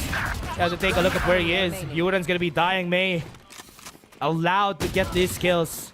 But it's still an equal round for Zeta. But ang daming rounds na ipanalo dito ng DFM. Man, that's actually really interesting and really unnerving to see that DFM's playing this well. So I wonder what is happening to Zeta sa ngayon na they seem to be getting caught here. Most of the time rotating. And Yeah. May is just having a field day, bro. That's a timeout that they need, honestly. Very much a needed timeout for the squad kasi they've been having a lot of problems kanina dito, Rockard, for Zeta. The decisions were questionable. Walang nag-anchor sa site. They're just giving the site off. Once they hear a sound cue, they go for not even a sound cue. They have no information on that rotation right there up in A. And maybe it's because of the confidence from the past game kaya they've been playing this way. So ngayon, it's definitely back to the drawing board here para sa Zeta. I mean, they didn't really run anything new here. I wonder what's up? I mean, what is this? Parang medyo nag-lax ba yung kamay nila from the previous game? I don't think that should happen here. But you know what? Whatever is the case, DFM are very happy to oblige. And they are really, really pushing the tempo hard. Dep gonna have to go on light shields and an op this time around on that raise. Oh wow. This is just... Let's see what they're gonna do here. DFM gonna be rushing inside Satchel. Gonna go in with a showstopper. Wasn't able to get the double. Dash is gonna be there. What was that? What? That was fun. And that's gonna be a mosh pit right there. And then Zeta got one kill. Dep gonna peek again. Gets one. Pero meron pa ring trade. May was cancelled kanina. Pero pupush pa ba sila dito sa elbow? Oh, ito na. Dahan-dahan nang bumabalik. Nakapag-realize sila after that fun one. Trash is gonna be ready again. And May, medyo duguan na siya. So baka medyo mabagal ngayon ang pass dito ng DFM dahil doon. Doon, gahanap na naman ng target. Confirms at least one agent dito sa likod. Alam nila. There's C's, malapit Alam nila. din. Flash, paranoia, perfect timing. C's was able to cancel back. That fault line as an answer was the reason why DFM was able to get this. Meron pa sila. Lumayo na siya. Alam ba nilang nag-anchor pa sa site itong si Sugar Zero? Hindi pa siya nagpipeak. Doesn't see it yet. Giving no information. Goes in for the collat. And si C's na lang. Yung natitira dito sa elbow. Could go from the shadows, go to B. He might go for a surprise here. And with that rotation, napaprangka itong Zeta. Kailangan nila maging careful about this. He's moving about. Saan siya pupunta? May information na ba? Hindi nagmamadali yung Zeta kasi they know they have a camera there and they have to go forward right now. And ito, makikita niya na, naririnig niya na itong si C's. Nakita niya! And kailangan niya i-plan! Nako po, time is of the essence here. He will be able to get the spike down. Pero yes, 100% ngayon ang panggagalingan ng ating mga tropa sa Zeta. Nice try. And they're gonna be able to take him out. Nice try as well. That's actually correct. Nice try pa rin yun para ICs. Honestly, such a nice try from DFM. Ang ganda ng execution nila and also the answer back from that flashpoint on elbow. And even with the paranoia, they were still able to get the kills here. And daming kills dito. And that's why very important sana yung round na yun for DFM. But remember, marami pa rin naman silang credits so it won't be a problem. Grabe yung bangko nila dito eh. What we'll have to double check is if they were able to hold on to the op. I don't think so, right? Super layo ng op at that point. Or yes, Sugar Zero definitely siya yung nag-save ng round na yun para sa Zeta. Could have been crazier. Round. I was scared for Zeta that round. That was one of their gun rounds. Pero ito, operator pa na sila on the hands of Dep. And we're waiting where the next hit is gonna be for DFM. There's a big chance that it's gonna be on Tiles to mid-top. Walking it up. Tiles is gonna be the fall back here, pero the smokes. Gonna make sure na wala masyadong manggugulo. Great camera position as well para dito. Just to hold and control that mid. It requires her up on A. What? And Dep na naman makakuha ng unang kill ng round. Whew. Really surprising about that. Good thing no movements pa rin after that. They know, at least they learned na they don't need to rotate just yet. They don't have any information everywhere. Kanina pa naman ginagawa ni Medusa yung game 1 pa. They're waiting for the push right here. Gugulatin na naman sila ng DFM. DFM, will there be a gulat factor considering meron ng tripwire dito? Pwede mong talunan maybe, pero pag tinalunan mo yan, may mahuhuli ka na talaga malala.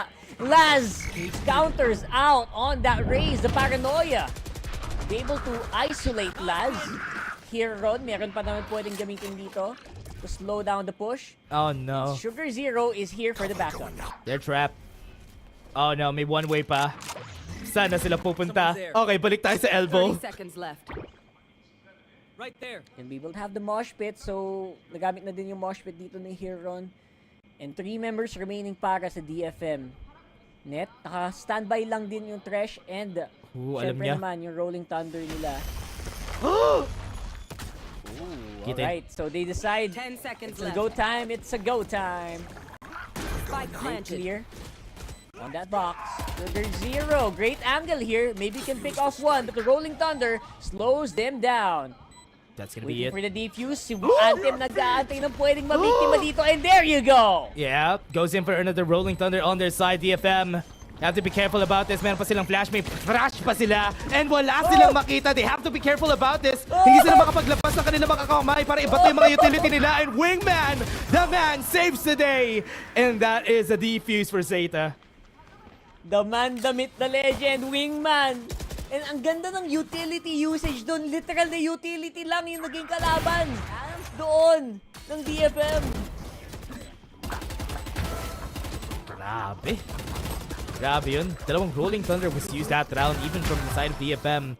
Pero hindi sila makapag-ult eh. They already used the Rolling Thunder. Nag-hesitate sila gamitin yung Thrash kasi they were so close to that smoke. Hindi nila alam kung may tao ba dun.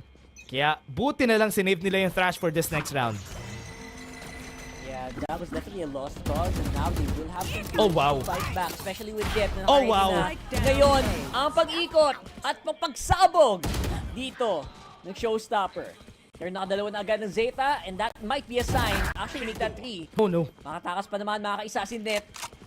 Pero ang ikot nila ngayon, confirm. I have to be careful about this, especially ang push na to. Pwede silang matrip up nito. They know that one is there but they don't know that Medusa is also on the other side. They don't really have a lot of guns going for them even for Medusa. Pwede pa sila mag-half buy for the next round. But they can take the risk of getting this spike. Smoke's gonna be there. TFM. Slowly. No information. Clear lang nila yung tiles. Punta na sila dito. May kita sila ni Hero Ron. Sobrang good job dito. There you go. Nasungkit na naman. Get that long stick. Gamitin mo yung bundle mo pang sungkit. Pwede naman yun eh. Sinusungkit talaga nila yung spike eh para makakuha sila. Pero look at this position from Zeta. They are already going for that A. Rinig nila yun. Maririnig nila na basag yung door right up on market. And because they don't have a lot of information, they are scrambling around the map as what we're seeing from Zeta. This is a save for DFM. Yeah, 100% save. And actually, you know what? Medyo na-surprise ako na grabe na pala yung economic damage na nagawa ng Zeta. Napa-force yung DFM mag-save dito sa round na to. I was expecting that maybe they had like at least two rounds worth of guns pa. So that goes to show the amount of damage that Zeta's already inflicted in those last 2. I mean, even if DFM does win, like isa-isa lang yung naiiwan sa kanila no? Yep. And yun na nga rin eh. 3 consecutive rounds na rin yun eh. Panalo dito ng Zeta Division.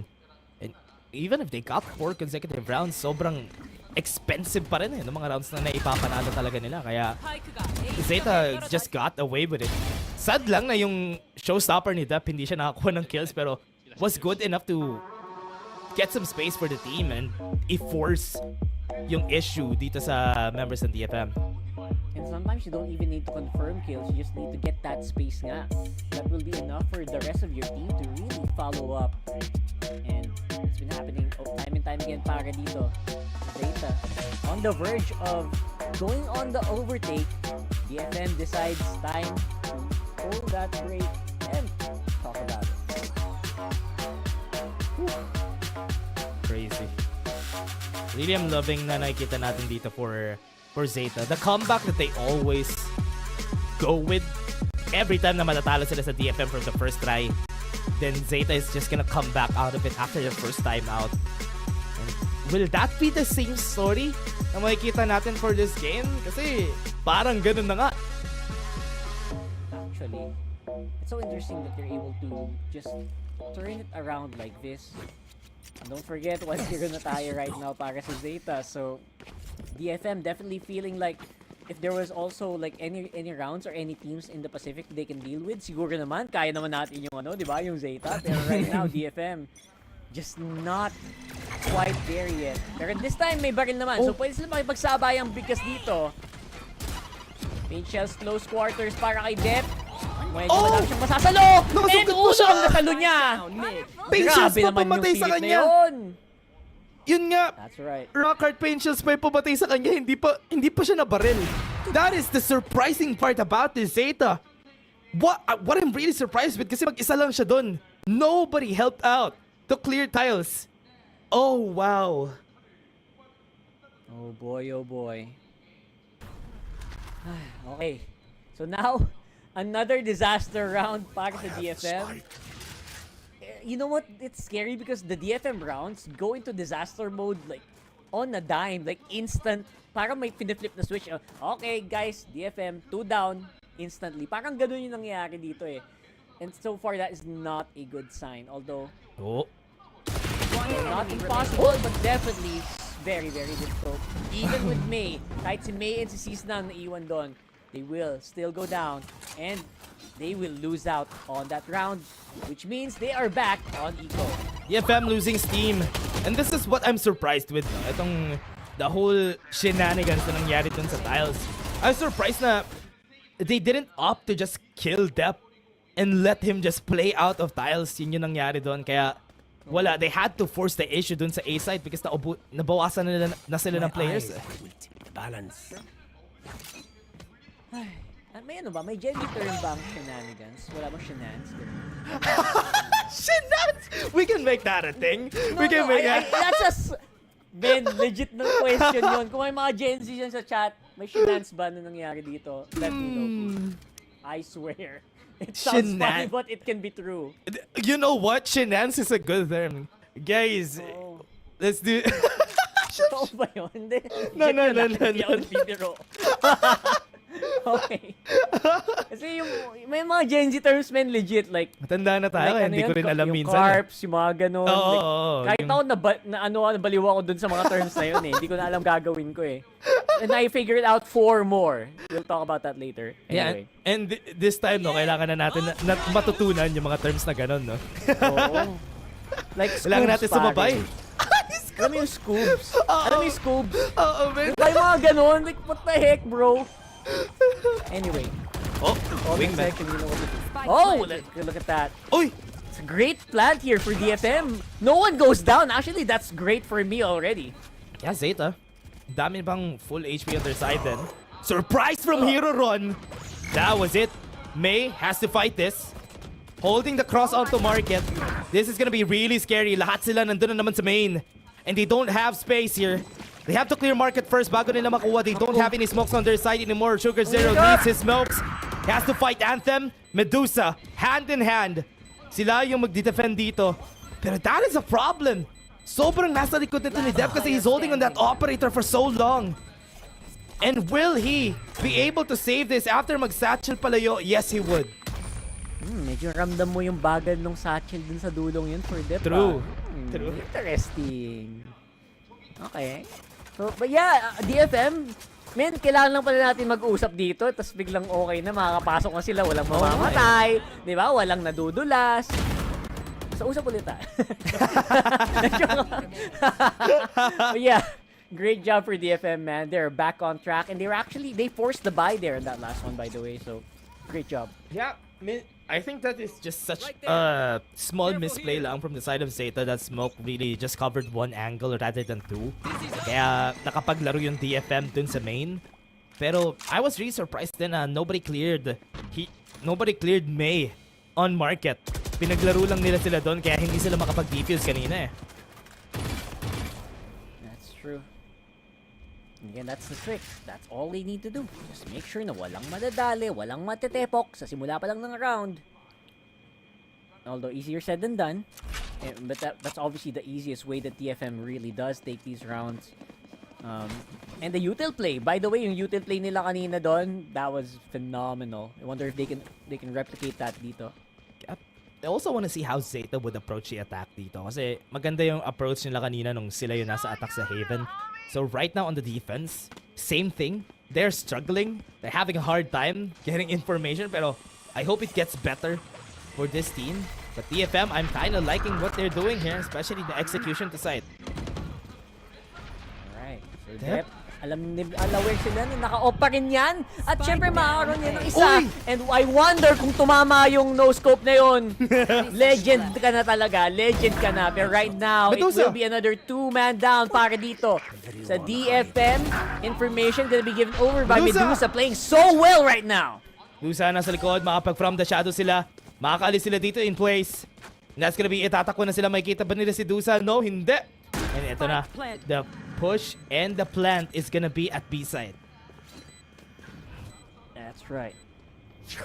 Now 2v3. It's gonna be a very difficult defuse. Medyo malayo si Yuran pero one enemy remaining. Nice shot. Wow. Kill sees. Oh my goodness. They found the opportunity and they capitalized. Got 2 kills, DFM. Mga executions na ganun. Especially if you're... From what we're seeing here from the positioning na ginagawa dito ng operator nila for tap, I'm really surprised na yung angle na kinukuha niya dun sa angle na there's no more escape after getting the first kill. Kaya it was an expensive round basically for Zeta. Yeah, 100%. Super duper expensive. And finally, ma-force yata sila to play it a little bit slower. Light shields on 2 members here para sa Zeta. Oh. Okay, tanggal yung tripwire. At yan na, si Yuran ang magiging unang obstacle dito. Sa DFM, great slowdown para dito sa breach. Great timing. Slow na agad sila. That full time was perfect. Enough yun para paalisin yung DFM din sa pwesto nila. Drop the paint shells rin kanina, so it's gonna be good. They're looking for, look at the pings here. They're looking for a push right here on market or maybe even a top mid sa positioning nila. Zeta nagsascramble yung Zeta, kita mo yan? Ikot-ikot sila. Kanina pa sila nag-iikot-ikot. Mapa-overthink ka lala. Great play for DFM denying all of that info para naman mabigyan ng malupit na challenge itong Zeta dito. And now, Medusa though, gonna get left out. That will make the post plant a lot easier para sa Zeta. But the problem is, wala pa rin information binigay masyado dito. And because of that though, will be a go signal para dito kay Dep. Pull out the showstopper. Naghahanap ng unang biktima. Pumapasok na, Wingman with the plant. Denied by Dep. Yun ang biktima! Si Wingman yung naging biktima niya. Hindi sila nakapag-plant. They have to scramble for that spike. Nandun siya sa smoke. Kukunin nila. Hindi sila makapag-plant. May needs to clear everyone. And that's it! Ginawa niya. Nakakuha siya ng maraming kill. DFM is doing it. They are gonna go for it. They got one more. And it is gonna be a 1v3. May made it for the team. And with the showstopper, kailangan niya pumake. And makikita na siya dito. That's gonna be one more round for DFM. I love that committal for DFM. Showstopper mo na. Okay na yan. Mag-isa, no problem. Ayoko. No, I will not risk it. Tatlo tayo. Pwede pa tayo ma-wipe. And they go and secure that round. DFM making the right moves once again. And that was such a great kill. Ito, yung kill ni May dito was the reason why nahirapan na after itong DFM from getting it. And also that smoke right up on elbow. Wala silang magawa dun. Very well played there for DFM. Again, just maximizing the util play, bro. Is giving him so many advantages. I like what I'm seeing here. Nice DFM. I think yung problem natin kanina, yung post-plant problems happening for DFM kanina. I mean, technically hindi nila na-solve yun. Pero how they solve it is ubusin na lang natin sila para hindi natin kailangan mag-post-plant. Yeah. Why not? Actually, that's a great solution to a very, very tricky problem, no? Ubusin na natin para... If no one can click a mouse, sino mag-click ng mouse? Exactly. Hindi nila kailangan mag-set up for that defense. Look at Zeta. Look at what they heard already. May thrash nila dito. Alam nila may ultimate itong si Anthem. That's why they're backing away from the site. Trying to clear it. They got the thrash and they got the space from May. Kailangan mo nila kunin yung first obstacle. Kailangan nila patayin si May dito. Pero for now, they are scrambling. They're not fighting. The boom bot is there. May dizzy pa rin pero may flash. Paint just is gonna be used para i-push away itong si May. I love the util dump coming in from DFM as well, but that's a problem. They already dumped all of their utilities. Literal Shrouded Step and Thrash na lang ang pwede lang gamitin dito, bro. Wala na silang kahit na isang utility dito. Thrash is gonna be there. Not gonna be seeing anything. Taking a lot of time. Right now, they should go in. They should go in. Right now, they're losing a lot of time. Medusa can't see anything. Zeta would be starting with one, and they have smoke here. Apat ang makita dito ni Sugar Zero! Nakuha niya isa! And there you go! The disaster happens para sa DFM! Wingman, diffusing. Okay, that's good. That's good. As you said, disaster ngayon nangyari dito. And that's the same thing. We are in the post plant again. Lahat sila nasa A main. Naiwan si Medusa sa mag-isa. Yun na naman yung nangyari dito, Rockhart. This is becoming such a huge pain here for DFM. Like I feel like there's a literal switch out there that if you press it, boom, DFM members are gonna die for some reason. And you know what? You gotta commend them on that committal to make sure na walang mamamatay on that plant. Pero nasobrahan. Yun naman yung time na nasobrahan naman kayo sa commit na literal na wala na kayong pang-depensa doon sa spike afterwards. Yeah, and remember, that was still a 5-man. Ang dami pa nila nun eh. Si Medusa lang talaga yung namatay. That was still 4 people. I was surprised that nobody was looking at flank. And man, oh man. They came a disaster, but it's 7-5. Still a hard score to chase for Zeta Division. And looking at the live winning rate, mas mataas pa rin yung win rate dito ng DFM sa mapang to. Yeah, for sure. So we'll have to wait and see. You want DFM though? You want DFM to really make a difference? They have to make it here in this next half. Pero this is as good as it can get, I think, para sa DFM, considering yung difference in terms of like the way that they handle these skirmishes, yung mga duel na to. I feel like they're facing Zeta pretty 50-50. Like Black and Blue mentioned, I feel like this is at most a 50-50 for this. So right there. Yeah, I like what I'm seeing. Let's see how it works. Let's see how they do it for their side. Zeta, remember, talo sila sa mga pistols nila kanina pa. 3 out of 3 na pistol rounds natin. Talo sila. So now, here comes the fourth. Let's see if makukuha ba nila tong round na to. Paranoid is getting ready by Says para mag-pick sila dito against Euron. Pero they're not gonna commit. Maybe 4 times the charm, no? Mali mo naman. Hindi mo masabi. Pero yes, I think they're very aware of that, so they're not rushing anything. Patience is the name of the game. Para dito naman sa ating round 13.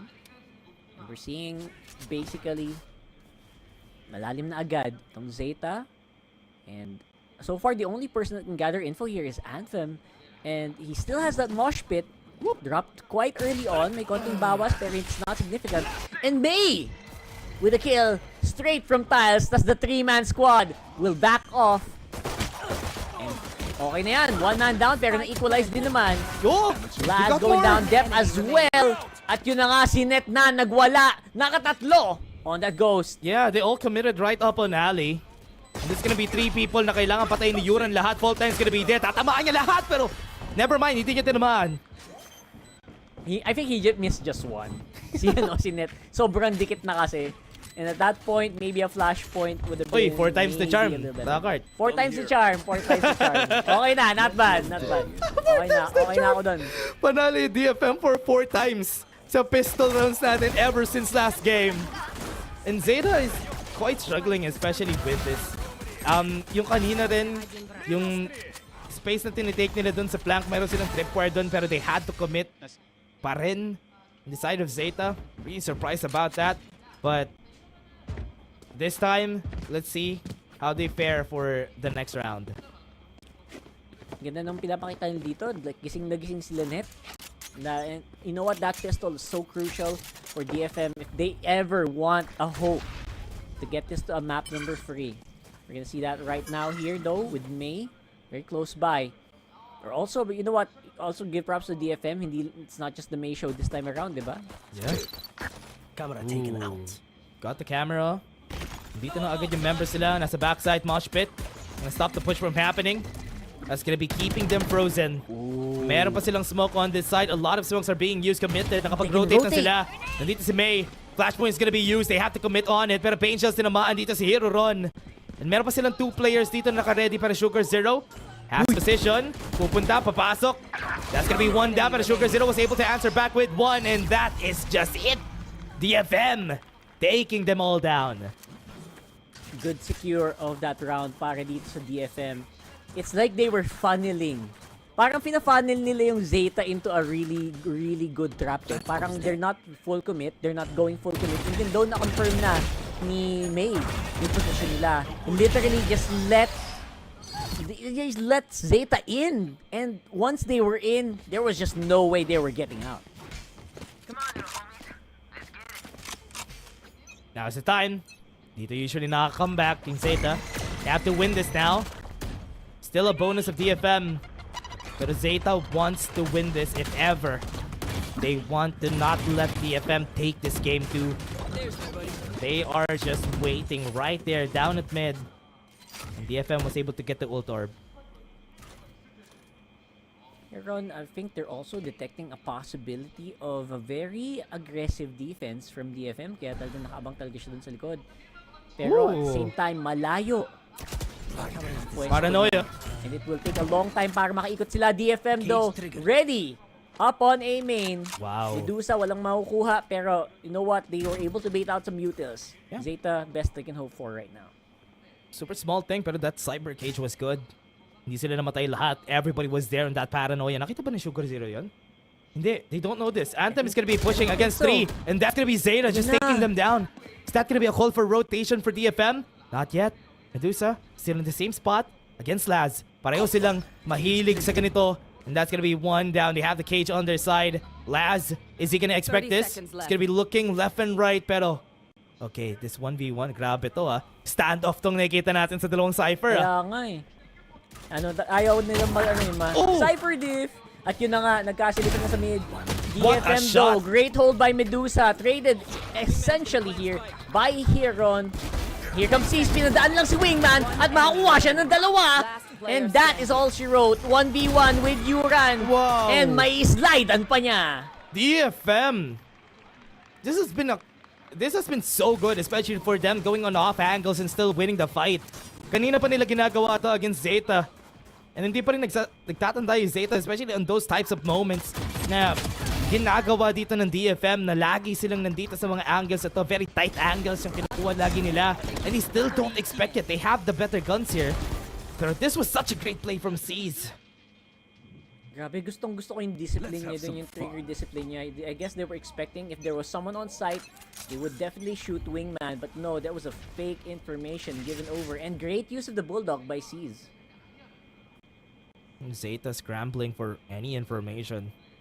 Nahirapan sila, especially on these types of moments. The FM has been so great at doing this. Oh no! Oh no! Oh no! That's so sad to see! Oh my! Oh my! That was... Woo! Crazy! Teka. Nagkaroon ng denial sa parehong showstopper dito. Si Sis sumilip, 3 ang nakasalubong. Great anime battle yun. Nakita natin. Grabe yun, boy. Grabe yun. Eto na nga. Nakikita na natin dito. Meron pang flashpoint na. Eto na naman tayo. Makikita natin tong Zeta. Try na i-pick na naman. Pero they aren't ready again for what DFM has been putting on their table. 2v2. Nakapag-rotate na sila. May thrash sila. Anthem is gonna be running out towards this thrash. Oh no, that was scary. That was scary. And they're not gonna be moving forward. This is gonna be here. Laz is gonna be moving forward. He's reloading back up. Pero mananalo pa rin din siya dito sa fight na to. Laz goes in for the 1v1 pero DFM still wins. It's really... I really like watching DFM right now. I feel like they have this flow, no? This really fast flow. Kumbaga sa music, parang may BPM eh. May beats per minute kasi nasayaw lang yung mga to eh. As you can see, dito lang sila feel ko pinaka-nadulas. Kasi yung speed ng showstopper and yung satchel talagang nakaka-disrupt na hindi talaga tulad ng dati. Sometimes yung muscle memory mo sometimes will serve you wrong. Yung mga scenario na yun. That is really true.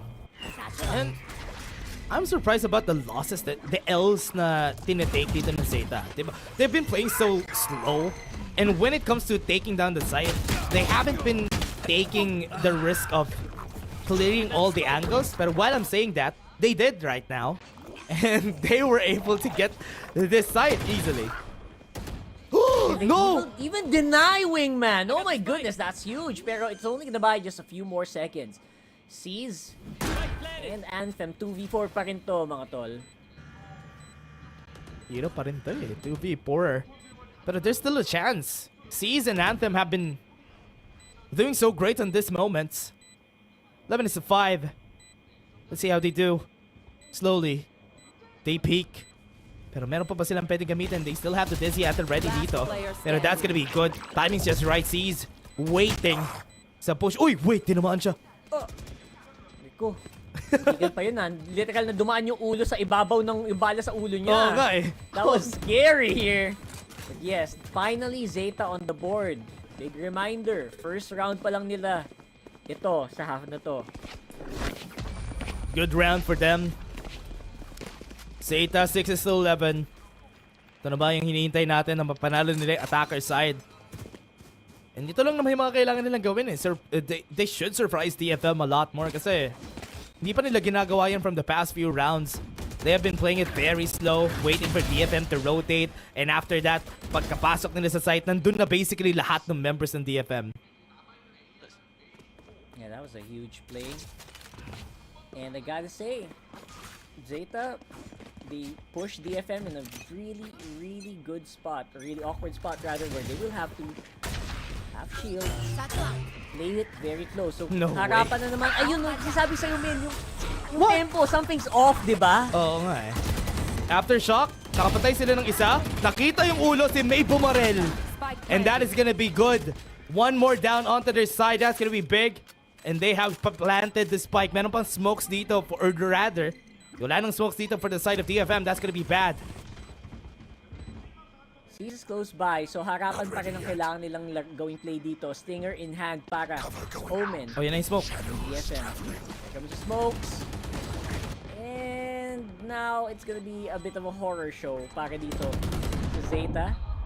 As there are gonna be a lot of smokes here and the paranoia that they have to deal with. DFM, they're trying to defuse. Their Sugar Zero able to get so many on the smoke. Don't need to peek. Depth could actually run away from this, and that's already gonna be good here for the side of Zeta. Very fast, but sinasabi mo nga kanina, the tempo is not working on the side of Zeta. Nahihirapan sila makapasok even on that side, and the satchel charges, even if it failed, it's a good thing that they were still able to get the site, no? Yeah, 100%. Sugar Zero once more coming in clutch para dito sa Zeta. Whenever Zeta needs him in the very, very crucial moments, talagang nagpipick up the slack. Itong si Sugar Zero. I like how they're playing so fast now on the side of Zeta. They shouldn't overthink everything. And that's what they should do here for this round. Just have to clear the corners. Don't overthink it. Go to the site you want to go to. Look at this up-down setup na meron itong sila May. It is great, pero at the same time, great. Oh no! Oh my goodness, they're gonna get slowed down by the Aftershock though. And Zeta, this might be a bit more of a difficult entry than we thought they would. They already used the Golden Thunder. And DFM gets 2. Sugar Zero, nakuli naman ng isa pero medyo mahihirapan na sila for sure na pumasok dito sa site na to. 3 people on site. Wingman still there. Di pa sila, or rather 3v3. Hindi pa sila nakakapag-plant ng spike. Wingman was running around. And si Sugar Zero, kailangan nila maging careful. Kaya pinunta nila si Mendoza dun sa likod. They have the thrash really close. Wingman still gonna be there. Pero itong anchor dito sa double box hindi pa rin tapos. They're gonna be peeking. They're gonna be trying. Chipping down at the defense. Nest. They have 2. It's a 2v2. Hindi pa tapos. Sugar Zero's gonna fall down. And that's match point for DFM. DFM nilalaban pa to, heading into match point. It was a very tricky defense sa totoo lang, and they could have been really unlucky with the timing. Pero at the very end of it, DFM came out on top. And again, it's because of the discipline as well of Net here, holding it steady, maximizing the utility of that breach, and getting in a great position to really shoot him out. At talagang mapapasigaw ka na lang talaga pag nagawa mo yun. Yeah, very scrappy execution, Zeta, from on their map here on the side of Zeta. Being having such a hard time getting into sight, even going for post plans, they're taking such a long time. Pero it's more on the fact that the DFM, ang ganda ng pag-use nila ng utility dito. Sinabi mo nga kanina yung aftershock. Dahil lang sa isang aftershock, nobody moved forward. They have been very sensitive dito sa mga utilities ng DFM, kaya Zeta can't press forward lagi dun sa site. It has been super duper tricky for Zeta to actually deal with these utils. And especially in the very tight corridors of A, syempre sa mga elbow, sa likod, and even B main. Kaya parang lesser evil na lang talaga sa kanilang aiming. Because right now for B, I would say na Medusa's actually doing a great job in holding it as well. Kailangan talaga nila itong ayusin to for the side of Zeta. But DFM match point, close to winning the game. We're waiting for them to get this to a game 3. And Zeta starts off with the thrash. No information will be taken. Move forward into sight. And that's gonna be ult orb. You want more? And para naman dito sa DFM, dapat hindi sila masyadong mag-fall into the trap. Kanina pang nag-all in sa site yung Zeta. Like, they rarely go for that, you know, util bait, go to other rotate, and then plant Nice the other position. side. So DFM, at least now, madami ding info nakuha dito with the players. Oh, no way! What? May, what a flick! Gets 2 kills! And that's it! 3v4 na naman! Advantage ulit sa DFM. Oh my goodness. And also, can't be too tricky from the shadows is available from our omens. And look at that! Gamit, full utils pa rin siya. Oh man. Look at this angle again. You know what? I think Anthem would get the kills here. Once na mag-pick sila, tignan mo it's gonna be a kill for them. That's gonna be Anthem again. It happened again! Once more. And now it's a 2v3. Medyo magiging tricky to para sa Zeta because I think they confirmed the spike before he did go down.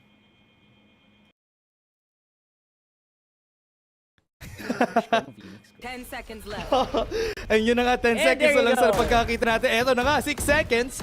Pasok na sila dito, Zeta. Paranoia agad Oy! sila. Sees, Tusa. wouldn't be able to see this. Nandito sa gilid si Sugar Zero naka-ready. Pero dalawa pa. Kailangan nilang i-peek. Tap dito si Laz. Gets the headshot. It's gonna be 1 versus 2. Kailangan niya muna i-clear yung isa, pero Zeta lives for another day.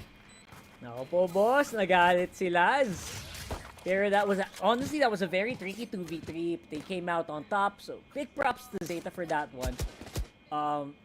But yeah, I think a lot of people were actually not maximized this time around para naman dito.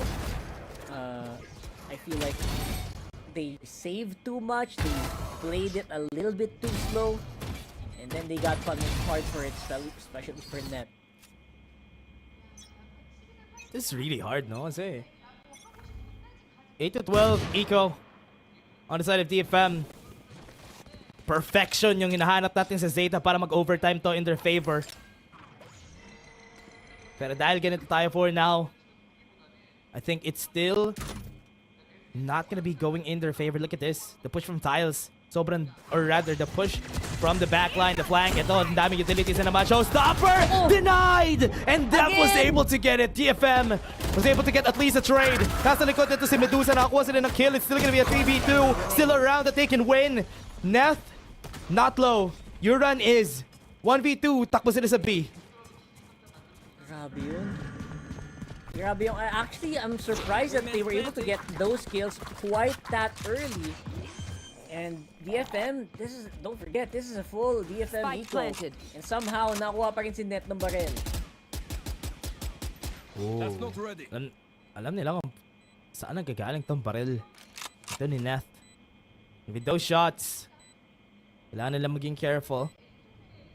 Kailangan i-commit ito ni Neth. He doesn't have a lot of time. Yuran goes in for the rotate. Leaves Hiroron alone. It's gonna be scary. Yeah, fault line lang yung magamit niya dito. 100%. No way for him to clear multiple angles. He's gonna be so on his own. But yes, Zeta lost so many members in that round. I'm a little surprised. Yeah, and another eco on the side of DFM. Kanina pa sila nasusurprise ng mga ganitong setup ng, especially yung mga ganitong setup nila. Good thing na lang kung hindi napatay yun, kung hindi napatay yung naka-showstopper na yun. Nako, tapos. That would have been a done deal na for their side. And they're slowing things down dito for Zeta. Pero ito may guns na uli yung DFM this round. That's true. They went for the full Right save there. just to make sure that they could close it out. Put the nail in the coffin para dito sa Zeta. But right now, they will only have the Rolling Thunder and from the shadows. Ayan na. Maka-cancel na naman ba to? Ako, mukhang nabitaw naman this time around pero no victims for depth here. Ooh. Just like that, nakapasok naman ang Zeta dito sa site natin. Wow, that's a risky dizzy take pero yup, they will take it. Oh, that's gonna be a flash. That's gonna be May getting the first kill. Kuha pa ba sila ng marami dito? Di pa sila nakakapag-plant. Hinihintay nila yung Rolling Thunder kanina pa. Na-pushback sila and that's gonna be one more kill on their side. Hiroron! Nag-back yung dalawa pero lumaban pa rin si Hiroron. It's a 2v4. DFM could finish this. This could be an easy finish para dito sa DFM. Pero right now, still cannot confirm their positions. Yun ang advantage naman dito ng Zeta right now. They didn't give away too much. Pero it's gonna be a full 4 stack here sa ating B site. DFM not giving away anything, not giving away any info so far. 30 seconds left. It's gonna be tricky, pero still not impossible para naman sa Zeta. Cut nila yung cross dito. Yeah, they go for the full retake. Yeah, wala silang information. They have to be careful about this cross. Yuran needs to be smart about where he places this. Oh no. Is this gonna be good? 10 He placed seconds it left. on a really hard to defend spot. Well, I guess the only trick for that is to make sure na walang makapasok doon sa box. Pero the moment someone does go in that box, that is going to be a disaster Dep? to defend for sure. Nakitep lahat. Yung panalo ni Dep tong laban na to is gonna be good. They're gonna be going for the site. So far away. Ready ba siya kay Medusa? Hindi! Hindi siya ready kay Medusa. Ito sa likod. Kailangan nila i-clear. Anchoring the site. Yuran not hitting his shots! May fault lane pa! There's gonna be a defuse DFM! He's gonna be taking this game, and that's gonna be it. That is a game 2 done. DFM takes the map. Sana pinainit nyo muna. Iset nyo muna ang mga rice cooker nyo sa warm dahil hindi pa tayo magdi-dinner. Tayo ay papasok pa sa ating game number 3. Didiretso pa tayo sa ating game 3, everyone.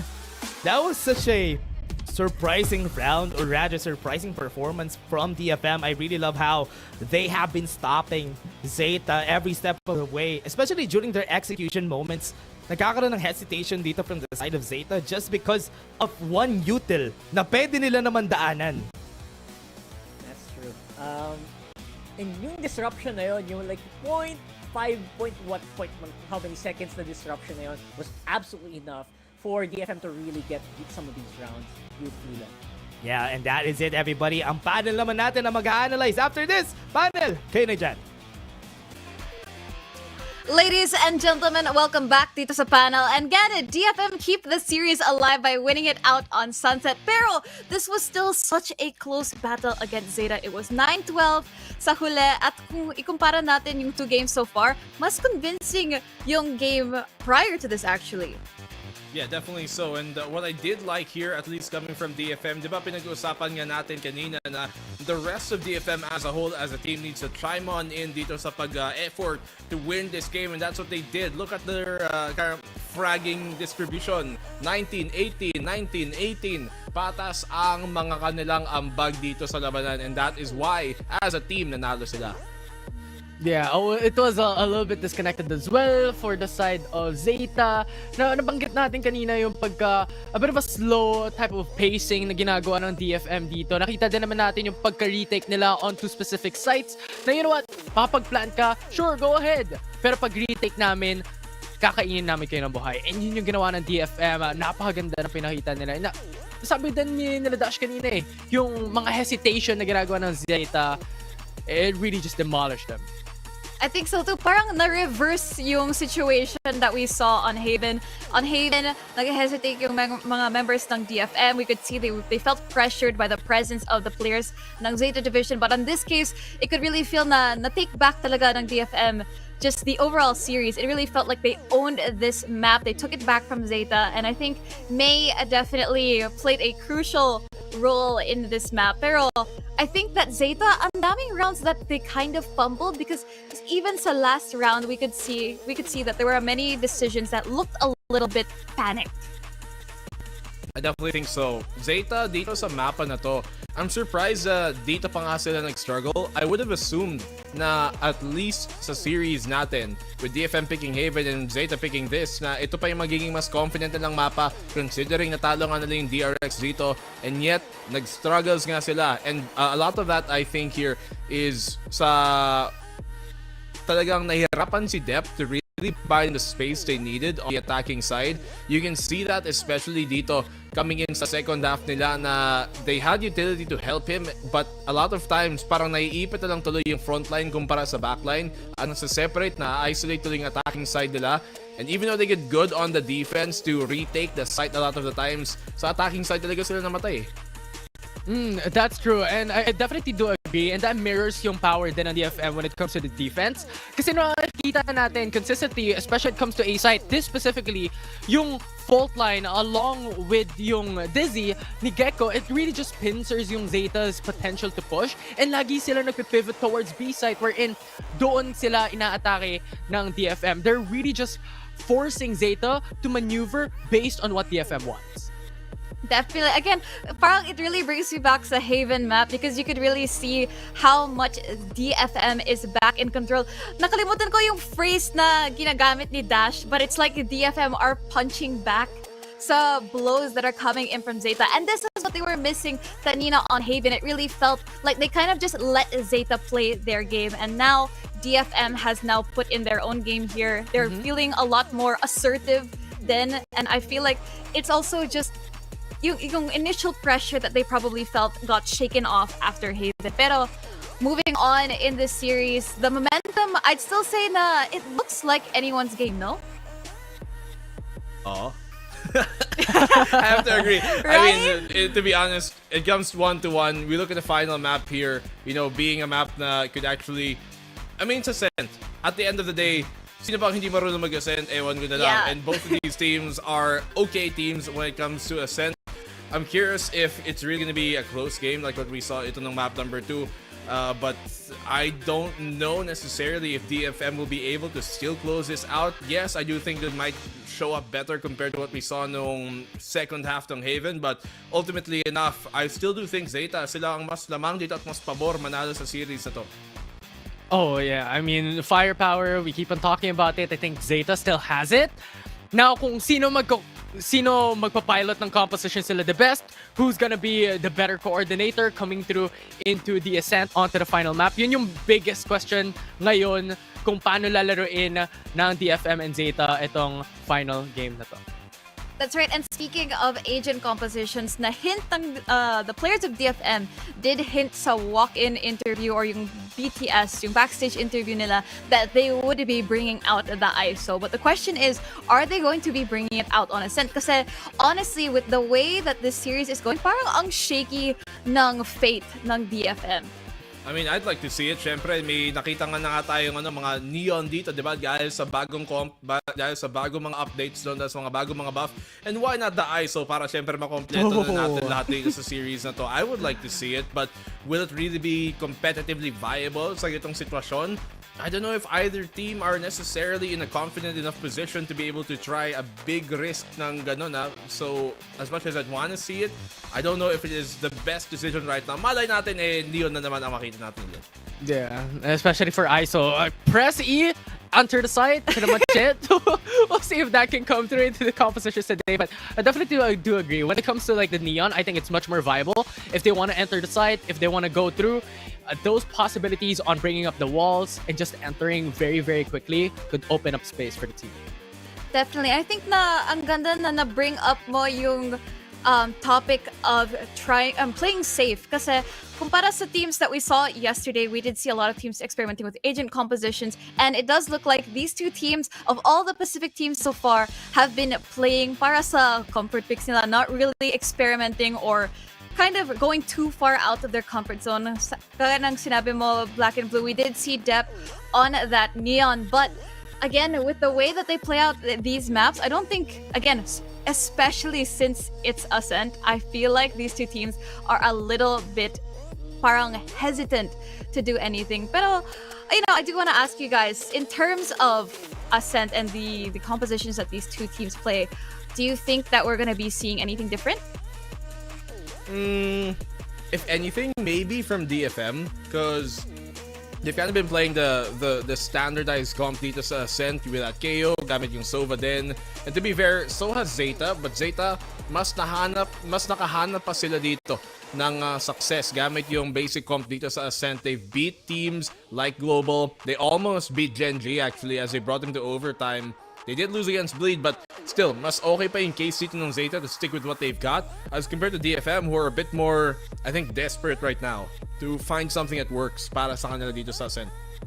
Yeah, and they're a bit loose, right, when it comes to these compositions. And I definitely do agree this is pretty much standardized. Like the KO, having that Killjoy as well, really help you a lot when it comes to retake and even holding down those sites. So definitely that is something that Zeta could bank on. This is already the comfortability of what they have been using in the past, so they could just run it back into today's matchups up against DFM. As for DFM, I'm not really sure what they're pivoting towards when it comes to these type of compositions, because as we are seeing right now, it's pretty much a very drastic difference from the comps they've used. Yep, and I think we're just about to find out our agent picks that we're going to be seeing right now, and it looks very, very standard Ascent composition. Yeah, nothing new. At the end of the day, same day at the office, usual day at the office for Ascent. But again, it's going to be a battle of who can play it better. But in just a moment, we're going to be seeing which team is going to be taking it home para sa region nila. So let's find out with our casters, Rockhart and Dash. Nandito na tayo ulit sa last game natin. Game 3, Rockhart! Eto na naman tayo. Makikita natin ang Ascent for this next game. Let's see how they would be able to perform dito sa pareho nating team sa Detonation, Focus Me, and Zeta Division. Nakapag-band-aid na pa sila sa kanilang mga mistakes kanina. Let's see. Or is it gonna be just another day in the office para dito sa teams na to? Sabi nga ng ating panel. It does feel like it, right? I have my expectations of this na they're probably just gonna play this default as possible. Which is something that sort of happened kanina dun sa mapa din natin. Wow, someone's flying. I think that's really was something that happened as well in Sunset. It was as default as it could be. They were just kind of depending on or kind of banking on like really good pop-offs, and I think that's exactly what we're gonna see here as well. Yeah. You're gonna be waiting for certain players dito for their side, so for now, it's gonna be kind of slow for Zeta. They are just gonna be going for mid. I hope they don't hesitate to just go into the side, flood into the side if ever they need to. Pero nakita naman natin si Laz. No utilities on this guy. Not dropping it on site. He doesn't need to. And that's gonna be 1 kill already. Nag-iisa na dito sa Botas itong si Anthem. Kailangan nila lahat i-peek. Hero Run falls down. Anthem still alive. Dep goes in. That is chaos on site. Right. Chaos on site, and they're trying to maximize here. 2v3 though is gonna be the play. 2v2. Malalim na si May.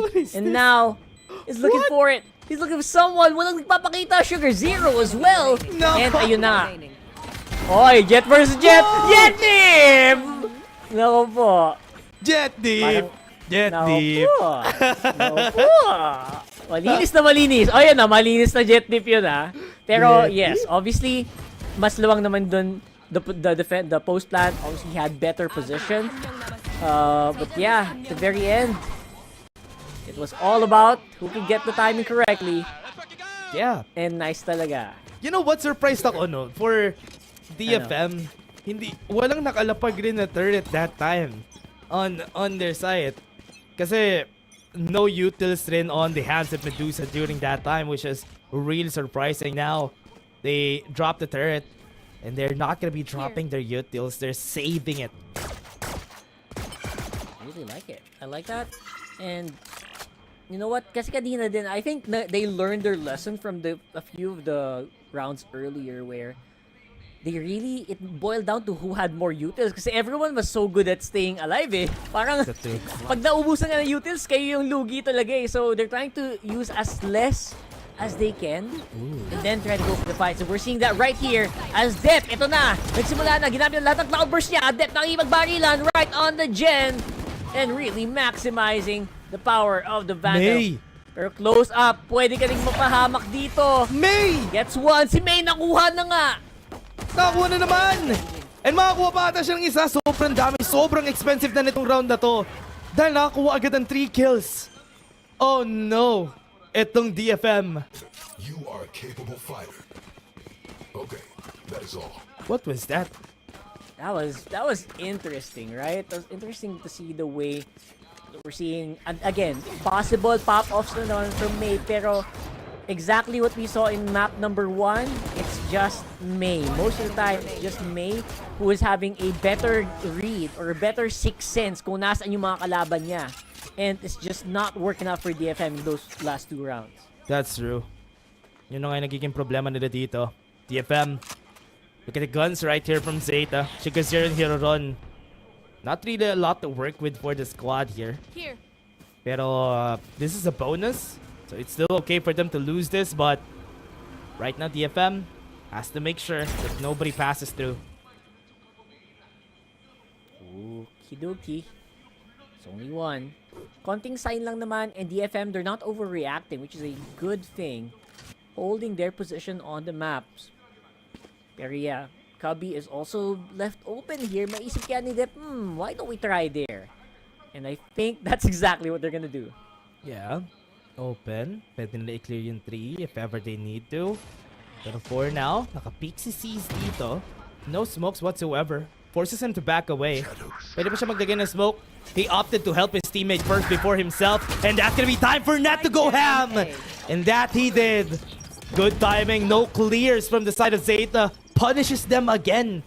Like what happened time and time again from the past few games. And Zeta goes in at the top. Spike. Nandun sa wine. But it's still a 2v2.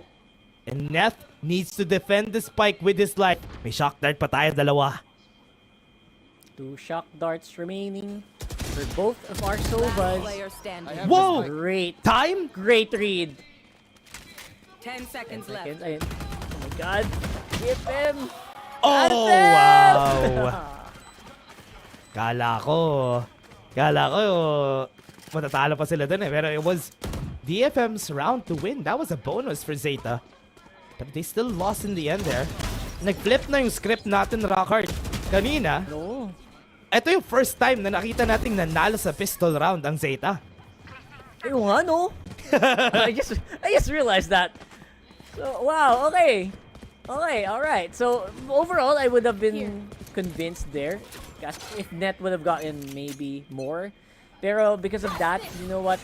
Actually, ang ganda nga simula ni Net dun eh. So, I was surprised na wala silang nakuhang additional for that. Or maybe it's just Zeta being like really decisive in taking that site. Yeah, ang ganda rin kasi ng flood take nila dun eh. Goes in for 3. Tinry nila i-clear yung top. And it was ending. May, again, starting off the round with another first kill for the team. Now, because of that, babagal na ngayon ng play ng Zeta. Although hindi pa nila binibitawan tong mid. Plus, he's gonna do something really, really dangerous here and go in all on his own. And hoping na may makatch siya na somebody na nag-rotate. But I think the only way to do that is to maybe force his teammates to make some noise. And I think he will. There you go. Makakahuli ng isang malupit dito sa mid. Pero nagkakaroon na ng silipan. Way. Naku po sila! They have to force the fight now. Kuha sila ng isa. Nakakuha na naman ng isa itong si May. No guns. No problem. Sabi ng DFM. And that is gonna be 2 kills on the board. Pero di pa rin enough. May starting it off again.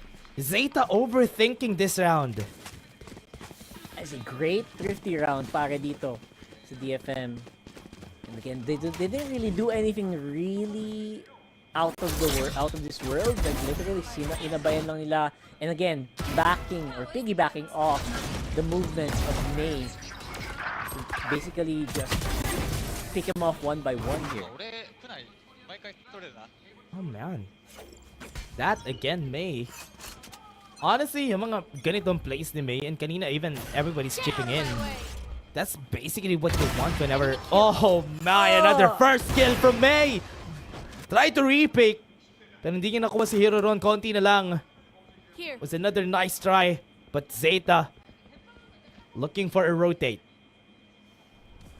That felt like somewhat a predictable position for May to be in. But you know what? The fact that he can do things like that unpunished is exactly what makes him such a great player on the op. Medusa. Bait? Ito. Binate nila uli ng smoke. Then right na lang yung smoke nila from the past 2 rounds. They smoke it themselves. Zeta's gonna go in, but will they see Medusa? Hinahanap nila kung nasan siya. Nakapag-peek siya, pero that's gonna be a kill for Ren. 4v4. Gonna go into sight. They need to plant. Walang smoke! And that's why that's gonna be a kill for Anthem for free! And nobody's there to cover for him. Actually, may smoke pero nawala. Sobrang gandang timing ng smoke. Ano na yun? Pick na yun coming in from Anthem. Pero syempre na-takedown na din naman siya. And now it's a 3v3. Oh, nice paranoia. Goes out. Wow. Great spray. All throughout this. Shorty. Boo! What a round. What a round, DFM. Great plays coming from them. May starting it off with another operator shot. That honestly is the reason why they have been winning these rounds. May, whatever you give him, give something back. And there's always gonna be a great return of investment. Kahit mag-invest ka sa kanya na operator. That's right. Always minimum 1, diba? That's just the way that he is. That actually could have easily been a Holat kung sakaling hindi siya na kung sakaling napaganda ang bigayan. Pero yeah, great at clearing angles, great at clearing very cheeky corners here. Yeah. That is May. May is feeling good. This is not good for Zeta. He's feeling good. Ay, nako. Mahirap tong game na to. Flash! That's gonna be 1. DFM starts off with another first kill on their side. Great teamwork kasama si Yuran to go with that flash. And again, just deny the push. Once more para dito sa Zeta. Who are holding up on A and sabi nila, atras muna tayo mga kuys. And again, mid is gonna be pretty secure because of that alarm bot. So, Kabi and B main are the only places where they probably could go and peek it off. And that makes the job of the defenders, DFM, a lot easier. Yeah. DFM is making me a believer dito sa series na to. Sa nakikita natin from them, they have been surprising Zeta every time. And Zeta, ever since, even during game 1, this is the same playstyle that DFM has been doing. And they keep getting surprised. And right now, that's gonna be Medusa with the Odin! Taking down everyone. Tatlo yung nakuha niya agad. Sabay-sabay. Oh, yun lang. Simula na ang pagbangon ng mga api. Nililipanan ni May at yun na nga, good for free. Free on the scoreboard. Yun lang. Yung nakita natin doon, that is brutal for DFM. Zeta. Ano na magiging sagot nila dito? Remember, meron sila mga ultimates na pwede nila gamitin for the round. Na timing na naman dito. Caught off guard na naman si Def. Nobody was there to trade. Nobody was there to help him out.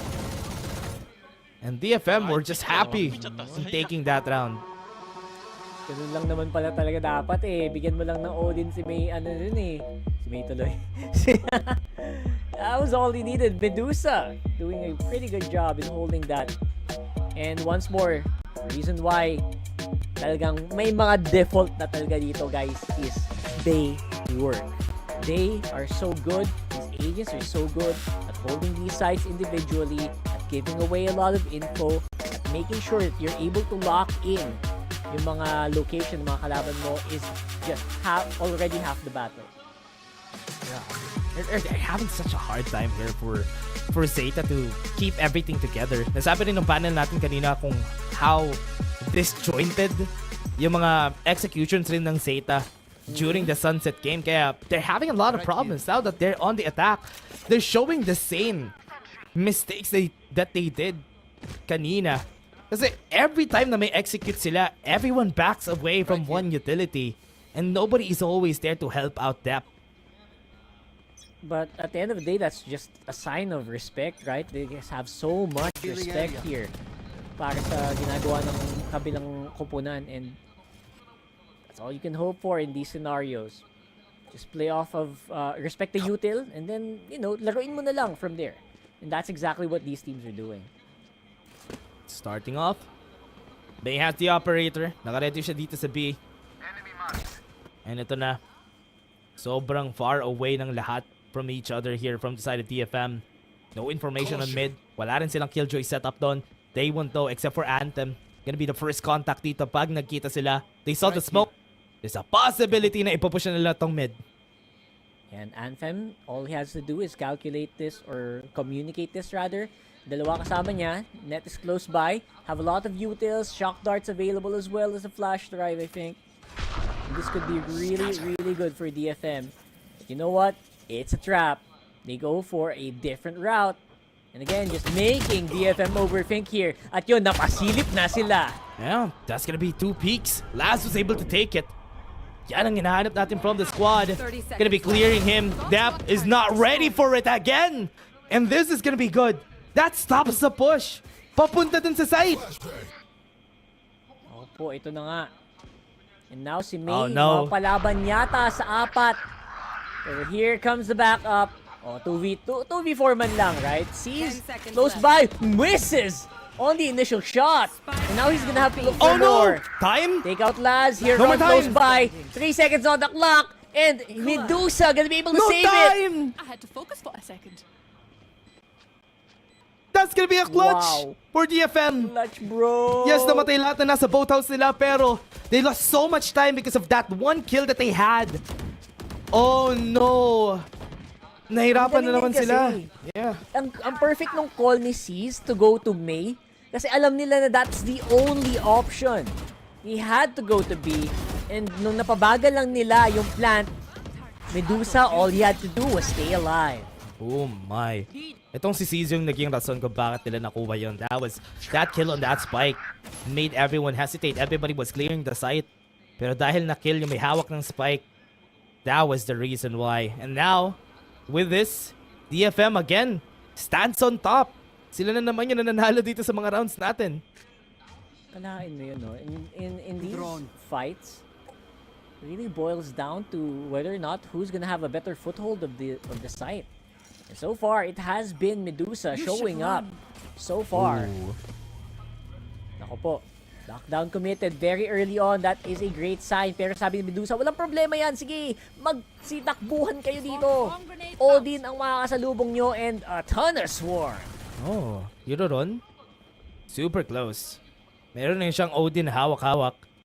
Odin battles na makikita natin dito. I think magpipick siya. Makikita niya dito sa angle na to, though. And he was able to see it. Tinamaan niya. Ayun na. And babak siya unti. Gonna have to back off. May konting angulo si Medusa para mapatagusan si Huron.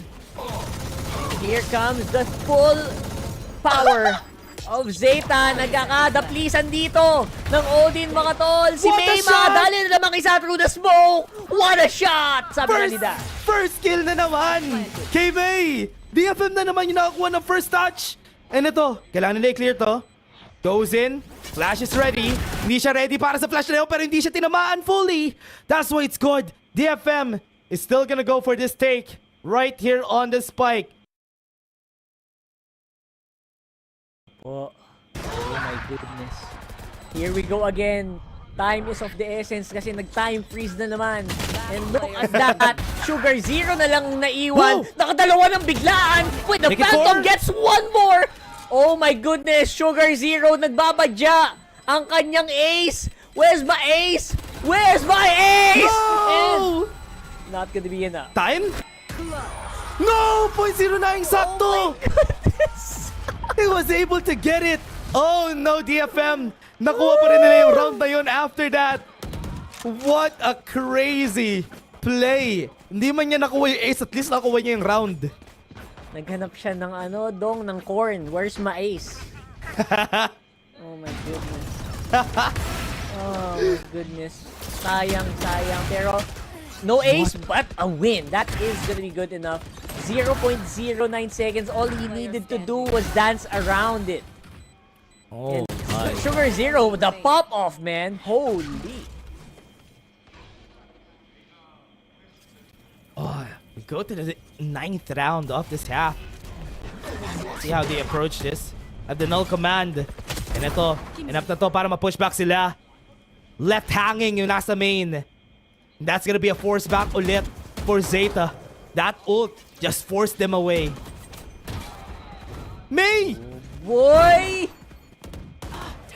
Nako po, ito na naman tayo. Don't forget, lockdown is available para dito kay Medusa just in case na mahirapan siya. He has that emergency button. Pero now he's gonna get taken out here, Aaron, with a kill. May is low as well, so hindi to magiging basta-bastang depensa. Hindi to basta-basta magiging easy retake para sa DFM. Ooh, 0 points at ready. May doesn't have any guns. Nihintay niya mawala yung 0 point, but Dep could go crazy here. Once they drop the logs, kita siya ni Anthem. Meron pa tao sa main, and they have to clear it first. Di nila alam na nandito si Hero Ron. Hero Ron could do the same thing na ginawa ni Sugar Zero kanina, pero hindi pa mangyayari. Naubos na sila ng oras. Nandito na sila lahat. Pasok sila sa site. Yuran has to clutch. Just get 2 killed. Mega 3. Headshot pa. Hindi na mangyayari. DFM would take that round. My heart. Grabe yung mga ganun. Sagutan, no boy. Oh. Grabe mga pop-off na ganyan, ah. Nakakaba. Grabe yun, ha. Yung Zeta, ginawa nila 2 times. Ito, nag-fail lang. Kanina yung Sugar Zero, ginawa niya rin eh. This time, konti na lang. Konti na lang. Oh my gulay, look at that. The Guardian play from Yuran. So close, tinamaan lang yung balikat. That was... Oh man, that was so close. And that's so good to watch again. These Japanese Valorant players really so powerful when given the opportunity. Literal na nag-super saiyan, boy. Lagi talaga may hero mode na nangyayari dito sa Zeta. And even sa DFM, pareho sila. Here. And let's see if yung trajectory ng sinasabi natin kanina magkakatotoo naman. Will DFM take the first kill? That is the question. Alright, and we will know the answer very, very soon. And that might be Laz kung hindi siya magiging maingat dito, pero malayo naman ang ibang mga miyembro dito. And there you go. Laz ang makakuha. Anthem taken out. Once more, si Medusa na naman ang mga kadali. Siyempre, with the Odin pare. Good answer coming in from Sugar Zero. Si May nahuling lumilipad dun sa Gedli. Nagtatry mag-cut off sa mid, kaso masasagot niya. And 2v3 na naman ang labanan, pero the retake should be quite easier this time around. Meron silang upgrades dito. Dep on main. Gonna be fighting against a lot. Balikat yung tatamaan niya, never mind! Nag-crouch! Saktong-sakto sa crosshair niya, goes in for the smoke. Gonna try to go and fight back. May goes in, wins the battle. Pero Sugar Zero, hindi nila alam kung nasan siya. He rotated. The timing would just be perfect. Meron pa siyang paranoia. From the shadow siya. Magre-reposition na naman siya. Goes to boathouse. Hindi alam ni Sis kung nasan siya. Tinatry niya ito. Timing. Meron siya. Defusing. Hindi siya pipeek back. That's gonna be a defuse command. Pero Sugar Zero still clutches it. These rounds are so close. Way too close for comfort. And oh my goodness me. At the very last moments, that play from Sugar Zero really took it home. Although DFM, maganda yung simulaan niyang ginawa dito with the spray and the answer. Look at Dep. Ito yung mission failed successfully talaga. Sugar Zero though, I think he did see it. For a moment there, but he could not confirm. Pero that's all it took. Just a moment of clarity, knowing na nasa smoke yung kalaban, and then Sugar Zero took it home. 5-5 close rounds. Yung mga nakikita natin from both of these teams. They're fighting equally. Zeta relying on those hero plays, and it's working out for the squad. Same thing rin naman sa DFM. Let's see how they go about this time. Wala silang guns. So C's is gonna make this work with a shotgun. Oh boy. Bucky in hand para kay C's. It looks really funny, but that's actually super deadly here. Pero yeah, DFM, they're forced to play it a little bit low eco. And yes, this is the right call. Kailangan talaga pag low eco kayo, laruin nyo ng malapitan. Pwede right click ng classic or a left click ng Bucky. That can net you a kill very easily. Oh wow. For rotations lockdown na to, kanina pa natin nakikita to, no? Hindi pa ginagamit ni Medusa. No opportunities to do it kasi namamatay siya lagi at first.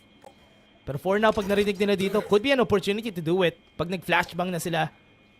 So with this, flash drive, getting ready with the Owl drone, I think they're gonna be hitting for B.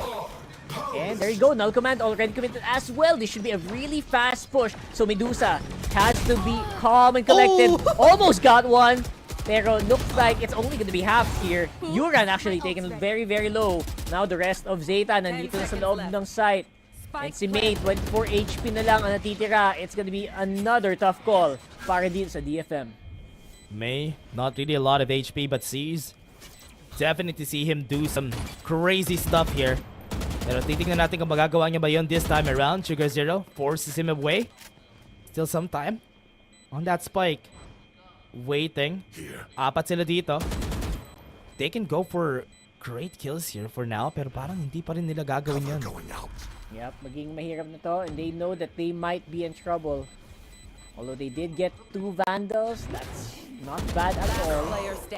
And C's and be able to go away with 1. Pero si Depp masasagot din naman. Last round coming in. Few seconds. Zeta. Last round in the half. They ran away then kasi wala na rin silang credits dito on their hands. Look at this, DFM getting 21 kills on just 1 person. Sabi nga natin kanina, May is feeling good. Pero is the team feeling good? Yun ang tanong. We'll have to find out. Parang hirap ng mga ganyang viewing party, no? Parang kumbaga, parang, halimbawa lang, Team Secret plus Oasis yung ano, no? Naglalaban. Yung viewing party nyo, parang, oh guys. Papalakpak anyway, sila for both. May with another kill, beautifully done. Every round win palakpak. Woo!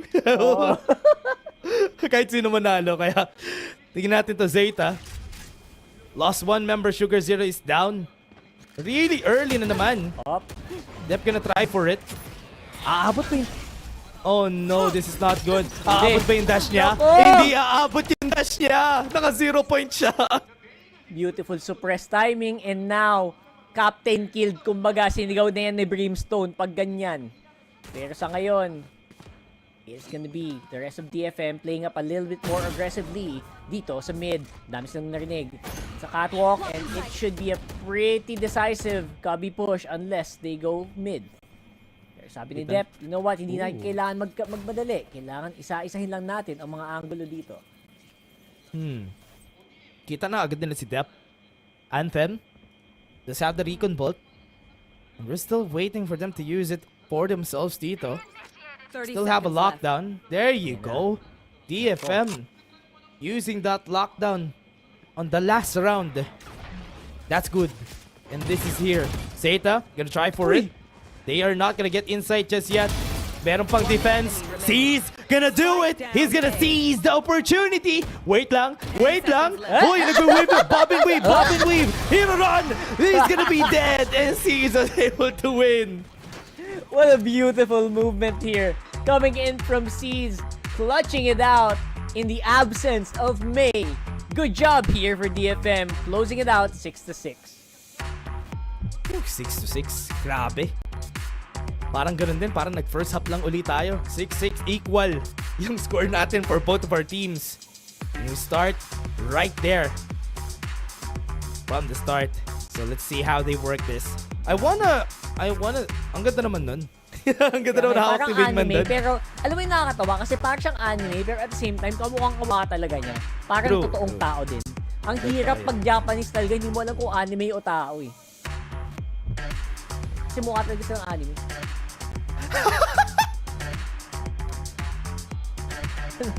Ang ito ng wingman na yan, may bow ba? Ang gusto ko yun hawak-hawak mo. Uy! Alam mo ito yung sinasabi kanina ng mga panel natin. Ang galing nila mag-drawing, no? Yung mga audience natin. Kaya, grabe. Sana all. It's a skill, bro. It's a skill. Parang, what is that face? It's a skill to actually like draw that well. Like, it's parang nagiging national thing, pero parang in general, ang gagaling na mga nagdodrawing dun sa Korea. Totoo yan. Pero, sino ba ang totoong magaling sa Zeta at DFM? Nako. Yan pa rin ang tanong. Let's see. This time around, DFM on the offensive. Ito si May, feeling ko kanina pa niya inaantay ito eh. Kanina pang gustong mag-pop off ni May dito, get a multi-kill with the entry to the site. Pero 22-8, that's all you need to see right now on the KDA. And it's still definitely the ratio. Pero si C, sumahabol, boy. Baka naman. Tignan natin yung si C, aabot rin dyan. Half na siya nung score ni May. Onti na lang. So makikita pa rin natin yan kung magagawa ba niya to on their side. Pero for now, DFM trying something different dito sa attacker side nila. Gonna go for the bait again. Forcing Zeta to do the same thing. Parang same steps na naman yung nakikita natin dito, Rockhart. Talagang fino-force nila yung Zeta mag-rotate paikot-ikot sa mapa. Oo nga eh. And again, the important factor here is keep May alive as much as you can with the utils that your team has. Make it a lot easier to entry. Ayan, checking wine. Yung gusto ko eh. Kanina kasi may nabiktima dun eh. May nabiktima si Yuran dun eh. So, yeah, that's good. And now, it is gonna be the full-on execute. May is inside the side. Kaso detected siya. And that means Hiron will be able to take him out. Oh, one more down, Zeta. Hiron got the kill, Medusa. Nasa gilid, may paranoia sila. Tatamaan dito Sugar Zero, pero nasa smoke siya. Not gonna be a good sign! And Zeta gets the first win sa pistol. That's a very well-deserved victory there for Zeta. I would say na sayang din yung pasok ng DFM doon. Nakapasok sila ng almost complete, no? Pero parang may mga naiwan doon sa first few moments. I think May was left alone there for a good 3 seconds. And yeah, as you can see, right? Like, it took a while for people to actually swing out. I wonder what happened. Taking quite a time dito for, as you said nga, it was really surprising na ganito yung nangyari for them. The rotation from Zeta, the early rotation from Zeta paid off. And the punish talaga nila itong squad na to. Naz, I'm trying to peek out pero bit too late. A tiny bit too late, but at the same time, it's no worries. 5v5 pa rin naman, everyone's alive. And this time, DFM playing up Cubby. Again, that's the right decision kasi you do have classics. You want to be able to jump right-click somebody in the face. Ang problema dito, si Yuran naka-judge naman. Parang ini-expect na nila to, boy. Oh no. Hindi maganda to pasok sila lahat dito Makikita natin si Yuran hindi lang isa yan. Makakarama yan. Spike down mid. Ang dami! And they were able to actually deal with it. That's the beauty of it though. Oh no. Now, Yuran can go down and actually give away a judge. Pero what's the judge gonna do? Oh no, magkaharap nasa likod sila. mo pa si Dep! Magkaharap pa sila na that was an insane sight. Magkaharap na lang sila sa uli na paranoia sila. Pero here it comes, the bonus for Zeta. And DFM needing to get some rounds back against Zeta. Actually, nakagulat yun. Pero sabi niya, you know what? I'll just spray. Whatever. I'll hit somebody for sure. He got 2. And that still put a big chink in the armor here para sa DFM. Foiled the plans for sure. And now half armor on 3 members for DFM. Still pretty much a good buy if you ask me. Will be able to walk slowly. Nalagpasan na nila yung one way. And si Yura naman, close na din. Ayan na naman siya sa judge niya, boy. Take 2. Lapit sila Recon Bolt sila. Pero yung fragment niya, tinatangke niya na lang. Hinihintay niya na lang pumasok itong mga to. Alam niyang may owl drone. They have to clear it. Ngayon takot na sila dito sa site na to just because of that presence from that judge. Oo, narinig. Pag may narinig ka talagang judge, kakabahan ka talaga eh, kahit alam mong medyo malayo. Diba? Like, that is just the power of the judge, especially in these close range duels. And May very well aware of that. Playing the patience game, holding it steady. And look at that, the rest of the team, sabi nila, you know what, I can make space in mid. Oh no. I can make space in A main. Just go mid, in depth, 8 HP, and a dream. Sheriff in hand, natanggal niya si Anthem. Now Sugar Zero, playing it close. Si May naghahanap ng ulo na pwede niyang i-one tap. Pero problema dyan, si Medusa makakuha. Yuran goes down. That's gonna be one. Alam nila kung nasan si Sugar Zero. Alam nilang nasa hell siya. Try nilang pumake, nakuha yung headshot pero hindi enough para makakuha yung kill. Hero Ron, trying. Not yet planting. Oh, kailangan nila i-defend to pero si May gets the round for the team. And that's what I like about May. One of the things, aside from obviously sobrang insane niya sa pag-frag, he also knows when it's time to flip the switch to go full ham, full W, and he knows when to hold it back. Which is ginawa niya dito on A main. Really buying so much time for his teammates to get into the site and overwhelm the defense. Yun rin nakita talaga natin dito sa game na to. There was a bit of a struggle from Zeta pero wala rin naman silang guns pero still okay. Not really a bad round for them. They were able to get some guns. The DFM, this is gonna be coming up as a surprise for them. Goes into site. May flash pa nga. Hindi alam ni Hero Ron kung ano gagawin niya. DFM has the site now. Ako po si May, nagpa-pop off na boy. Dalawang miyembro ng depensa ang natanggal nila. Si Medusa nandun sa Gedli na kuha pa sa Yuran. Playing it close, and yun na nga. Wow. Linis na ng malupit ng DFM. Flawless round for them. That was a gun round for Zeta. Wala sila nagawa. Ang bilis lang. Sobrang simple lang ng ginawa nila. Pasok sila sa site with the pop flash kay Hero Ron. Wala sila nagawa. Tignan mo, dire-diretso sila. Not even hesitating. This is what I was looking for kay Zeta kanina. Na no hesitation on that entry. And if ever they get the kills, especially kung ganito ka-confident itong si May, they can win this game. And they are winning this game just because of that. Hindi lang naman si May like 1v5 akin na, tara, diba? Overall, I think they're working a lot better as a unit, especially, basta, again, just keeping this guy alive and make sure that May has the ability to make plays like that. And that can get answered immediately by Anthem. Si Anthem naman ang nagpa-pop off ngayon. Heron with the kill though from Boathouse.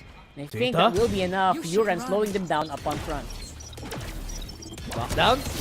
Flash. May kita pa rin siya. Kita niya yung ulo. Tinamaan niya pero si Medusa papasok pa. Hindi pa sila nakakapag-plant ng spike. They're taking the time. Walang information itong si Medusa pero wala sa kanya yung spike. He has to plant it first. And meron ba siyang space to plant? He's baiting. He has a lot of time. He's looking. He's overthinking this. He doesn't have to. Yuran? Oh no. He's planting. He's taking his time. Kailangan niya dun sa double box. Clear niya muna tong lane bago niya i-plant para sure siya na safe siya. And si Yura naman, surprisingly, wala pa siya nakuhang baril. Madaming baril sa paligid niya pero wala siya mapulot. So he's not that confident to peek just yet. 30 seconds and again, left. waiting for Medusa to actually put down the spike. I feel like that really is the right call. Pero because of the time na binili niya, ayan, nakapagbagsak na siya ng turret ulit. And I wonder, Yuran, classic pa rin ba hawak? Parang classic pa rin. Nakita niya. I think he saw it. And there goes a 0 point to confirm the position. And that will also be able to stop that turret from shooting. Pero again, it's a lot of time. We got taken here. Yuran with a phantom. Wow! Pero si Medusa makakuha. Still a nice kill from Medusa. Great way of playing it. Eco round yun for the side of Zeta pero ang dami nilang naubos kanina. But still, good round to finish it off on a 9-8. This was a great entry kanina rin from the side of DFM. We are still waiting for them to, or rather for Zeta to come back from this. Ooh! Ooh. Oh! What can you say about that, brother? Pinlow niya yung smoke dun sa gun barrel niya eh. Sabi niya. Obo si Medusa. Grabe ah. Confident na ang DFM. Ito ang magiging pag nanalo sila dito. Very historic na naman to for DFM. Another win for them. Will history repeat itself so soon? Aba, talaga naman. Baka mapaano na, baka makita naman tayo ng mga DFM fans na umiiyak dito pag nangyari yun. Pero syempre maaga pa naman. And now it's still a 9-8 on the score. Still not impossible, but you know what? This is as good as DFM has looked in a long time. And you know what? Considering na ginagawa nila yun against a fellow Japanese team, it's also very impressive. Just really disassembled dito for side of Zeta. Pero let's see how they work this out. Not opting for that operator for depth. Para siguro if ever na matalo sila dito sa round na to. And even they have the blades rin naman, so it won't really be a problem.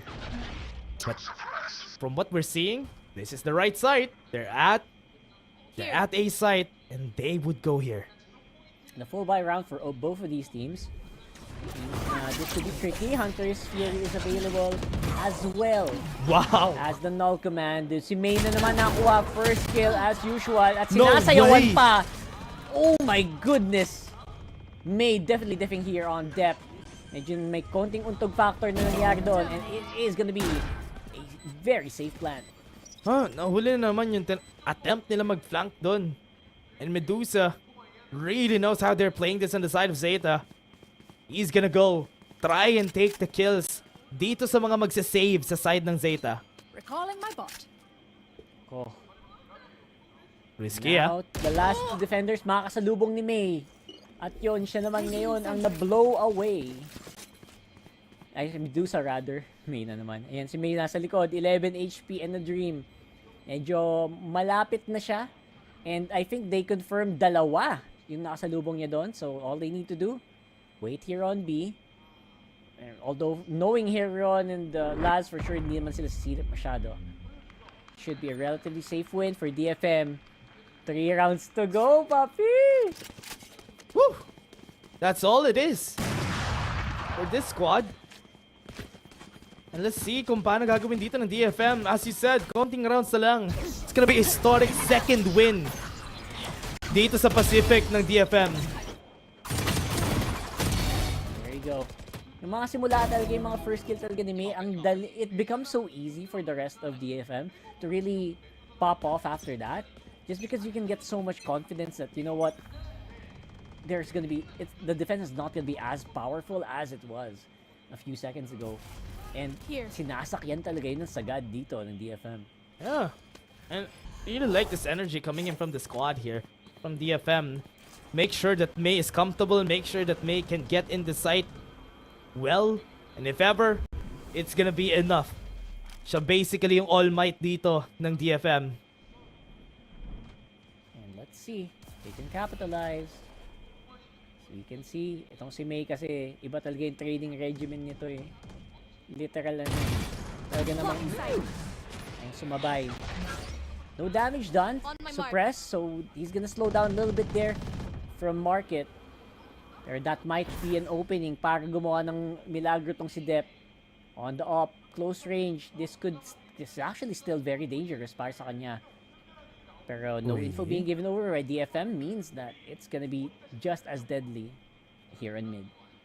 Oh, Yuran. Hindi niya nakinili ito. Hindi niya nahawakan yung cross. There's gonna be a smoke here. 30 seconds left. Gonna be waiting for the push. Tries to go for any shots. Maybe makakuha ng isang headshot doon. Dragon Ball is gonna be seeing where Hero Run is. Undersphere is gonna be used. Trying to clear it. Pero, di na kailangan yon. That's gonna be a cleared site. And nobody's here to defend. Hirap na silang dumipensa. And it's gonna be the full retake here. Waiting for everyone to get into position. Pero si Medusa naka-Odin na naman. Great spam. Slowing down the attack of Zeta, or the retake attack of Zeta. Yan na nga. Close si Anthem. Traded very well by Dep. Sugar Zero. Last player standing. Dep all alone. On the Phantom this time. Still a no-go para dito sa Zeta. Still around for DFM. Meron pa silang gun round dito, the next one. Pero, this is gonna be their last. if matapos to na DFM wins this next round, it's gonna be match point and broken by itong Zeta. So far, you know what? Yung mga spray dito ni Medusa has been working miracles. I swear, sobrang miracles. Pati yung coach nila napapanaiso na lang. Grabe talaga. Grabe yung mga rounds dito, no? Ng DFM. Talagang sinisimplihan lang nila yung pagpasok sa shot execution nila. Get a pop flash, get a recon bolt in. May is gonna do the job for you.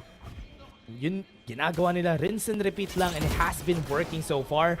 Great denial, great recon bolt. Nobody opted to take that down. And wala nang utilities dito. Pwede sila mag-second hit. Uy. I like it. Sobrang forward ni Medusa. Sabi na siya naman lang i-entry boy. At yan na, the confidence really is paying off. Pero syempre, Yuran is able to deal with that quite efficiently. That's good. Nakatatlo na. Yun, isa nilang naiiwan. And they're able to slow it down. Great usage of that, and was able to get from the shadows rin para sure sila na confident yung dalawang nasa B natin. And DFM, wow, using the null command even halfway through the close ng door, Euron was able to get that kill, and enough yun para ma-shutdown sila for this attempt. That 4K was so good. I love how Yuran can be so reliable in those tight angles. It's so many times that happened in this series alone. And yeah, big props to Yuran there, able to slow them down just enough for the rest of the team to finish it up. May? Blade Storm? There's still no information just yet. Not even dropping with the setup na meron sila dito. Or the side of last, took down the turret. Only an alarm bot on B side. This is gonna be hard. A lot of people are on A. And if ever i-rush to ng DFM, makuha nila yun na madali. And now, May, a little bit slowed down, pero he's not full armor, pero you know what? I'm pretty sure the confidence will still be there. Crossing. Tuwaki to Kabi, at yun na nga! Oh! Disgusting! Disgusting shot yung nakita natin kay May na yun. Aware siya na that would be there. And what a shot to the dash away. Yung ginawa niya dito, Laz. Going for more. Tries to get revenge for his teammate. Mangyayari ba yun? And ito na nga, Zeta. Going in. Nag-iisa si Neth dito. Nobody's here to help him out. And that's gonna be it. Spike is on them. 30 seconds left. Tatlong miyembro pa ang kailangan labanan dito ni Anthem. Will he be good for free? It's very unlikely. Has the recon. Pwede niyang gamitin yun to clear out market. Pero you know, he knows they're playing close. Nakita yung barrel. Nakita na naman isa. Pwede pa alam niya nasa si Heron. Here comes the recon. Dalawa ang pwedeng mag-swing sa kanya. He has to be very, very careful here. And down goes the info. Pero si Heron, he's gonna be able to save the day here. Para sa Zeta, nadidikit pa nila. 11 to 10. Zeta. Cutting it close here. 11-10 na tayo. And every time, alam na nila kung ano yung main quest nila dito for the side of Zeta. Pag nahanap natin si May, patayin natin siya. Pag wala na siya, it's done. We can win the round. And it's working. Lalo na't nag-chip in lahat ng nasa side ng Zeta. Yeah. Actually, kanina pa silang na-isolate kasi yun yung problema sa Zeta kanina pa. We're getting cut off so easily and the isolation is just unreal. And when they work together, when they play together, even after that really, really clean kill coming in from May kay Death, follow up naman nila ng maayos yung mga sumisilip kasunod. And after that, they can just get that W. And now they will have the economic advantage here. They saved a lot of guns. Whew. Needed timeout to for DFM. Really need this timeout para makapag-comeback sila dito. Zeta still has a lot to work with here. And right now, okay na to. Good eco. Good round. Buti na lang na-save nila yung supposedly last round for that match point. And DFM, sila na yung in shambles dito pag natalo pa sila 2 times. It's really, really funny. Talaga yung lockdown talaga yung magiging tricky dito. Especially now, 11 to 10 on the scoreboard. Medusa, talagang front na front siya. I like the confidence of this guy. Look at this. It's really good. Trying to clear up as many angles as he can. Hindi siya masyadong takot. Did not detect or did not hear the Odin. Which means there's a good chance they're on Vandal. So sabi na, you know what? Maybe we can play B. Maybe we can have a safe route here. Pero yeah, hindi pa sila lumalaban for now. Slow down sila, no? For them. Trying to put out a bait on Zeta. Pero nakita mo naman yung Zeta. Ting hinahanap natin sa kanila. Not reacting on every information na ibibigay sa kanila ng DFM. May it be a bait. And ito na. Nakarinig na sila. It's gonna be a 0 point denying the dash. Meron pa silang fragment na naka-ready dito. People playing in the smoke depth. Wala na siyang HP. Pero kung sino pumasok, sabog! And si May! Nagsimula na. Nandito na siya sa likod. Meron pa sila dun sa malayo. Si Dep nakikita niya na. Nandun sila. Nandito pa sila sa hill. Si Sugar Zero kailangan niya i-clutch to. That's gonna be one more kill for V2. Nag-triple pick na boy at ito na. The end is near. Pero hindi pa naman sila sumusuko. Nagamit pa yung Nalcoman. Grabe naman talaga. Gusto nila i-secure na talaga yung match point, Rockart eh. Talagang kaya ginamit na nila yung null command para no chances of winning. Hindi mo rin niya ma-activate yung lockdown para ma-push sila away. They should save this lockdown for the next round. That 2v4. This is harder to win. Sobrang talino kasi sobrang talino nung null command just because if you delay the lockdown even for just a few seconds, magiging useless na siya kasi wala din silang time na makapag-defuse even with the use of the ult. Man, that's so smart for DFM, man. Good save, good save. Good save na ginawa din ng Zeta. That is a unwinnable round at that point nung nag-null command na sila. Match point. Good thing they recognize that. 12-10 match point for DFM. Pero 2 rounds lang yan. Kaya pa yan ng Zeta habulan. Oh my God. Mga ganung moments talaga na wala, ang hirap din pigilan basta-basta ni May eh. At the same time, I like the effort from Medusa. Like, alam mo, he's walking up the steps of B. So you think, you know what? Ay, baka si May to. Hindi, boy eh. Si ano yun eh. Yung KJ to, boy. Ano ba? It's a trap. So ngayon, pag nangyari yun, kala mo nasa B si May, eh nandun pala sa A. Ayun na, nagkagulo na. Yun nga eh. Rockart, mahirap pa dito kasi may lockdown din tong DFM. They can take a side for themselves. Pwede sila pumunta sa A. Nilagay ng Zeta lahat ng kanilang cards. Or rather, apples in the mid basket. Nandito lahat sila sa mid. Flash sila. Na-try ni May lumaban. Nakakuha siya ng isa na headshot siya. But with the paranoia, he can be helped. Nandito si Net para tulungan siya. That's gonna be 3 kills. And this might be it. Yuron with 10 HP na dream. Para i-save tong series. Para hindi magkaroon ng second win sa Pacific ang DFM.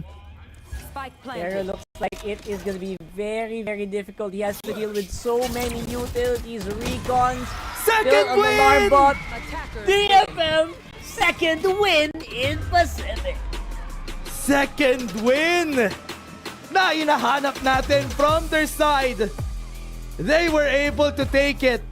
And DFM, another historic win for them. And Zeta Division went down laban sa kanila. Ayan, the 100% MVP, ayan, right on your screens, ladies and gents. DFM playing off of May so well. And again, they tried, this is as team effort as it can be para sa DFM. But yeah, there's no denying 100% MVP doon sa May. That's true. That's true. May did so much during that game. And yun yung madalas na nakikita nating May. Pag game 3, pag nag-pop off siya, talagang maaasahan mo to on the side of DFM. They were able to do so much this game. Wow, what a turnaround. Hindi ko na-expect na ganun yung magiging panalo nila against Zeta Division. I mean, almost everyone here in the rebroadcast expected a 2-0 para kaila I mean, I'm lost for words. Zeta Division was a clear 2-0 for everyone. Pero, you know what? Valorant, bro. Anything can happen. Like we mentioned at the start of the series. Hindi rin natin in-expect to kasi most of the time, medyo coin flippy talaga itong team na to na Detonation Focus Me, especially if ever hindi activated si May during that time. And nakita naman natin dito sa game na to, sa series na to, kung gaano ka formidable itong si May. Talagang hirap na hirap yung DFM na, or rather Zeta na masagot siya. And that's why he was allowed to do this. Zeta, ang ganda na nag-chip in sila lahat. Pero the problem there is that this assembly, nung mga retakes nila, yung mga executions nila, what's the problem for this team? I was expecting a better Zeta coming into Ascent, because if there was ever any map that Zeta would probably be good at defaulting, it would have been it. Pero it's DFM just really playing out of their minds in a lot of these scenarios, sa totoo lang. And again, they gave DFM a run for their money, that's for sure, right? It was as close of a game as can be, as low of a game as can be, as you can expect Ascent maps to go. Pero yeah, even si Medusa ito pwede sa akin MVP din to, kanina pa to eh. Yeah, I agree. Honestly, when it comes to this one for DFM, I do expect performances coming from C's. Si C's rin kanina. And for May, and si Medusa, ang ganda rin ng performance niya during this game. He was getting a lot of free kills. Especially dahil yung mga misstep, yung mga overstep dito ng Zeta. And overall, you can expect that DFM are gonna play it as cool as you can, especially on the attacking side here. And they could do no wrong. And and para naman sa Zeta, it was very... ang hirap hulaan, kumbaga. Ang hirap hulaan kung saan manggagaling itong DFM each and every time. And that's all, apparently, yun lang yung kailangan nila. Just make DFM, make Zeta think, make Zeta overthink. Yeah. Then that got them the game. Yeah, ganyan lang. Sila nahirapan talaga. Pero yun na nga, yun kami guys. O nga pala si Dash at kasamang si Rockhart at ibabato na namin kayo sa aming panel. Maraming salamat, Dash and Rockhart. It's been such a long day, pero DFM win it out, taking the top seat para sa region nila. And honestly, there was so much back and forth. You could really feel how hard each of these players fought today. Pero can you believe week 2 pa lang and we've been seeing action like this?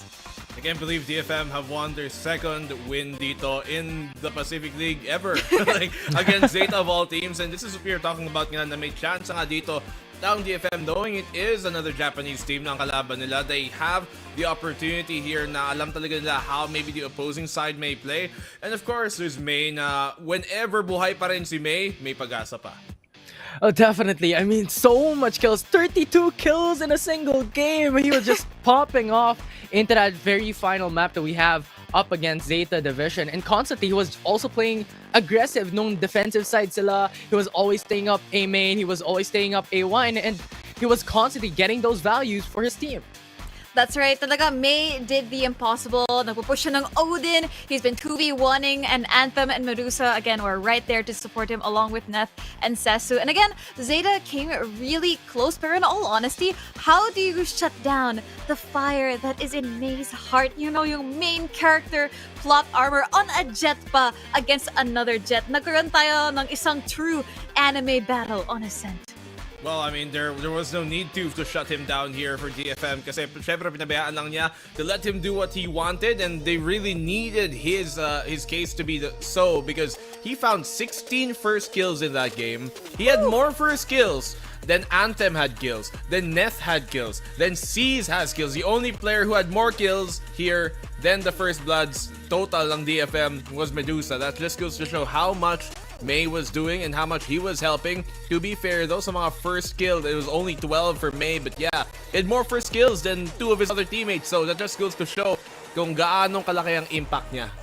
Yeah, and this did not start from the middle of the game. This did not start in the latter part of the game. This started at the very beginning of that map on Ascent. He was he was already having the Blade Storm in what, third round, fourth round of the matchup. It was insane how much May provided for the team ever since the game started. Although we still have, a bit of the notable names coming into the opposite side. Sugar Zero had 4K on attack, still losing the round, but still denying or having that massive value and also having a clutch on one of the rounds as well. But May is on a different level.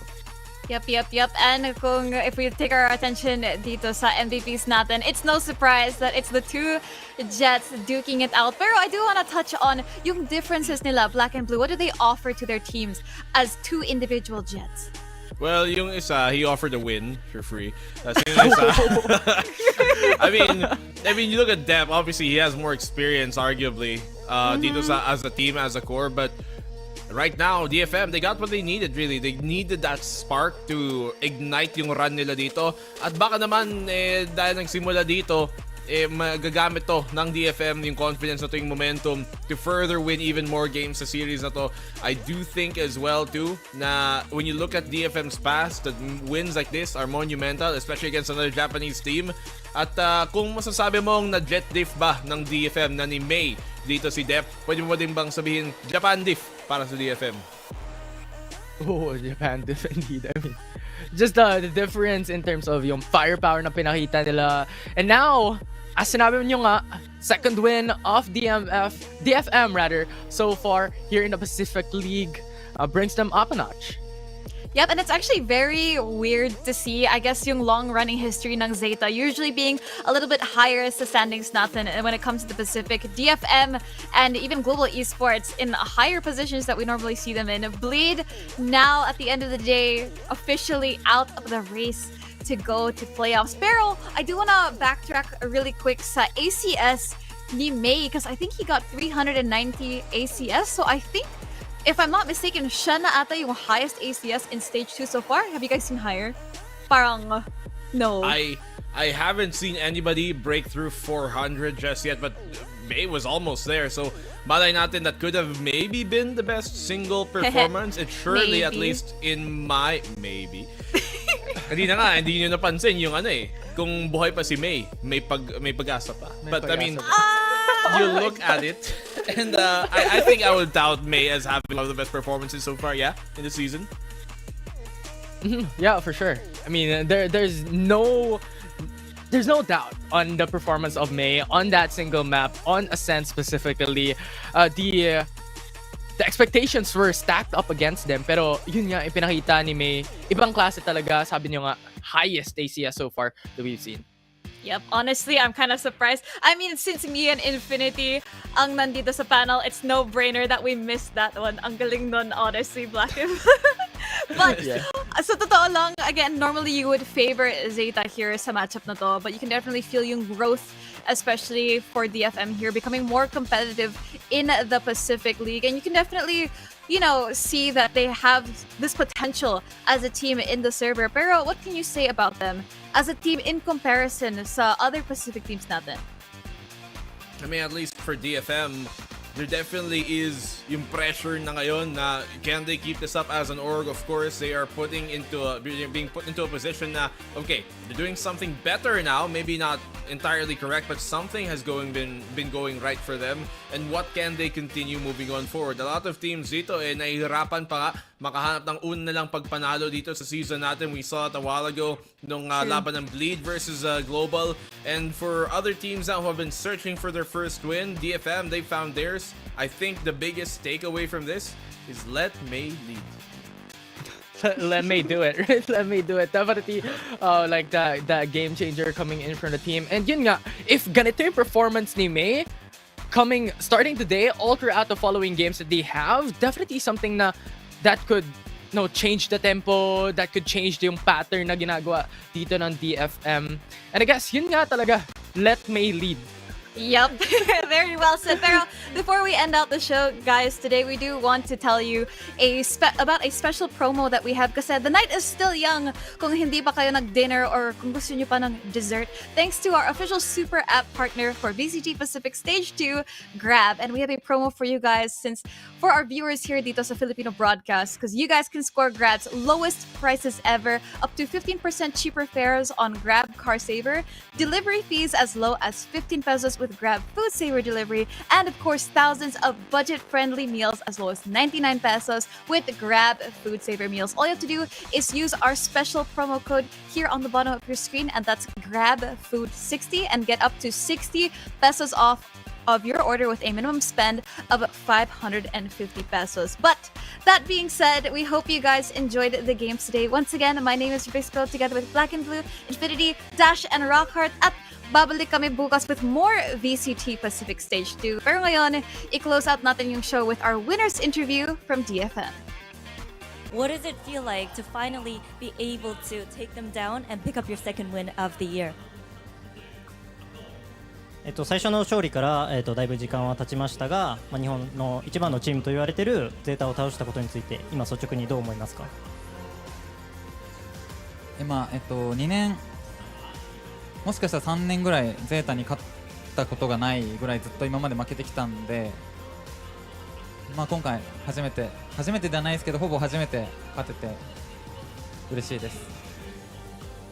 So I actually had no win against Zeta like for 2 or 3 years. Yes. So this is like my first time winning against Zeta, and I'm actually happy about it. Such a confidence booster and a chance to prove yourself once again. And of course, you should be happy with the way you performed tonight. And I feel like 99.9% of the time when DFM wins, or win or lose, it doesn't matter. You're always the MVP of the team, or sometimes the MVP of the stats. You're always putting up huge numbers, leaving huge impact. It seems like inconsistency kind of does not exist for you. So how do you stay so confident and consistent? ほとんどの試合、99.9% DFM が勝つにしても負けるにしても、明治神っていうのは際立った活躍を見せていますが、なんでそのような感じで、一貫していい成績を残し続けられますか？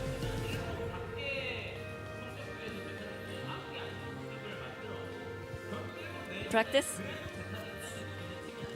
そうですね、チームメイトが結構僕のことを頼りにしてくれて信じてくれているのが結構でかくて、結構自分のやりたい動きとか自分が考えたアイディアとかをすぐ受け入れてくれるので、そういった面で僕はすごくやりやすいプレーができてるかなって思います。 So our teammate rely on me and our teammate believe on me. So our team support my idea and the moves I really want to play.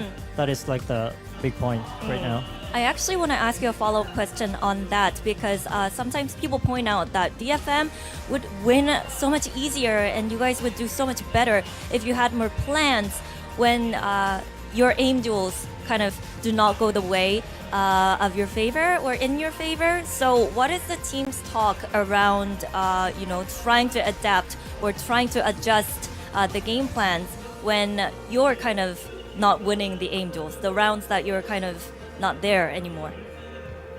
例えばチームの中で、メイ自身があまりパフォーマンスが上がらない時でも、なんかどういったプランだったり戦略を立ててチームとして動いていこうというふうに考えてますか？結構僕が不調な時でもなんかデュエリストとしてやることは別に今までと変わらないというか、デュエリストの仕事自体がそもそも味方のためにスペースを作るのが仕事なので、仮に僕が調子が悪くてもできることを一生懸命して味方がすごくやりやすいように頑張ってるって感じです。 Even though I don't come up in the game, as my job as a duelist is to make the space for the team, and I will try to work hard to make the space for the team, even though I don't come up a lot. the life of a duelist. You know, it's just the way it is. But next up, you guys are facing Talon Esports, and they pulled out Clove, Neon, ISO in one day. They're trying out the new stuff that's set to be good, that's proven to be buffed, and they found a lot of success with it in their last match. But you guys have never tried those. Today did not pull out ISO or Neon or anything like that. So, you know, what's your expectation going into the next matchup against Talon? 次戦はタロン e スポーツの戦いになると思いますが、タロン e スポーツは前回の試合でクローブだったりイオンだったり、アイソっていった、今回のパッチでバフされたエージェントを、構成に組み込んできましたが、メイ自身としてでも、チームとしてでも大丈夫なので、今後の試合において、そういったものが見れるのかっていうところを教えてください。アイソーネオンも自分の得意なキャラだし、やりたいキャラなので、やれたらいいなって感じです。So ISO and Neon is my favorite character agent in the game. So if I could play it, that's gonna be great. Yeah, it will be great for you guys, but super dangerous. I mean, imagining Mei on ISO, just think about how dangerous and brutal that would be for the opponents, but hopefully we get to see that in the future. I'm counting down the days and I'm waiting to see your Neon and ISO as well. But congratulations on this win and good luck in the future with the rest of the match. Thank you. おめでとうございます。おめでとうございます。ありがとうございます。And that was Mei, everybody, with the post-match interview. We're going to call it a night tonight. That's all we have for today. But catch us tomorrow because we have great matchups happening with DRX versus RQ, followed by Team Secret taking on T1. See you tomorrow.